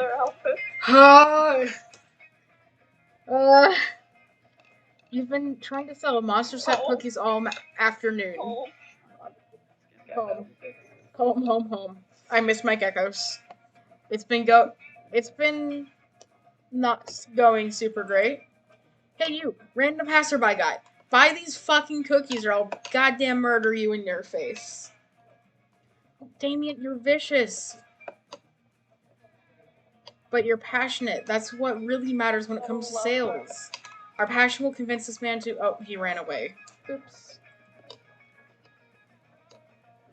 After a highly unsuccessful afternoon of cookie selling, you free go back to Scout HQ and report your sales numbers to Coach. He's here. So you kids are saying that you sold Vegas 2 cookies.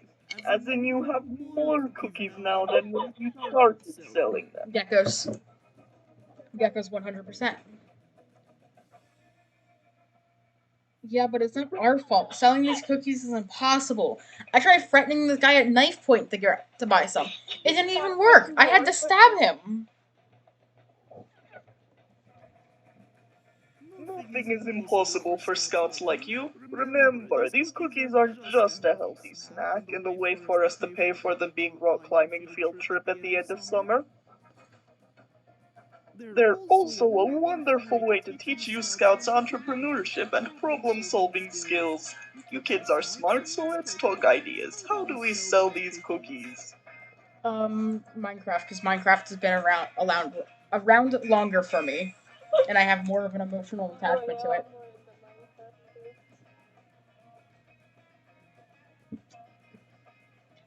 I wonder if we still have that old computer I can pull those files off of. I wonder what it would look like from my not memories. Old worlds from me as a child. Maybe the issue is brand recognition. Let's focus on social media. I'd like to start a TikTok on behalf of the Scout Cookies brand. We should improve our dismissal SEO. That'll take forever. Let's rob a bank. When we get to the vault, we'll take all the cash and leave all the cookies. It's the perfect crime. Then we blow up the bank. I'm so proud of you, Scouts. You're really cooking up an ideal things over here. And remember, the Scout cookies are made with healthy ingredients. That'll get people to buy them. Oh, Coach. You Netflix or Hulu? well-intentioned... Pirates. Hulu. Hulu has better stuff on it. I wish I had Hulu, but I only have Netflix. I have both. I I only hate- want facts. I love facts. Fax machines are underrated. We should all return them. Return to fax machine. Reject modernity. Neither. I don't want to do anything owned by Disney, and they're both owned by Disney. Hulu, because Disney Plus only has Disney shit on it. I still refuse both on the grounds of fuck Disney. Sorry, but Hulu has shows I like. That's so fair. Oh, coach. You only need one choice. You well-intentioned mentor figure. I hate to do this, but you're in desperate need of a reality check. No one wants to buy healthy cookies. Hulu. I'll take the first Hulu. Like, out of Hulu or Take Hulu. the second just to be special.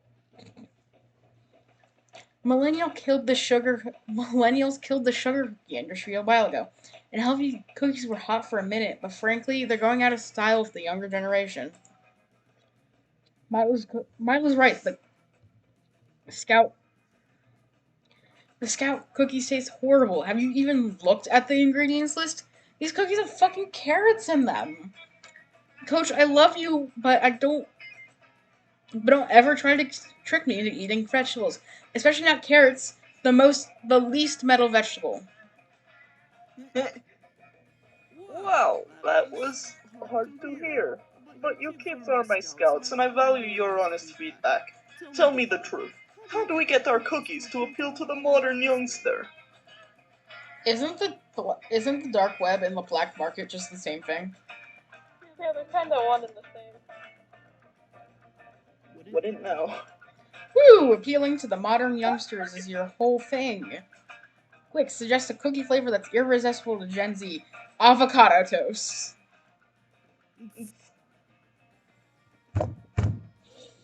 Woo!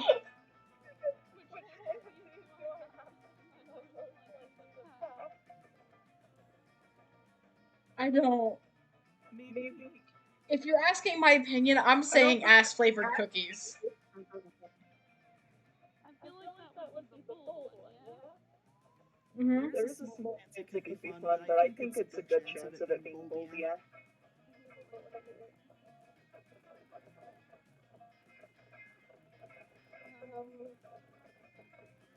I should go with the bottom one, I guess. If it was fun and I would regret it, we'd go for it. Ass flavored cookies. You've never had an idea this good.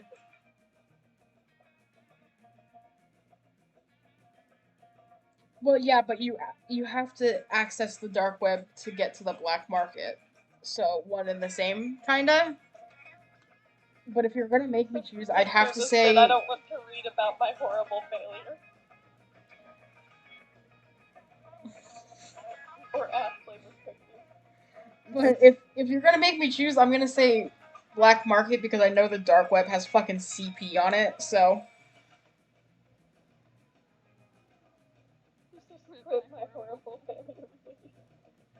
you run off and make a test batch of cookies. You bring them to Milo and Damien to show off your genius. You have Milo and Damien both try cookies, so they give your feedback on the flavor. Is there too much ass in these cookies? Not enough ass? Just the right amount of ass? I must say, Frankie, I was skeptical when you told me that these cookies were ass flavored, and I was ready to doubt you. These cookies are a pathetic imitation of the pleasures of ass eating. Yeah, this tastes like fake ass to me. Did you even use real ass extract in this flavor? Is this artificial ass flavoring? Eating ass is one of the greatest pleasures that a mortal can experience. There's simply no substitute for it. These cookies are an aesthetic assault to humanity. And just to think of the consequences. What if your cookie selling plan worked? An entire generation would eat these cookies instead of eating actual ass. It's obvious that Frankie doesn't get ass eating, you know? Right. Super noob shit. That's not my Dude, I would kill for a fucking sugar cookie right now. Exactly, Damien. And they just don't see the vision. And I'm afraid I can't tolerate the lack of taste. Get out of here, Frankie. Don't come back until you've eaten a literal mile of ass. This game is so good, but I feel so genuinely bad inside whenever I mess up. God, yeah, me too. And it's so easy to mess up. You want to tell your friends that you definitely eat ass. Don't You read eat ass it, all the just- time. Just keep going. I don't. You eat ass like you've been Mercifully. starving in the desert and you found an ass-eating buffet. But it's too late. Your friends are gone. You're left alone with your cookies. You taste one. It tastes like ass. Duh. What did you think was going to happen? The ass-eating gods are displeased. You lose 2 charm and 1 creativity.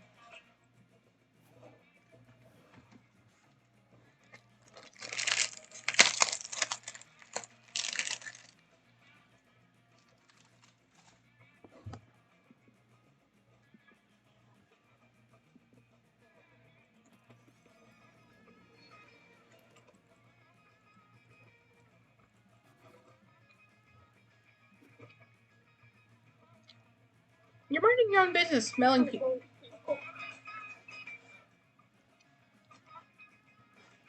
You're minding your own business, smelling people, when Dahlia grabs you and drags you to the lakeshore. There you are, Yellow. Once more. I need your help achieving the best summer ever. Critique my rock skipping technique. Dahlia skips a rock straight forward. It disappears into space. Moments later, you notice a faint glimmer in the sky. It's not Dahlia's rock or the satellite Dahlia's rock destroyed. It's a meteor. It crashes into the woods on the far side of the lake, turning them into a giant bonfire. Yes! Ultimate campfire. Quick, tell me some campfire stories, but very loudly. You're about to tell her the one about the horny summer campers who finally boinked? You're distracted by a glowing figure across. Is Jesus here? Sad face, only Oreo. Greetings, says this figure in a warm, booming voice. It is I, Keller, Herald of Summer. Keller, it's an honor to meet you. Can you critique my rock skipping technique? I am here on a much more important errand, says the spirit. Your passion for achieving the ideal summer has moved me. I have a quest for you. I've grown weak as of late due to lack of worship. The heralds of other seasons mock me and drain my power. I need you to destroy them. I will do it, noble hot man. I was gonna say talk to them and ask them to stop being such jerks, but honestly, that sounds great if you're up for it. The first herald you must defeat is Vern, Herald of Spring. He's in Florida. Good luck. I make my own luck out of blood. Blood. Moments later, you're face to face with Vern. What the hell? Why are they letting us do this kind of shit? No, read the explanation. It turns out traveling to Florida is easy. You just mix a can of Bud Light with cough syrup and you're there. What's up, bros? Says Vern, while shotgunning a hard seltzer and thinking about boobs. Here to defeat me on behalf of that nerd Keller. Yes, and also to get tan. A good tan is critical for the best summer ever. Cat, says Vern, doing 3 keg stands at once. By the grace of his divine might, suck my Easter eggs, losers. No one can defeat me, he says. I'm gonna live forever. Spring break. Woo! You'll just see about that. It so happens you know the perfect technique for defeating the Herald of Spring.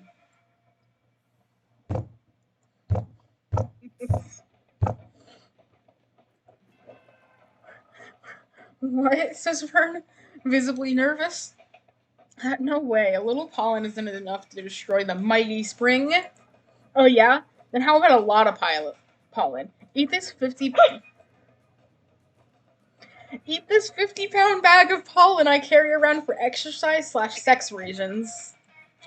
No, I don't want to eat it, cries Vernon. I only eat microwave burritos and pussy.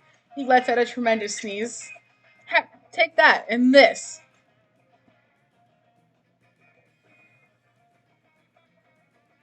Yes, do put a YouTube link, and hopefully Nightbot isn't gonna yell at you this time.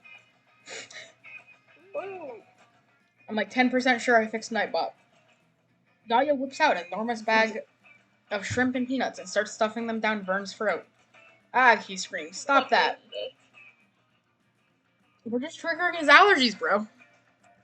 No, I missed the video. We're gonna see.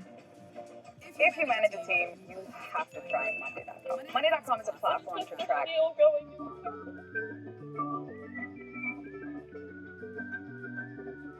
I like it. For 10 hours. Thank you, Landon. Stop that. Spring and peanuts have nothing to do with spring. Haha, spring shrimp season, die. It turns out Vern is extremely allergic to shrimp. Or maybe it's the peanuts, or the bees, or the gallon jug of black fluid labeled Vern poison. Whatever the cause, Vern fucking dies like a loser.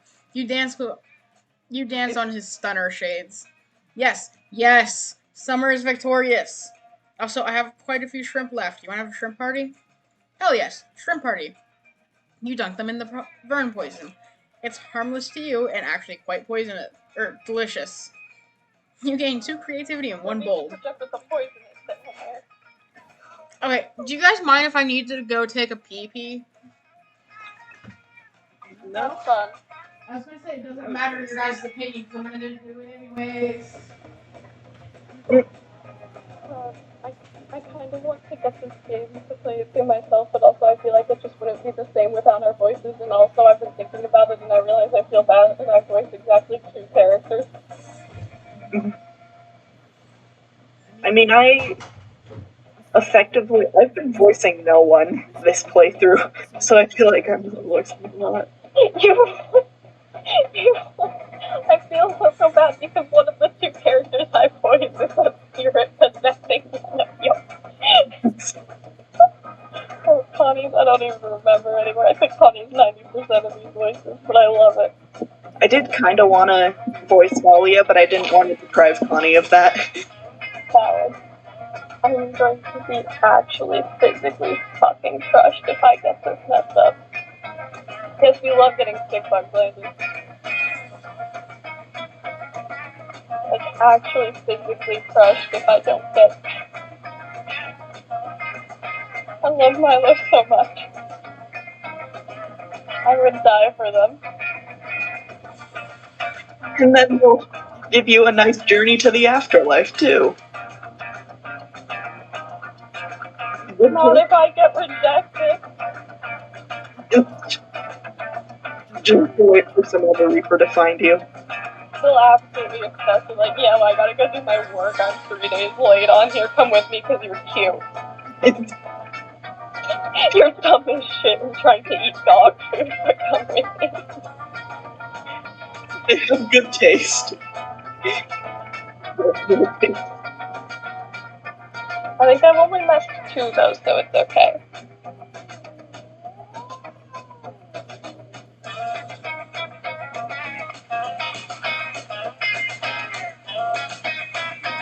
This is so loud and popping.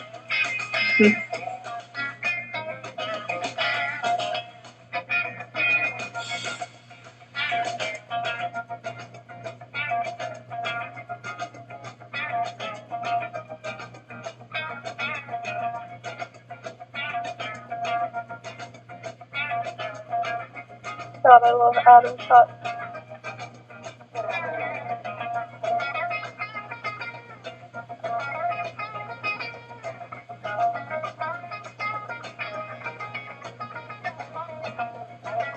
How could you not love God in that way?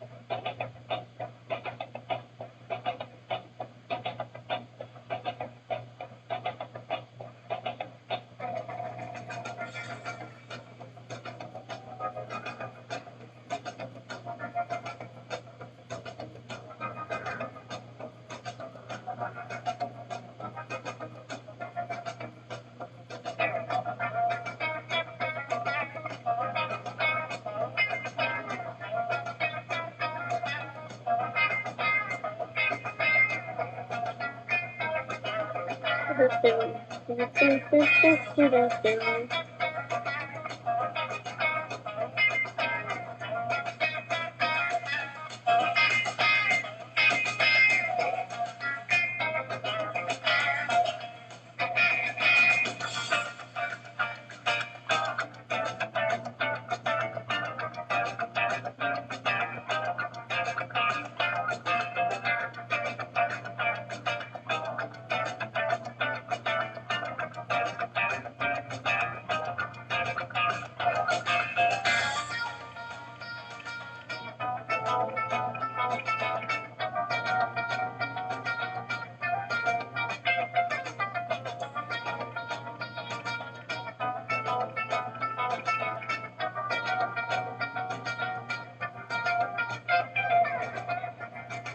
Socialism is safe.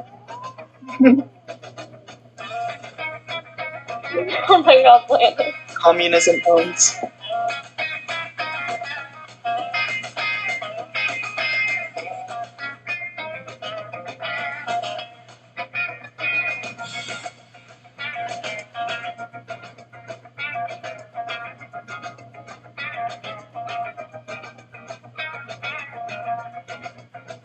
God, why do all British guys look the same? I'm allowed to say that about British people.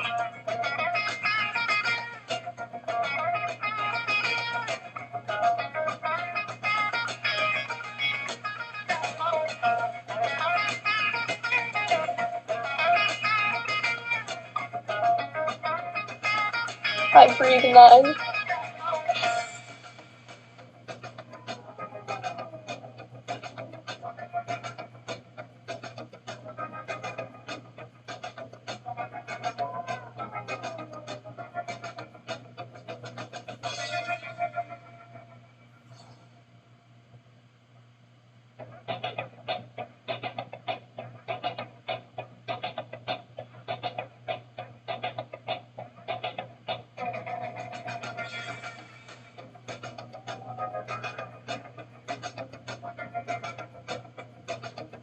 I love Yu-Gi-Oh! Where else do you get lines like, I can't believe that Grandpa's actually gone. One minute he's right beside us, and the next Pegasus shows up and uses some kind of weird magic to steal his soul away. Not the way Grandpa's gone usually does. Is this gonna be the same video? No, I'm not listening to elk sound effects. I know what elks sound like. I've been to camp and I know elk sounds are not peaceful lands.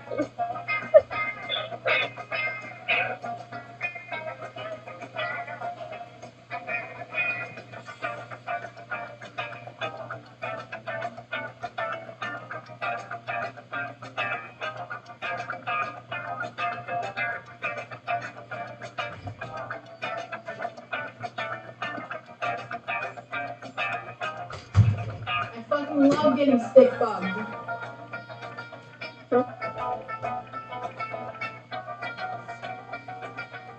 No, you don't know my favorite song, probably. Okay, I am back. Aaron, where do you want to go?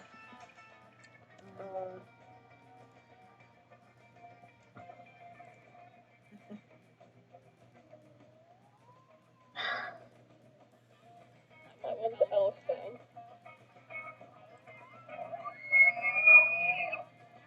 Why is this just elk sounds?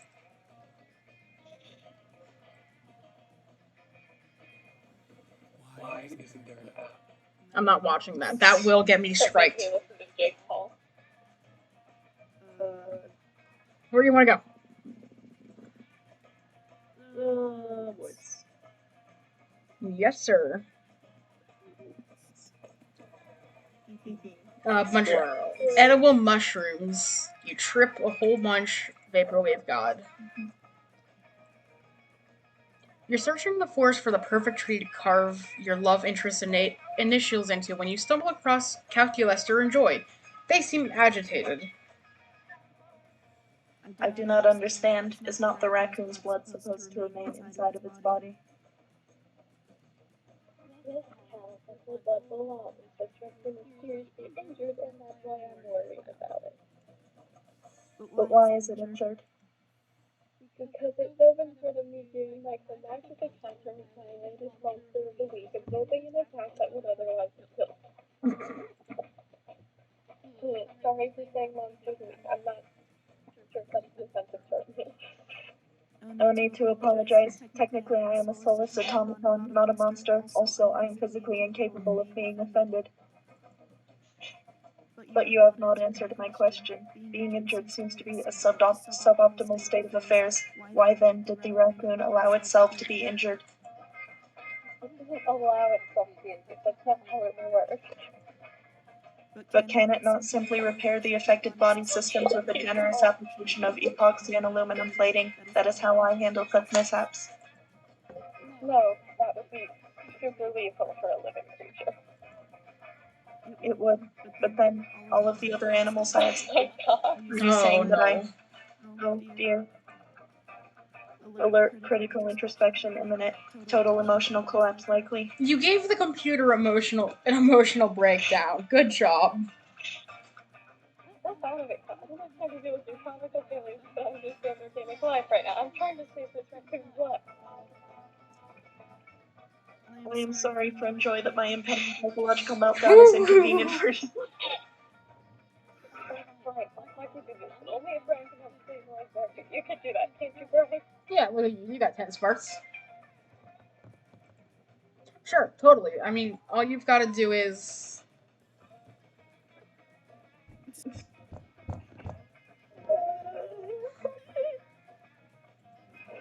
So creative. Man, good thing you always keep a raccoon hand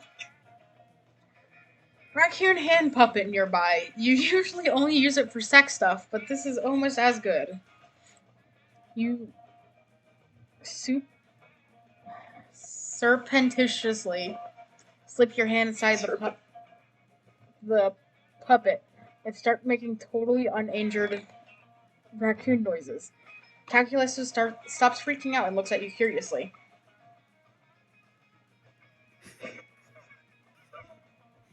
You have engaged my curiosity subroutine, Brian. Why are you penetrating that artificial raccoon with your fist? You explain, not a little indignantly, that this raccoon is anything but artificial. It's the same totally real raccoon we were just trying to save, can't you tell? And yet it does not appear to be composed of any of the same materials. It appears identity is a much trickier problem than I had hitherto believed.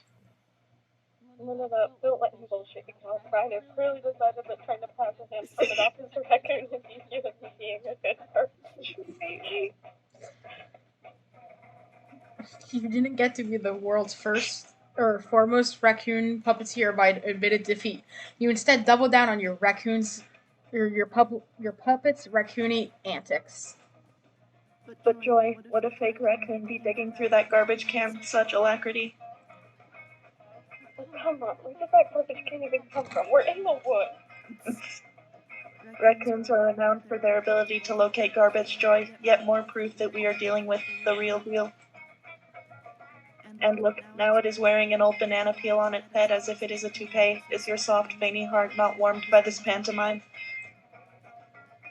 Oh, it kind of is. I hate to admit it, Brian, but your stupid raccoon impression is actually cheering me up a little.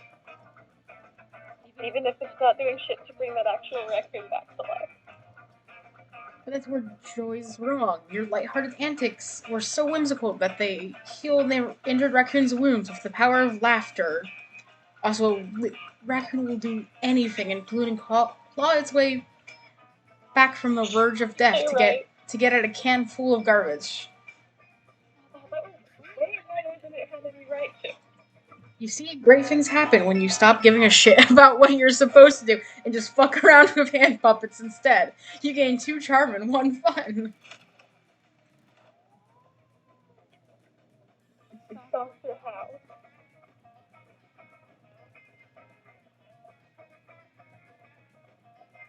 Whiny little space man from Among Us. Neil deGrasse Tyson. If you're gonna sit here and say how that man fucking acts on Twitter is anything but fictional, you're lying. Fine. But if you know how realistic they are, you automatically lose. Fine. Calyrex from Pokemon Sword and Shield's DLC, the Crown Tundra.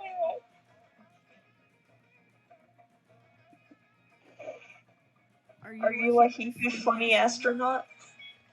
Can I accept Or the are you a doctor? Can I accept he funny robot or astronaut? Okay. Sorry, more like, okay, I'm going to argue House is actually a person. What the fuck, Landon? No. It took me a second to fucking figure out what that was saying. No. Okay. Still don't know. Argue I for don't House. know. Argue for House. I say House because they're an actual human being. Thank you. I thought you were gonna make a drugs joke, but thank you. Also, you're cool as well.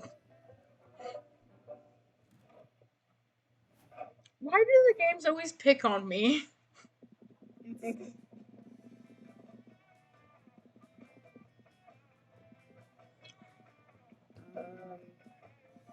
Manner.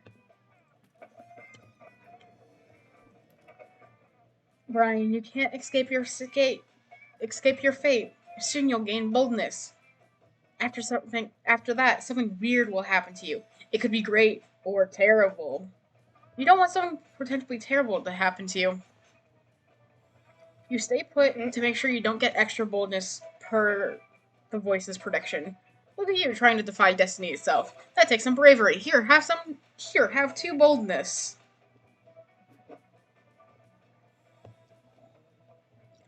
You managed to find some downtime in the manor to spend with your 3 closest friends at camp. Calculaster Joy and John Doe, the lovable dear human hybrid who has been such an integral part of your high school adventures that I hardly need to tell you how important he is. The 4 of you have gathered in the Haunted Manor's kitchen to bake some chocolate chip cookies. It's normal and pretty nice. Must we bake these cookies in the Haunted Manor? It is dangerous here, and also the last batch of cookies we baked came alive and would not stop screaming until you ate them. I too was traumatized by eating those sentient cookies, but this is the only place in camp with an oven, and by the goddess I was going to get a normal activity tonight, even if it kills me. Well, I hope it doesn't kill me, smiles John Doe, who you have known since childhood. I'd hate to get murdered before I can get back to my tent and French my girlfriend. Don't worry, Johnny. Nobody's getting killed tonight, or my name isn't. Hold on, was that window open a second? Wasn't that window open a second ago? I do not know, friend Joy. I was just taking a call from the creepy man who lives at the local gas station. He said to warn everyone never to go into the Haunted Manor if ye value your sinful lives. Oh, says John Doe, in a charmingly world-weary kind of way of his. Look up Landon. Sounds like trouble. We'd better split up and investigate. If anyone else has suggested it, I'd say it was a ridiculous and basic idea, but we're going to be thick and thin together, John. I trust you with my life. If I had a life, friend John, I would also trust you with it. You have been a cherished part of my brief existence, and I cannot imagine what I would do without you. 3 minutes later. John, you have been stabbed. Please stop bleeding immediately. He can't hear you, Calculator. All that bleeding made him dead. Looks like it's a battery. All that bleeding made him dead. No, Joy, that's not what Johnny would have wanted. He was always saying, quote, if I ever get murdered, please call the police instead of trying to solve things yourselves, unquote. He didn't always say that. It was one of the things I liked about him. I guess we better call the cops. More than 3 minutes later. I don't know, says one of the cops he called. Murder is a really incendiary word. Are you sure Really this guy didn't have a blood accident? There's a knife in his body. Are you blind? Whoa, says the other officer. Who's the cop here? You or us? Because if it's you, I'm gonna be really confused about why you called us. Oh man, you heard all cops were bastards, but these guys are too dumb to even suck. How can you show them conclusively that a murder happened here? Oh, I finally got the notification that Landon. Landon!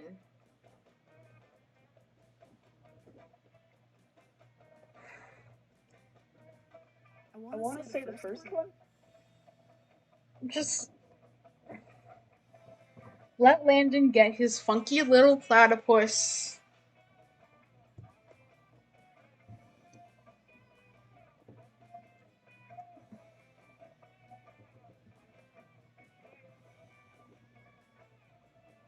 Jesus Christ, Landon. No, let him go off. Alright, let's just ignore that that's happening.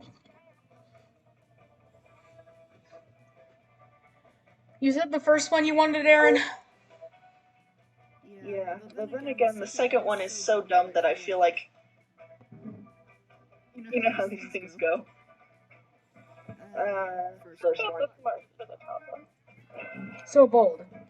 My god, a clue! Shouts the taller of the two cops. Check it out, Ted. Looks like this cold case just got red hot. This isn't a cold case, you asshole. He died like an hour ago. Thank you, Landon, for following. More. Oh, wow. I'm not gonna discourage you doing this, but please. Sure, says this shorter cop, examining the bloody writing. But why did he use his last moments to write this scripted message? I'll tell you that he was stabbed to death by the dude standing right over there. Right? No. Of course, the victim was trying to send us a message about the murderer. But what could it mean? I was definitely murdered. It just doesn't make sense. Wait a second, Ted, says the tall cop. You're being too literal. I think we need to read between the lines. But what's between the lines, says his partner. Wait, you mean his eyes go wide? The wallpaper, they say in unison. I can't believe I didn't see it before, cries the tall cop. See what? I'm having trouble following the trail of your... Wait. It's simple, says the short cop. Wallpaper. All paper. What does paper do? He grins. It gives you paper cuts, his partner finish is for him. Cuts, like what our victim suffered. Then there's all. The short cop continues. As death comes for us all, looks like our victim was cut to death. But the trail doesn't end there, beams the tall cop. The word wallpaper starts with a W. W stands for west. If we stand next to the body and look west, we see... Me. Hey guys, I would have run away sooner, but I just like to be included, you know? There's our culprit. Cuff him, Ted. We're putting this dirtbag away, thanks to our top-notch investigative skills. I didn't think my opinion of the case was that any lower, but life is full of wonderful little surprises. That murderer will probably give those idiots clap the slip in 45 minutes. But in the meantime, you gain 2 charm and 1 boldness for your role in the investigation.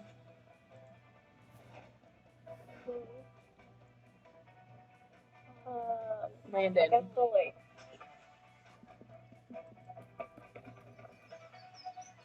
Wait, guys. I'm gonna Discord you something really quickly. Oh my god, I'm so cute and late.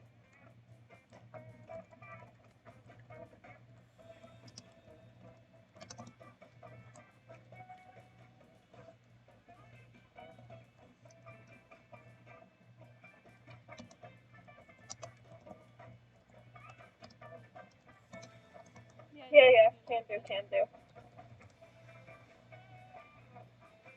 You can do that. Thank you. Let's say you didn't even have to send that. we watched you type it. I know.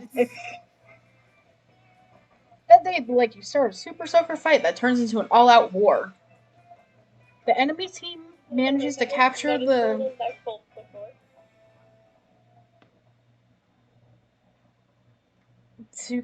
northern section of the lake.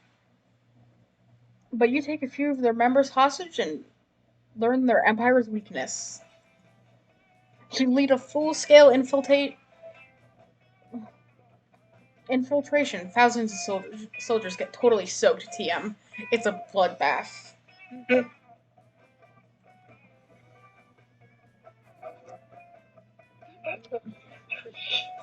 You know, I genuinely didn't think that any song by fucking Jake Paul could have that many words in it. You know he doesn't think most of them. Oh, that's good. After several hours, the enemy team surrenders and you gain 2 fun from the peace treaty. Afterwards, you find Dahlia, Aravi, and Milo crouched around something on the sand. You head over to see what they're looking at. Come on, Dwayne, crush him. Crush that crustacean. Fist shell off, eat his organs, do a spin move.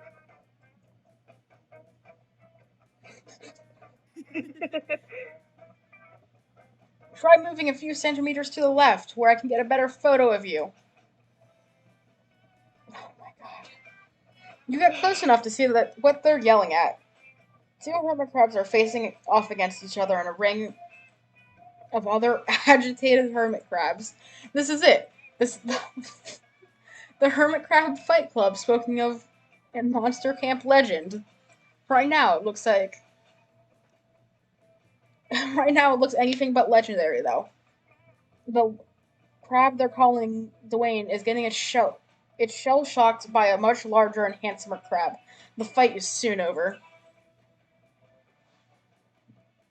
Oh, come on, at least win one match, you stupid crab. Pathetic. You're hardly worthy of the name Dwayne the Rock Lobster Johnson. Oh yeah, he's not actually a lobster for one thing. Branding trumps accuracy, darling. This is the 21st century. But I do have one thing to admit. The inspiring underdog story is quickly turned into bad content. I think it's high time we interfered. Yeah, by subjecting Dwayne to a rigorous training regimen. Don't be stupid. All he needs is better equipment, like a +2 shell or a repeating crossbow. Thank you, Landon. But all of that would be utterly meaningless without a stronger presence on social media. We need to get this crab on Instagram. To be honest, I think a crab on Instagram would get a lot of followers. Yeah. Meanwhile, the bigger crab is making Dwayne smell her gonopores. None of the others have it right. The ultimate hermit crab upgrade is... Why is there one that's like so long and then there's just...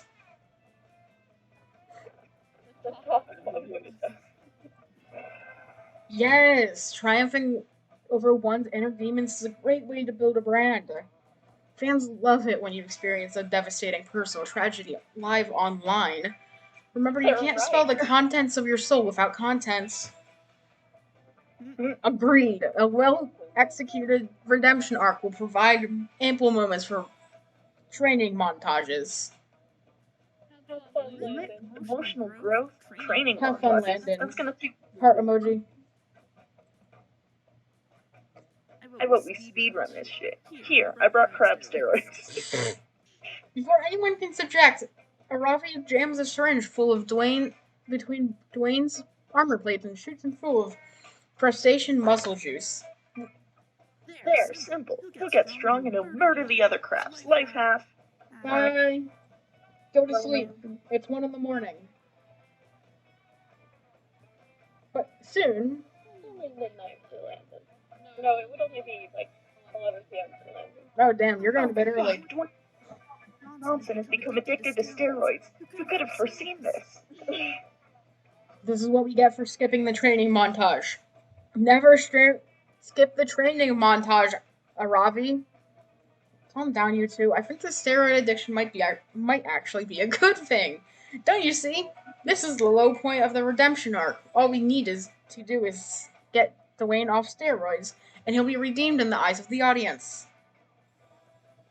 My gods, by ignoring Frankie's wisdom, I ended up doing exactly what they suggested anyway. This is ancient prophecy shit right here. Why? Will there be a training montage? There can be as many training montages as you want, Dahlia. As many as you want.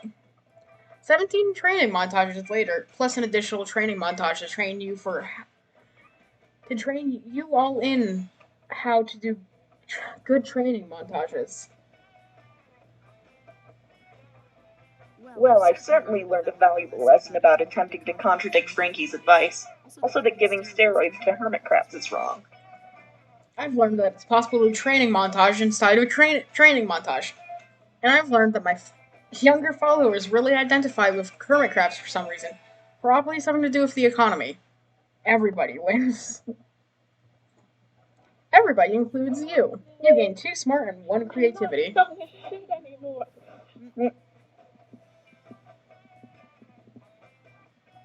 I'm dumb as shit, but by God, I'm fun.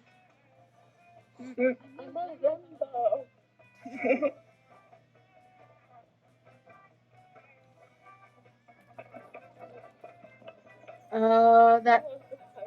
That day you happen to take the same Monster of Scats class as Ma'am Mimi, the Oni girl. You didn't get a good sleep last night, so you ask her if she has any of that weird energy drink she let you have once during high school. She doesn't, but she has some very strange smelling coffee that could help.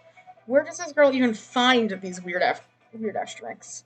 The coffee is delicious, but it comes with side effects. You get an acquired fear of caterpillars, and you grow 2 creativity in your hair. Yellow, hi, what are you doing? Not important. It's time to kill Winter. I tracked her down. Her name is Bruma, and she lives in Alaska, in the middle of a palace made of ice and crude oil. Let's go. You hesitate for a moment because Alaska sucks, but Dahlia triggers a travel montage before you can object. 1 plane, 1 bus, 1 tauntaun ride later, you stand before the palace of the Herald of Winter. The portcullis opens with a tremendous grating noise. Who dares approach my sanctum? Bellows the herald, who looks like Elsa from Frozen but wearing a Christmas sweater emblazoned with the words, "This is not copyright infringement." It is I, Dahlia Quino, and I have come on behalf of the Summer of Heralds to melt you into fluid. Foolish mortals, says Bruma. You cannot defeat the mighty Winter. It is far superior. I agree. Winter's better. Honestly, yeah. What? Impossible. Summer has all the best things. Revealing swimsuits, sweating profusely, the Summer Olympics. Indeed, says Bruma, but Winter has winter cold and not being able to go outside in the Winter Olympics. Curses. She's right. Damn those figure skaters and their sexy ice bikinis. Yes, you cannot stand against me, smiles Bruma. Now run along, I have lunch with Sarah Palin in an hour. No, you can't give up that easily, surely. There must be a way to ruin Winter and defeat its herald. Wait, you've got it. Global warming.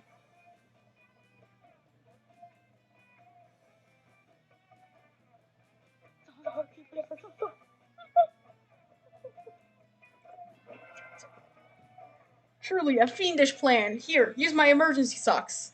You ask her why she carries around a pair of emergency socks. They're endlessly useful. You can fill one up with quarters and use it as a blackjack, or turn it into a sock puppet and keep yourself company while you're stranded on a desert island. And if you ever find yourself without socks to wear, you can use an emergency sock as a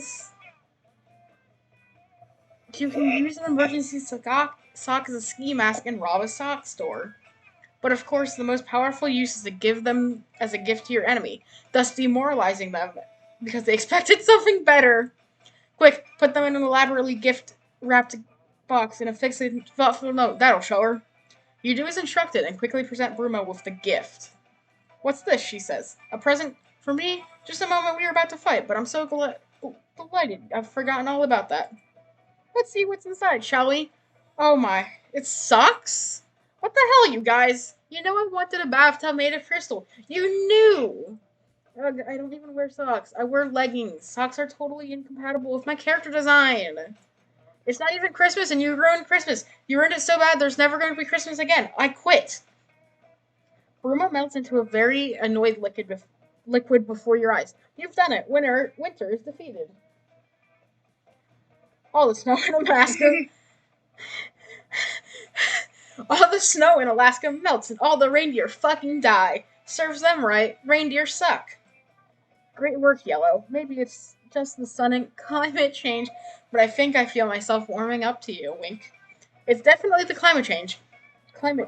Alaska is ruined, but you gain 2 boldness and 1 creativity, so it evens out. Everybody shoots something good. A fireplace. Do.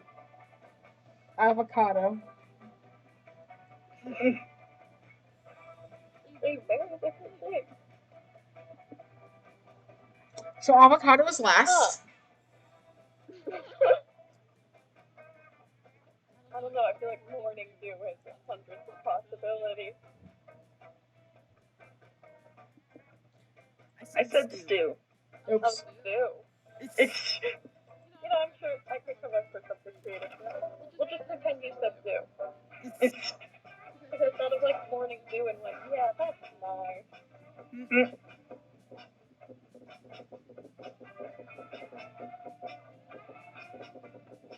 all right. You're warming yourself up by the fire, but be careful to not catch on fire this time.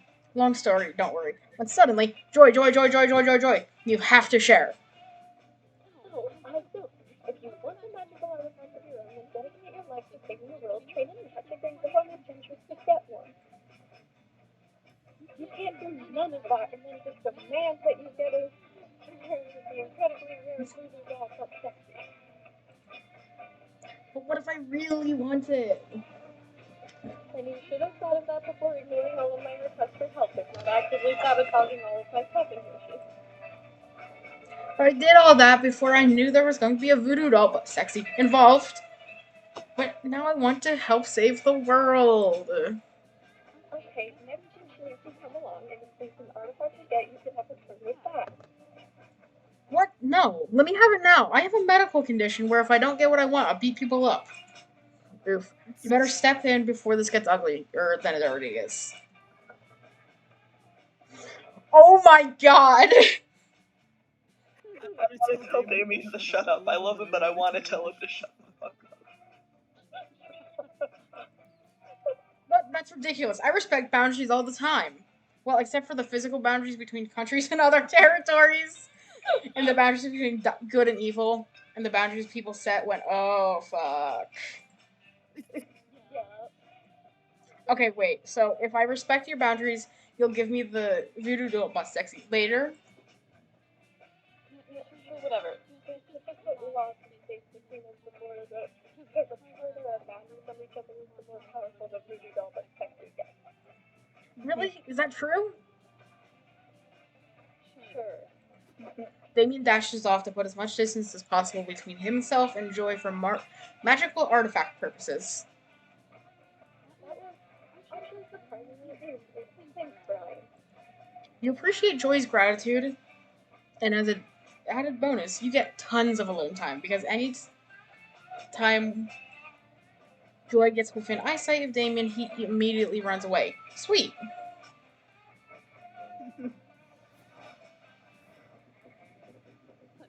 Me and my son. You find Milo Oh holding my up God, a I'm paint dead. swatch, holding up paint swatch cards to the fire while Calculaster takes notes on his own face. Whatever these two goobers are up to, you want to be part of it. Ah, hello, Frankie. You've come at a good time. Should we paint the fire seafoam green or Nigerian Prince gold to attract more visitors? Frankie, if you recall, friend Milo and I have teamed up as two master aesthetic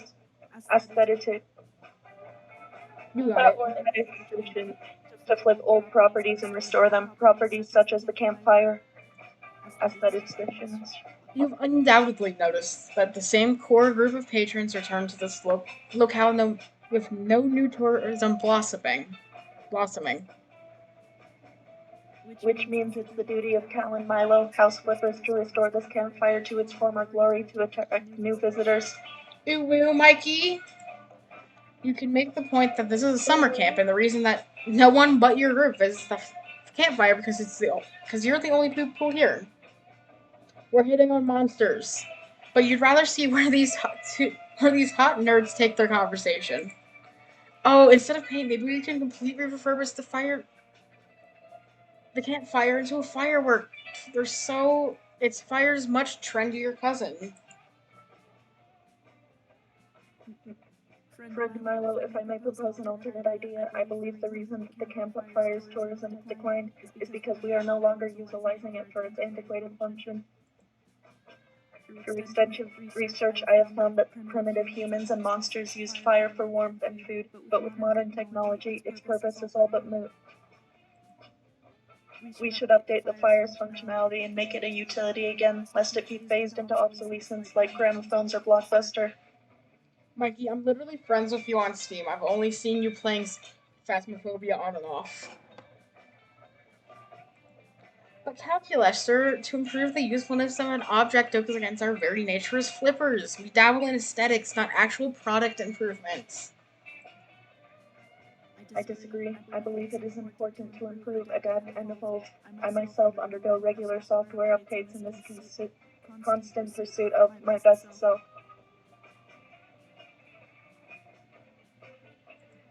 No, darling, that defies the flipper's code. Accessories before necessities.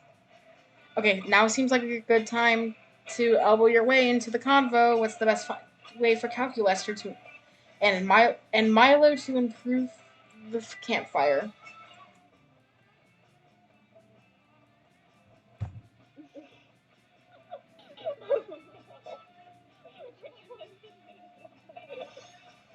I don't know. I don't know which one is which.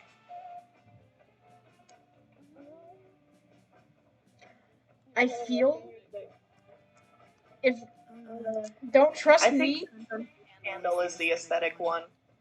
I was gonna say pictures of your ex.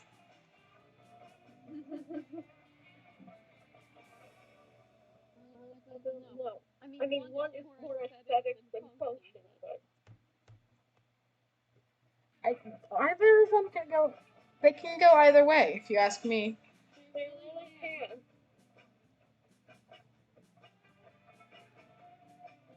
Jeez. Oh, that's a wonderful idea, Frankie.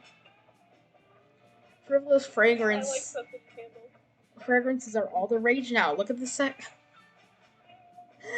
success of Bath and Body Works or Schmenzel's. I admit this actually is a good idea. It will improve the appearance and smell of the campfire while also making it 80% safer. Indeed, darling, it's the perfect plan. But what scent should we go with?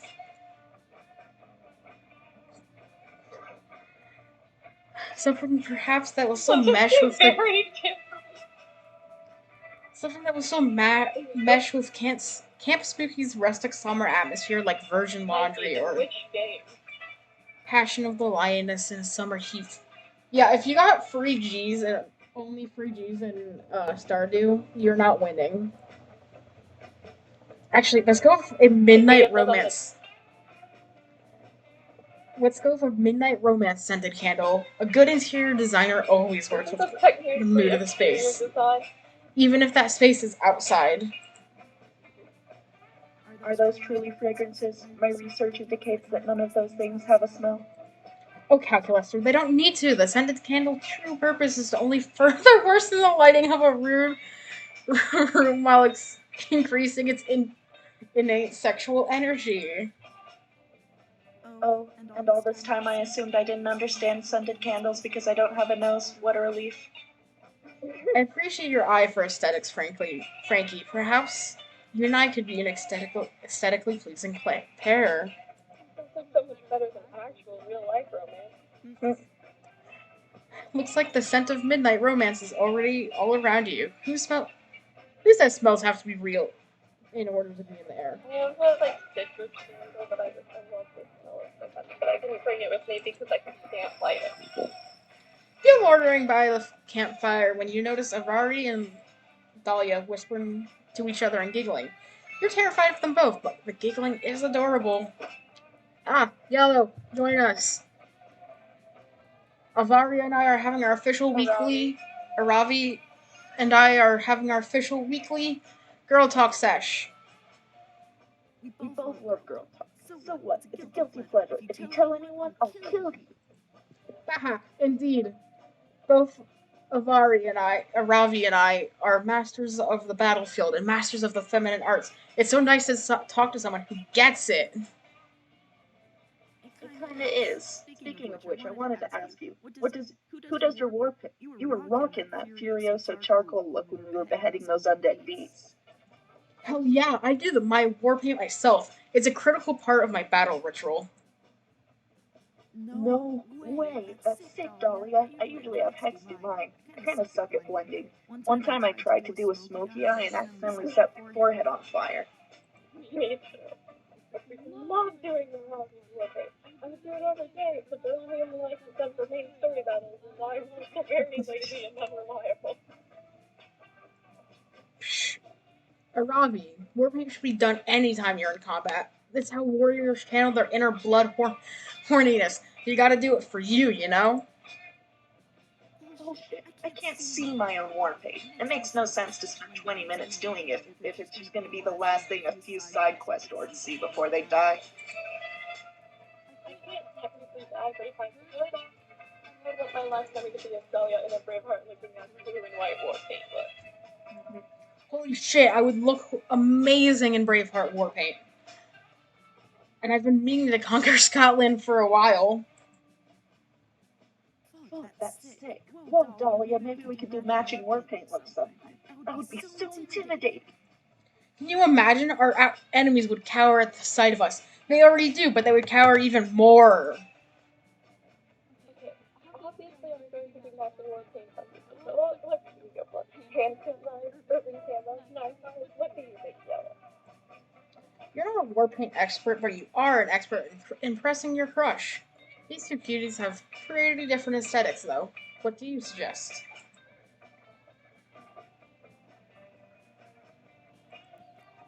Whoa, that makes so much sense, Yellow.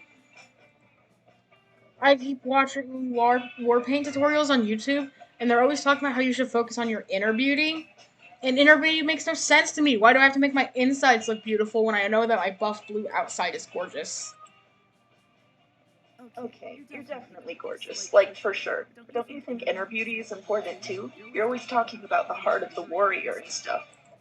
For sure, all warriors are ultimately judged by the courage and violence that lives inside their true hearts. But I also think that it's just weird to say that you can't focus on physical beauty and that you have to ignore it for personality or something. Feeling hot is a good feeling. I just think everyone should feel beautiful in their own skin. That's why I don't get all these inner beauty videos. I always close them after like 30 seconds. You quickly explain to Dahlia that she's just closing the videos too soon, and she's missing out on their true message. You pull up a YouTube war paint tutorial on your phone. Hey everyone, it's Beth, back with another fresh war paint look for you guys. I want to say right off the bat, the most important thing is your inner beauty. See? Listen. Beth, it's okay if you want to feel hot. So since we're focusing on inner beauty, we're going to be doing war paint that uses the entrails of my foes. It's a really gorgeous blood-focused site. Look, like and subscribe. Damn, that was awesome. Wait, are all the inner beauty videos like this one? Pull up some more videos. Morning Warriors, I'm back with another video about inner beauty and how you can use the inner bones of your enemy for a chic powder foundation. Whoa, grinding enemies into bones into powder? That's so smart. What a life hack. Yeah, I wonder if you could do the same thing with the teeth in your eyes. Maybe that's what I think. Like, be better for highlighter instead of foundation. Do another video. You guys keep asking me about this one, and yes, I do kill humans to make my face masks. Human baby. Guilty pleasure alert. They're expensive, but they're so worth it for that youthful glow. It's all upsides. You get great war paint, and the babies never grow up to avenge their parents, who you probably also killed for cosmetic purposes if you checked out my last video. Wow.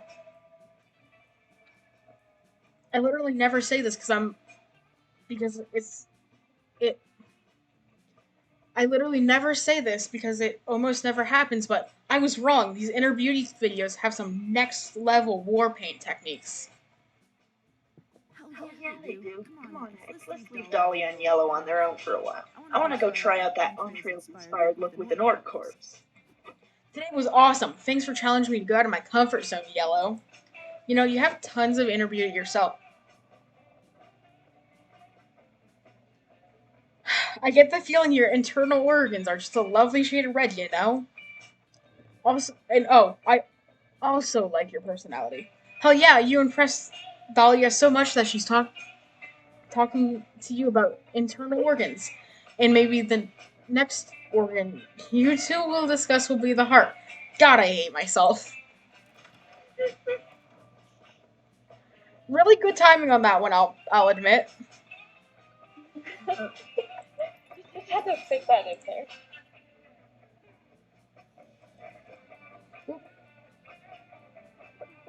Here.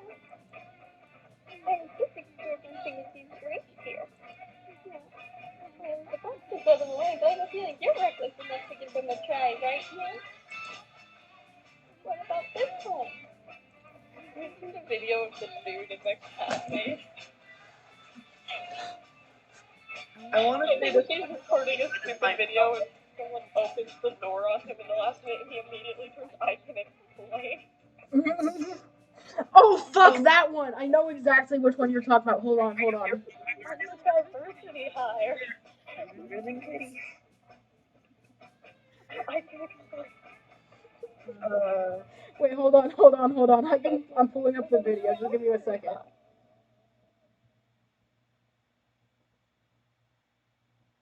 No, god damn it, where is it?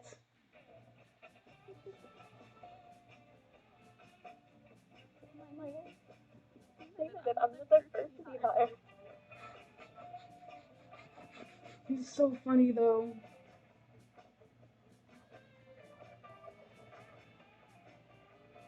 I want to know how that video would have ended if they didn't come home.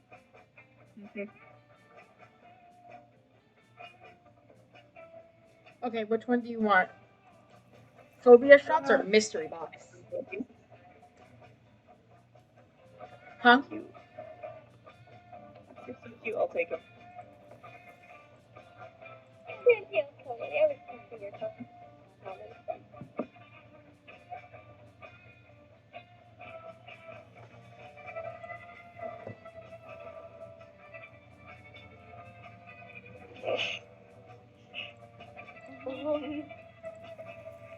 I think that's just mystery box. that's just a ski mask. Ooh. Old chums. Yeah, I thought that said that's chungus. What does it say? Old chums champagne. Yeah, refund.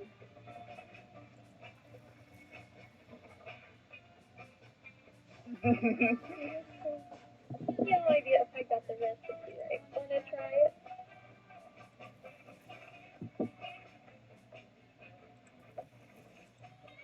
Yeah, totally. I was testing your common sense.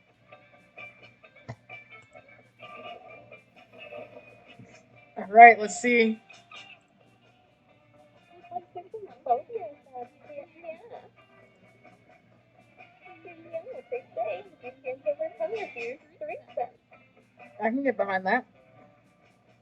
Here's you, yeah. That is very cool. Damn.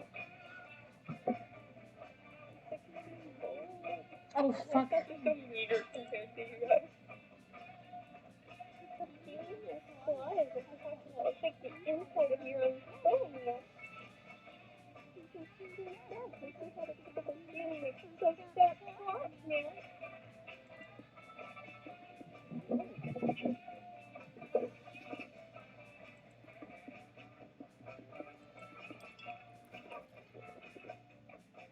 so smart now.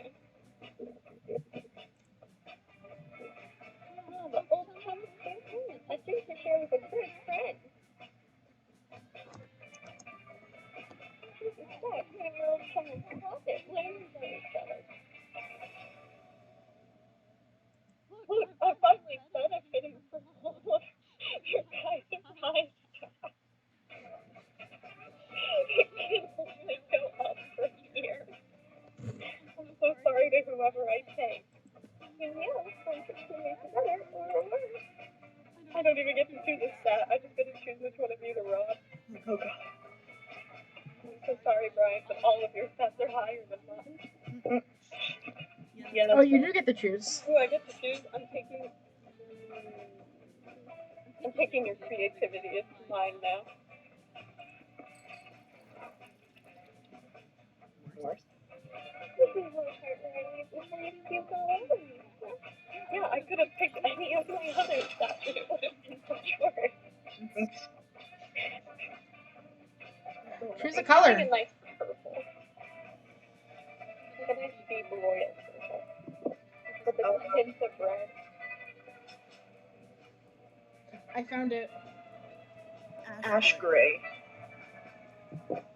Maybe a kind of warm. Femboy cat girl maid dress black.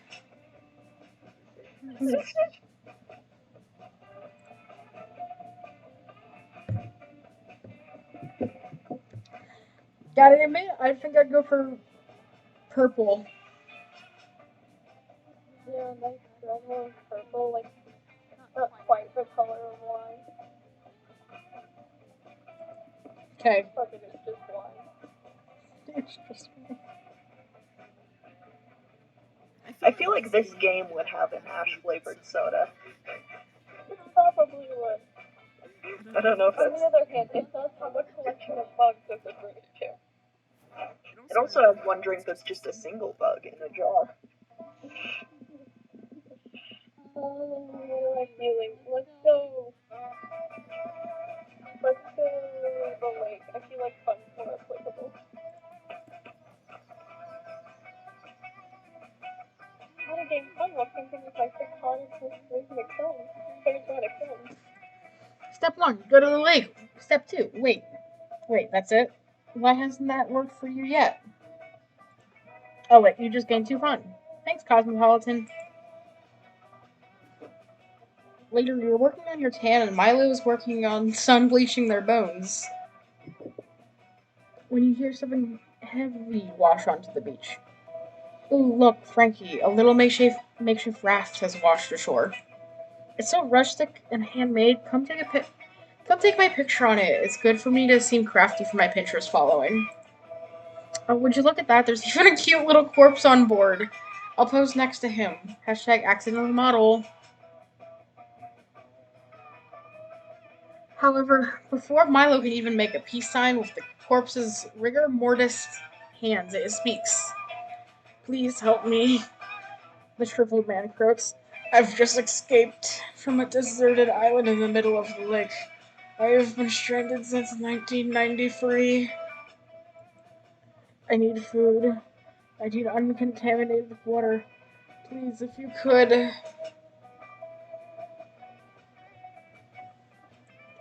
Wait, you've been stranded since the 90s? Forget the food and water. You need to be caught up on the internet. You haven't been on social media in over 2 decades. Why your followers must have been worried sick. My followers? What are you talking about? Oh my god, he doesn't even know what followers are. I think I might faint.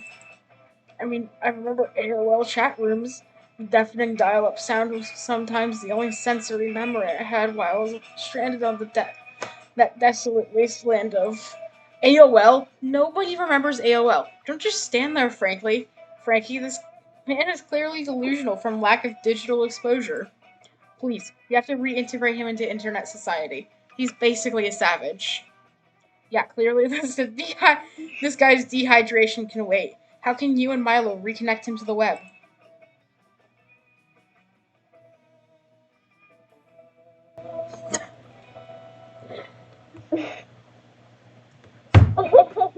Boner.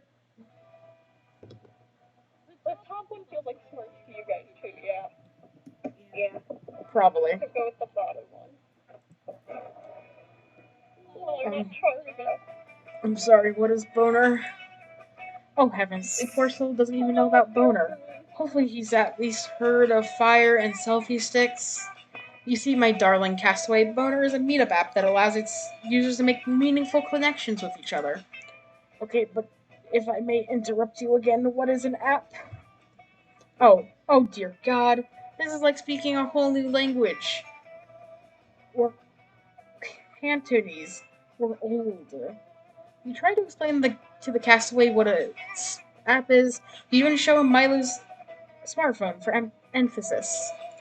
The only phone I have is an old Motorola. I can play Snake on that.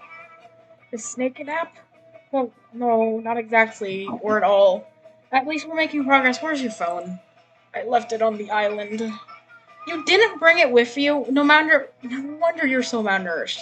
You have no understanding of what's necessary to survive. I'm so sorry. I'll get the phone back as fast as I can. For an atrophied, starving castaway, that guy sure can really move when he wants to. He jumps back in his raft and rows off in an instant. He just wanted to. Oh wait. He moved so fast, in fact, that you realize it's too late and he left with Milo's phone. No. Oh my god, true tragedy has struck us. Now I'm the one who's stranded with no connection to the outside world. You can both see the castaway playing Snake on Milo's phone in the distance. Milo starts swimming after him as fast as their arms and legs can carry them. You lose a whole afternoon with Milo while they get their phone back, as well as 2 smarts and 1 boldness. That didn't make him hate me. He didn't straight insult me, and I'll always take that as a victory. Scout headquarters. Nature and stuff. Rembrandt, you can become more creative. So sell as many Monster Scout cookies as you can, kids. They're delicious, affordable, and each cookie technically contains a full serving of vegetables. Hell yes, Coach. We're going to annihilate the general public with our cookie scout selling skills. We're going to sell so many scout cookies that it'll be scary and weird for everyone. That's the spirit. Godspeed, Scouts. I joined Scouts more than a hot uniform, but cookie selling is not a vibe. Narratively, it's just an invitation for shenanigans. Well, if it isn't Delilah, Joy, and Brian from Spooky Camp, our most hated scout rivals. Oh my gosh. Shenanigans already. See, this is what I was talking about. What the hell do you two want? We don't have time for your camp rival camp bullshit. We've got cookies to sell and badges to earn and victories to grasp. Don't even bother selling your inferior cookies. Camp rival camps, rival scouts, outsell your pathetic troop every year. And this year, the troop with the highest sales in the region gets to decide which charity all the profits will be donated to. We shall defeat you at any cost. Fuck yeah, Dimitri's right. We're gonna sell the most cookies ever. We're gonna give you all that money to... Now I remember what my voice was. And then we're gonna give all that money to Pet Bee. You know, people for the erotic treatment of bulls. Dimitri and I are both super bangable. We're willing to get naked and make a sale. Your troop has no chance, and just in case, we've got our Wahaha secret weapon. I can't believe I'm asking this, but what's your secret weapon? I'm not actually interested, I just have a strong feeling that it's gonna be idiotic. That is a forbidden secret of our troop. But since we're rivals, I'll tell you. We hide a razor blade inside each rival cookie. Oh, and we also fill them up with lots of poison. That way, if you eat a cookie, you die. And if you're dead, there's no way you can buy cookies from other loser scout troops. Catch you later, losers. Alright, we've obviously got to stop them. Yeah, they're our rivals. We can't sell less cookies than them. That would be losing. No, sorry, we can't let them kill a bunch of innocent people with razor blades. I think we need some kind of plan to stop them. I love how she has morals. Aha! I have a perfect plan. Since we're witches, let's use magic to stop Morty and Dimitri. We're both in the coven after all. Dahlia, you are not in my head. I'm so good at fucking honest. This is going south fast. Impress your friends and defend your troops' honor by figuring out how to stop Dimitri and Morty from selling a single poisoned cookie.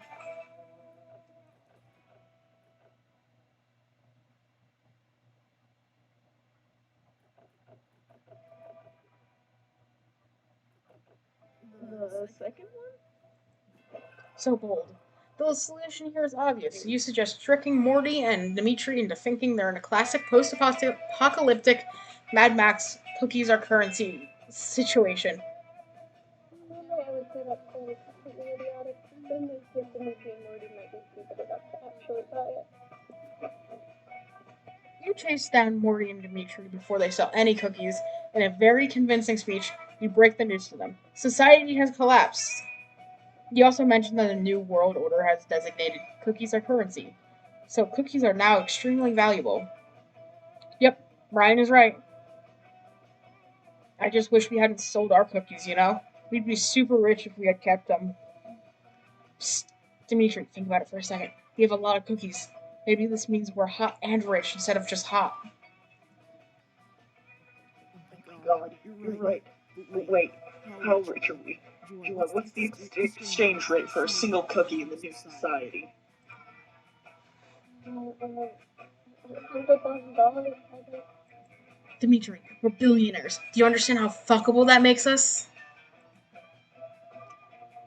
God, yes. Let's hoard our wealth like kings and only spend it on the finest luxuries. I will purchase a clawfoot bathtub and fill it with melted ice cream.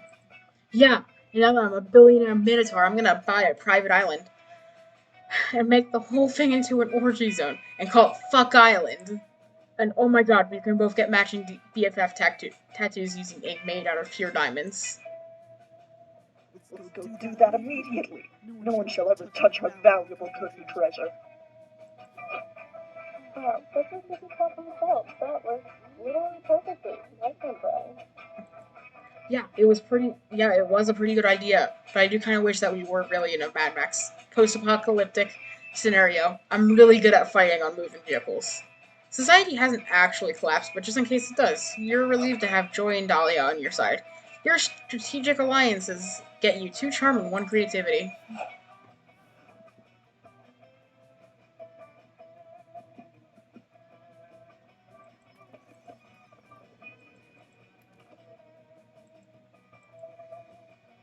Oh, fuck. Luckily, I didn't realize it was new text. You've always knew this day would come, and you've replaced your immortal soul with a Beanie Baby years ago. Good foresight on your part. You gained 2 boldness.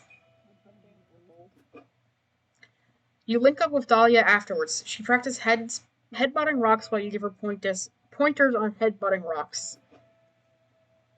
Hey, stop headbutting my rocks. Your rocks, if they're yours, and how did my forehead blood get all over them? Sorry, Toots. Those rocks and that precious forehead blood belong to me. I purchased Camp Spooky. You stole my evil laugh. How could a fiend like you possibly want with my wonderful high mortality rate summer camp like this? Nothing at all. That's why I'm demolishing Camp Spooky and replacing it with something much more evil. A suburban shopping mall. But no Camp Spooky means no classic summer camp experiences, and no classic summer camp experiences means no best summer ever. I won't allow it. I will defeat you in glorious single combat. When I'm through with you, you're broken bones with broken bones. You think mere violence can stop me? Please. If you break my bones, I'll just buy replacement bones from destitute millennials. Your physical attacks are useless against me, Dahlia, for the true source of my power is capitalism itself. Capitalism has no bones. Alright, I have to go run an errand real quick. Someone told me there's still a rainforest that hasn't been burned down yet. I'll be right back with the bulldozers. Those fish make No, I can't let him win. I'm allergic to letting other people win. If he's right, though, my fists are useless against him, unless I defeat capitalism first. But how can I attack something that has no bones? Surely capitalism must have a weak point. If only I knew what it was. Oh, you have an idea. Capitalism's weak point is...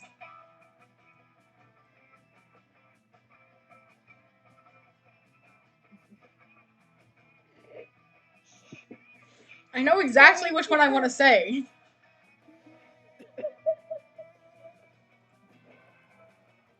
But yes, he said capitalism has no bones. Are you sure it has genitals?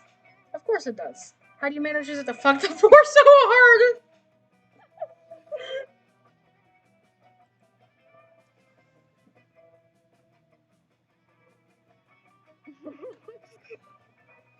okay, great, great. Okay, I get it. By genitals, you mean the fact that the capitalism preys on our innate sexual urges in order to tempt us to make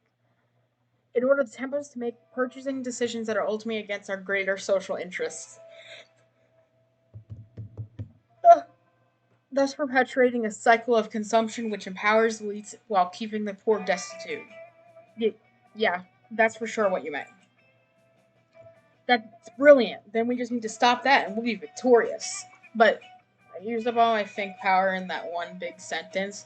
How will we ever think smart enough to destroy capitalism's genitals? Should we recruit Joy, Vera, perhaps sexy purple gummy bear Liam? No, you don't need that kind of competition. There's only one way to solve this, the dumbest way possible. I mean, punching the entire United States government until it outlaws sexy advertising? Dahlia took the stupid words right out of your mouth, which is hot because it's almost like kissing. You head to Washington, D.C., and punch the government right in the bills, temporarily putting a damper on capitalism worldwide. Profits have never been this low. Damn your socially responsible punching. Mm-hmm. You win this round, summer campers. Now I have to go lobby the government to undo all the good work you just did. That will take me 24 hours at least. How could you inconvenience me like this? You haven't heard the last of Mr. Pappas' evil CEO, you hear me? This isn't over. Well, looks like that's the last we'll be hearing of that creep. Good job, Yellow. You've punched the president. The way you punched the president was extremely attractive. Nice. You've been working on your sexy executive punch. Just for this reason, you gained 2 creativity and 1 boldness.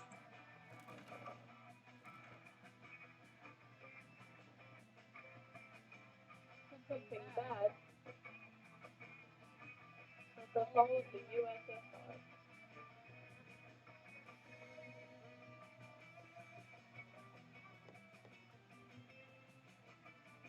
Reddit. The fact that Google Chrome is no longer supporting Adobe Flash Player after December 2020.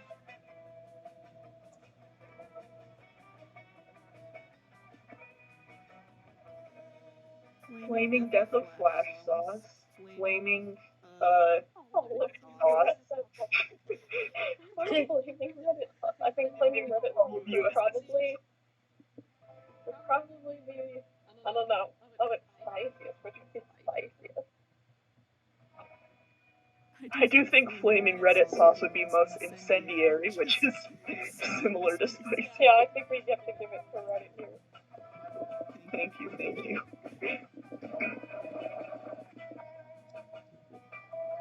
Well, you choose between the other two of us.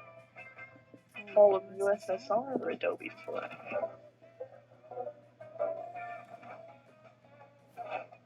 Oh yeah, the USSR is generally cold. Lake.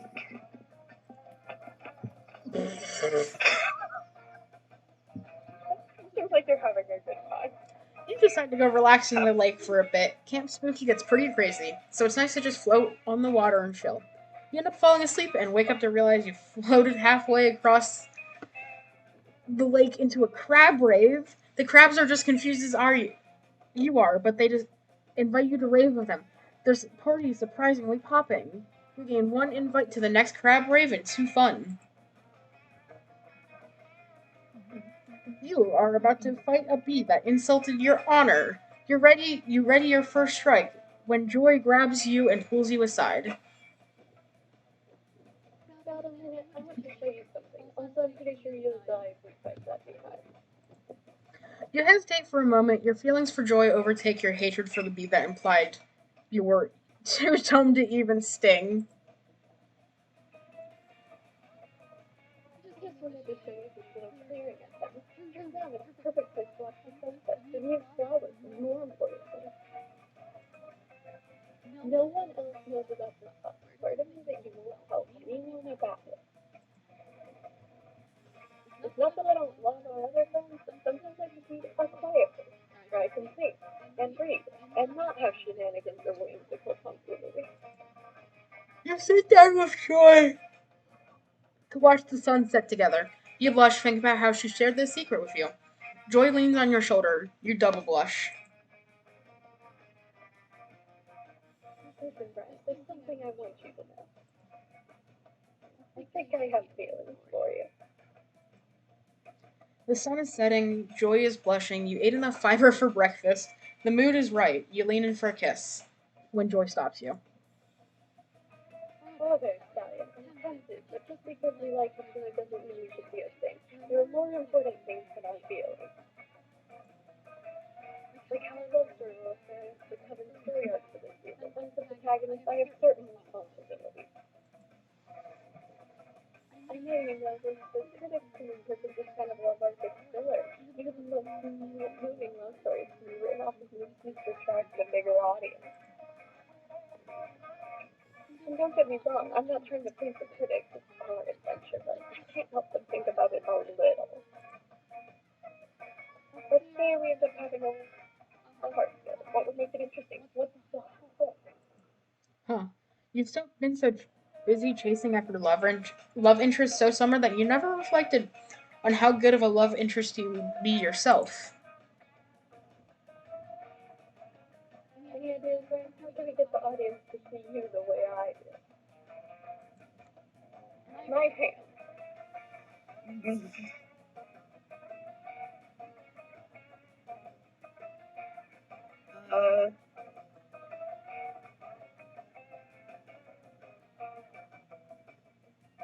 Feels wrong, but the first one? Not so smart. All of your favorite TV shows have a pair of sexy twins that seduce the protagonist, like Oren High School Host Club or Oren High School Host Club. You try to conjure a summoning spell to yank an alternate timeline Brian into this dimension, but you suddenly remember that you suck at magic. Duh. Why'd you think? Don't you think you'd have a magic stat if you could cast spells and shit? That bee was right. You're too dumb to sting. Well, if you're limited skills, you only have one option left. To create a sexy twin dynamic, you decide to build your own twin. After working on your twin for 3 days straight, you introduce Joy to your creation. Sock Puppet Brian. Wow, Brian, this is chocolate lipstick on it. Do you expect this to play well to our target demographic? Although I guess your sock puppet has come up with fewer dumb plans than you, so I'm kind of preferring the sock puppet Brian right now. Joy's not the only one who likes your sock puppet twin better than you. In just a few hours, sock puppet Brian is more popular than you have ever been in your life.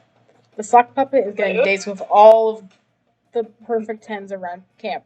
Since the sock puppet is attached to your hand, you've got to tag along and sit in silence while your sock puppet scores a harem ending. Finally, your jealousy becomes too much. You break and lose all control and shove sock puppet Brian into the washing machine. You set this machine to deep water wash plus extra rinse, hot water, bulky items / sheets. There's no way that sock is going to survive that cycle. 38 minutes later, you pull out the remains of sock puppet Brian. He is reduced to shreds.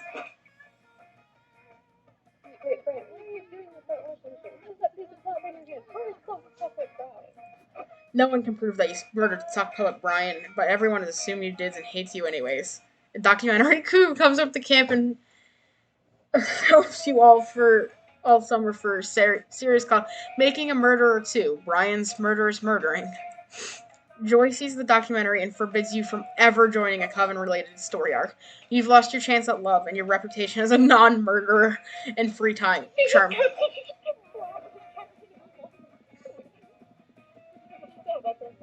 I gotta say, I love the fact that the game is assuming the fact that you aren't a murderer beforehand.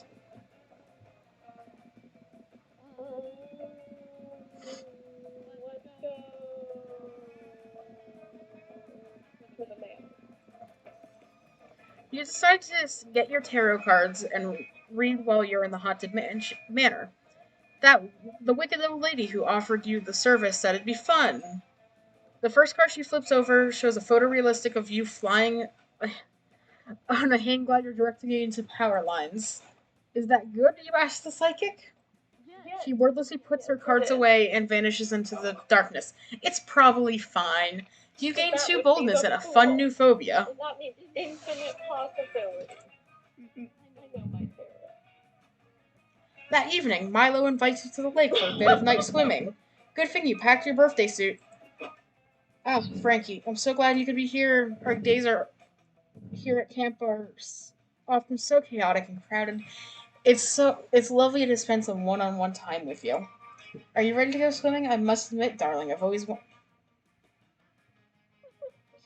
wondered what you looked like while wet. Haven't we all? You start taking off your shirt, ready to put the skin in skinny dipping. Oh wait, you don't have a swimsuit of some kind? I don't want to get banned for nudity. What?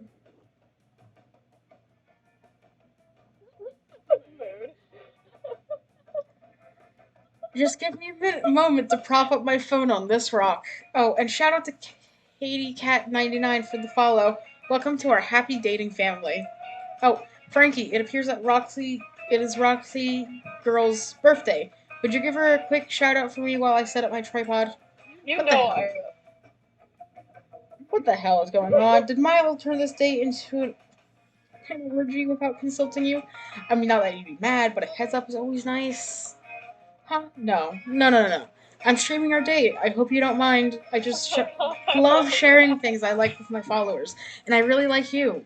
I promise it won't become too distracting. We'll still have a wonderful time. Well, that's a bit annoying, but you really like Milo, and you've never been against Thank you.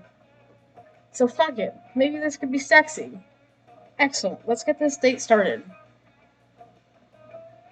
After I tally the results of the poll I posted, what should Frankie and Milo do tonight?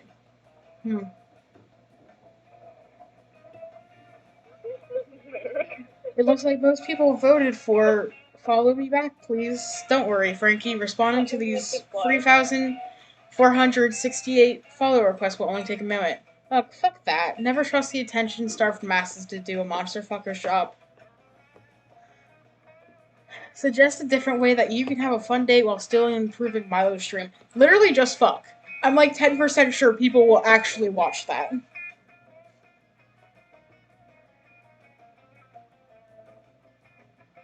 No. What? No. Advice. Also, Aaron, you're like good. You've been silent. I'm just very sad. Are you okay? That's so valid. I worked so hard and now she doesn't like me. No, it'll be I'm fine. sure you'll be fine. And we'll also play more of this, just not tonight. Yeah, it's 2 in the morning. I'd say hot new internet trend, but I feel like that could backfire so easily. Yeah, they both could backfire very easily. We need to avoid Charmin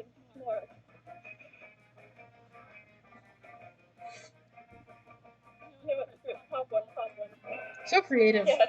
Oh, thank you, Frankie, that's actually a very flattering idea, but dating Milo was actually the internet's hottest challenge last year. Everyone wanted a piece of this. It was pretty fun, but in the end, it was sort of objectifying. It is so adorable that you're so internet inept. It's one of the things I like most about you. Like, I love that you're an idiot. And I was like, yes, thank you. I do like the idea of creating a challenge, though. Maybe we could capitalize on a different internet trend. Perhaps the ice bucket challenge. Ah, no, it's a bit dated, and I don't want to be cold. Or we,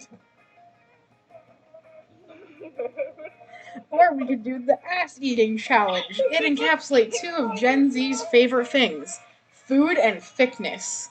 No, I've got it. Let's do the snuggling while watching a rom-com challenge. That'd be perfect for a date. And it's so fun to stream. That's how you get a fucking DMCA takedown. Not if they don't see the rom-com and just use smuggling. No, wait, what about the ass-eating one? Go back to the ass-eating one. Oh well, this is still fun anyways. You and Milo get cuddled up on the shore and watch How to Lose a Guy in 10 Days while Milo's fans look on. In a poll, everyone votes that you share a bowl of Being friendly. popcorn and accidentally touch hands. And Roxy Girl suggests that you feed each other a birthday cake in her honor. You and Milo start a new trend, but for now, all you care about is how this date with 112, 408 He's like famous. yeah, viewers feel. You gain 2 fun and 1 charm. Identify different berries. We've read all that text before, so I'm not reading it. Hi, quick question. Does a kidnap does it count as kidnapping if I'm abducting you so you can help me do a thing you already agreed to help with? Never mind. You can answer later. Right now I need to knock you out and drag you to Portland, Oregon. Before I could say I would have come with you willingly, you're waking up with a bump in your head stuffed inside a suitcase on the PDX baggage carousel. Great, there you are. Let's go. It's time to... Oh, finally! Defeat the Herald of Autumn. Their name is Autumn, and they live in a giant pumpkin. Dahlia's intelligence turns out to be wrong. The Herald's name is Autumn, alright, but they live in a tasteful craftsman bungalow. They are a giant pumpkin. Hey, friends, says Autumn, sitting calmly on their porch with a steaming mug of tea. Here to defeat me on behalf of the Herald of Summer, etc., etc. That's right, although I have to say I'm a little surprised that Fall is the final boss of this thing. I'm not surprised that you're surprised, says Autumn. Show lo-fi beats seemingly from nowhere. Every quirky person thinks that they're the only one who likes Fall. The thing is, Autumn says, they adjust their cozy scarf, everyone in the entire world just thinks themselves quirky. Fall is the most important season by far, and will be forever. Not if I have to say anything about it. For life. And I do. What I have to say about it is no. Talk as sheep, honey, says Autumn. Their voice makes you want to fall into a pile of lit, crisp, colorful leaves. How do you actually plan to defeat me? Well, I'm gonna punch you. Real hard. No, says Autumn. After thinking about it for a second. Punching really isn't the vibe right now. What do you mean? Punching is always the vibe. I'll show you. I can't do it. The vibes are too chill. It's like trying to punch away out of a warm quilt. Oh no. With Dahlia's greatest weapon out of commission, how will you two ever defeat Autumn? Well, you got 1 or 2 ideas.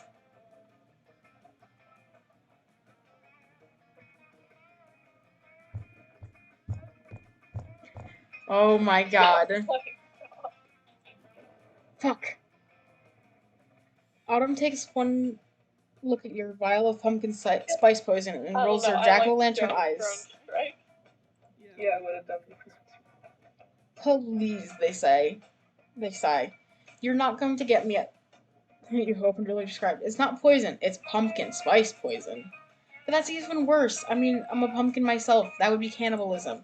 And that's bad. Sorry, I'm from hell and I forget which things are atrocities. Yes, says Autumn. Definitely bad. I mean, would you drink people spice poison? Yes. maybe. Autumn Good produces a question. steaming draught of people spice poison from their loose-fitting sweater. Is it a fashionable and eco-friendly poison, Fernless? Of course not. It's poison. It's not poison. It's people spice poison. And listen to what teens are saying about it online. Taste was my least favorite thing about poison. Now this drink truly speaks to me.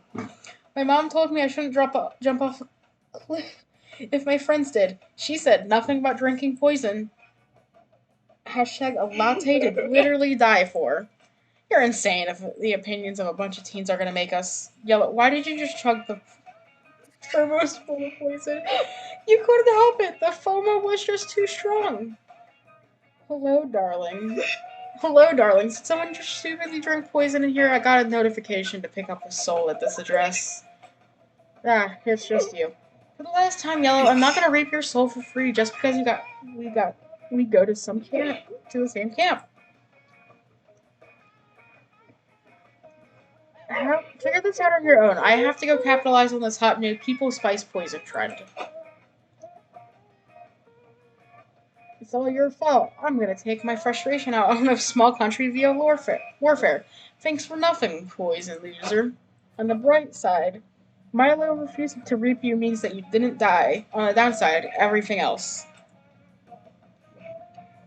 Thanks for being a real MVP and not murdering us. On the other hand, please murder me. Brian,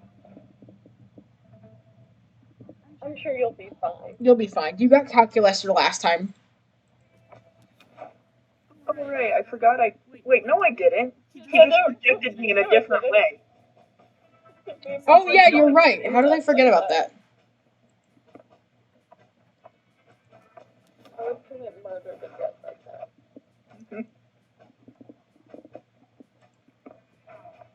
Get your food, babe. I want her to crush my head between her thighs. You finally gathered the courage and asked your beloved to watch the meteor shower with you.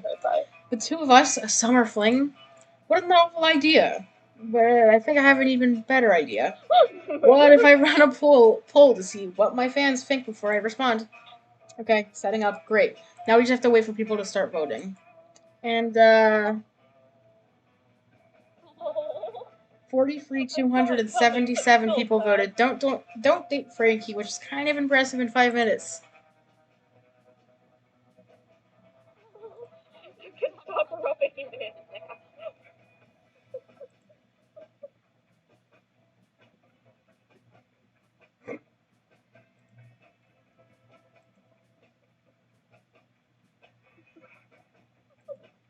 Oh well, the people have spoken. It's just like real life.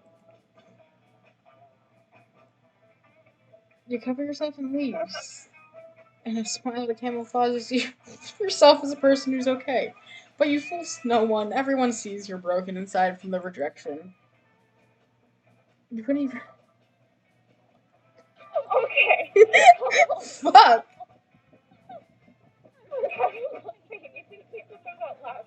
A summer fling? Ah, I see now. It's a warfare tactic. My enemy will think I have lowered my guard. And when they try to attack me during that night, little do they know, we will be ready, waiting for them. You and me, Yellow. We will unleash our utter mayhem and take those bastards down. I'm in. Let's start making preparations. Cool. You hope you convince her to change the plans so it's just the date portion of it. The last day of camp was incredible. Dahlia talked you into rock climbing without a harness up the cliffs she found in the woods. It was terrifying. But with Dahlia's encouragement, you reached the top by sunset. It was a hell of a view. Dahlia seemed more interested in talking about the adventures of having the high ground during a battle than admiring the romantic scenery. But hey, that's Dahlia for you. You wouldn't have her any other way. Oh. Was that you and me, my summer fling? No, Brian, I think our romance might just be predestined by fate. I can't deny our chemistry, and you do make a great world builder. Perhaps this was always my destiny. You highly doubt it, but yay, Joy said yes. The last day of camp was dreamy. Joy finally fulfilled her dream of spending all day relaxing and finishing her goddamn book for once. The two of you chilled by the lake while Joy talked about her book, and the two of you chatted about literature and life well into the night. It was simple yet magical. Ha! We got the dates this time. This is what I get for getting 2 days before. And nonetheless, a We secret have one. to play again though because I win. And heartbroken. Ending with Dahlia. Not tonight, but we have to play again at some point. No, let's do another fucking hour game tonight. Tired as hell right now. I said not tonight, but sometime. I was being sarcastic. Just tell me we can play again so I don't feel sad. We can stay Yeah, again. of course. I can't wait for them to come out with mods on that.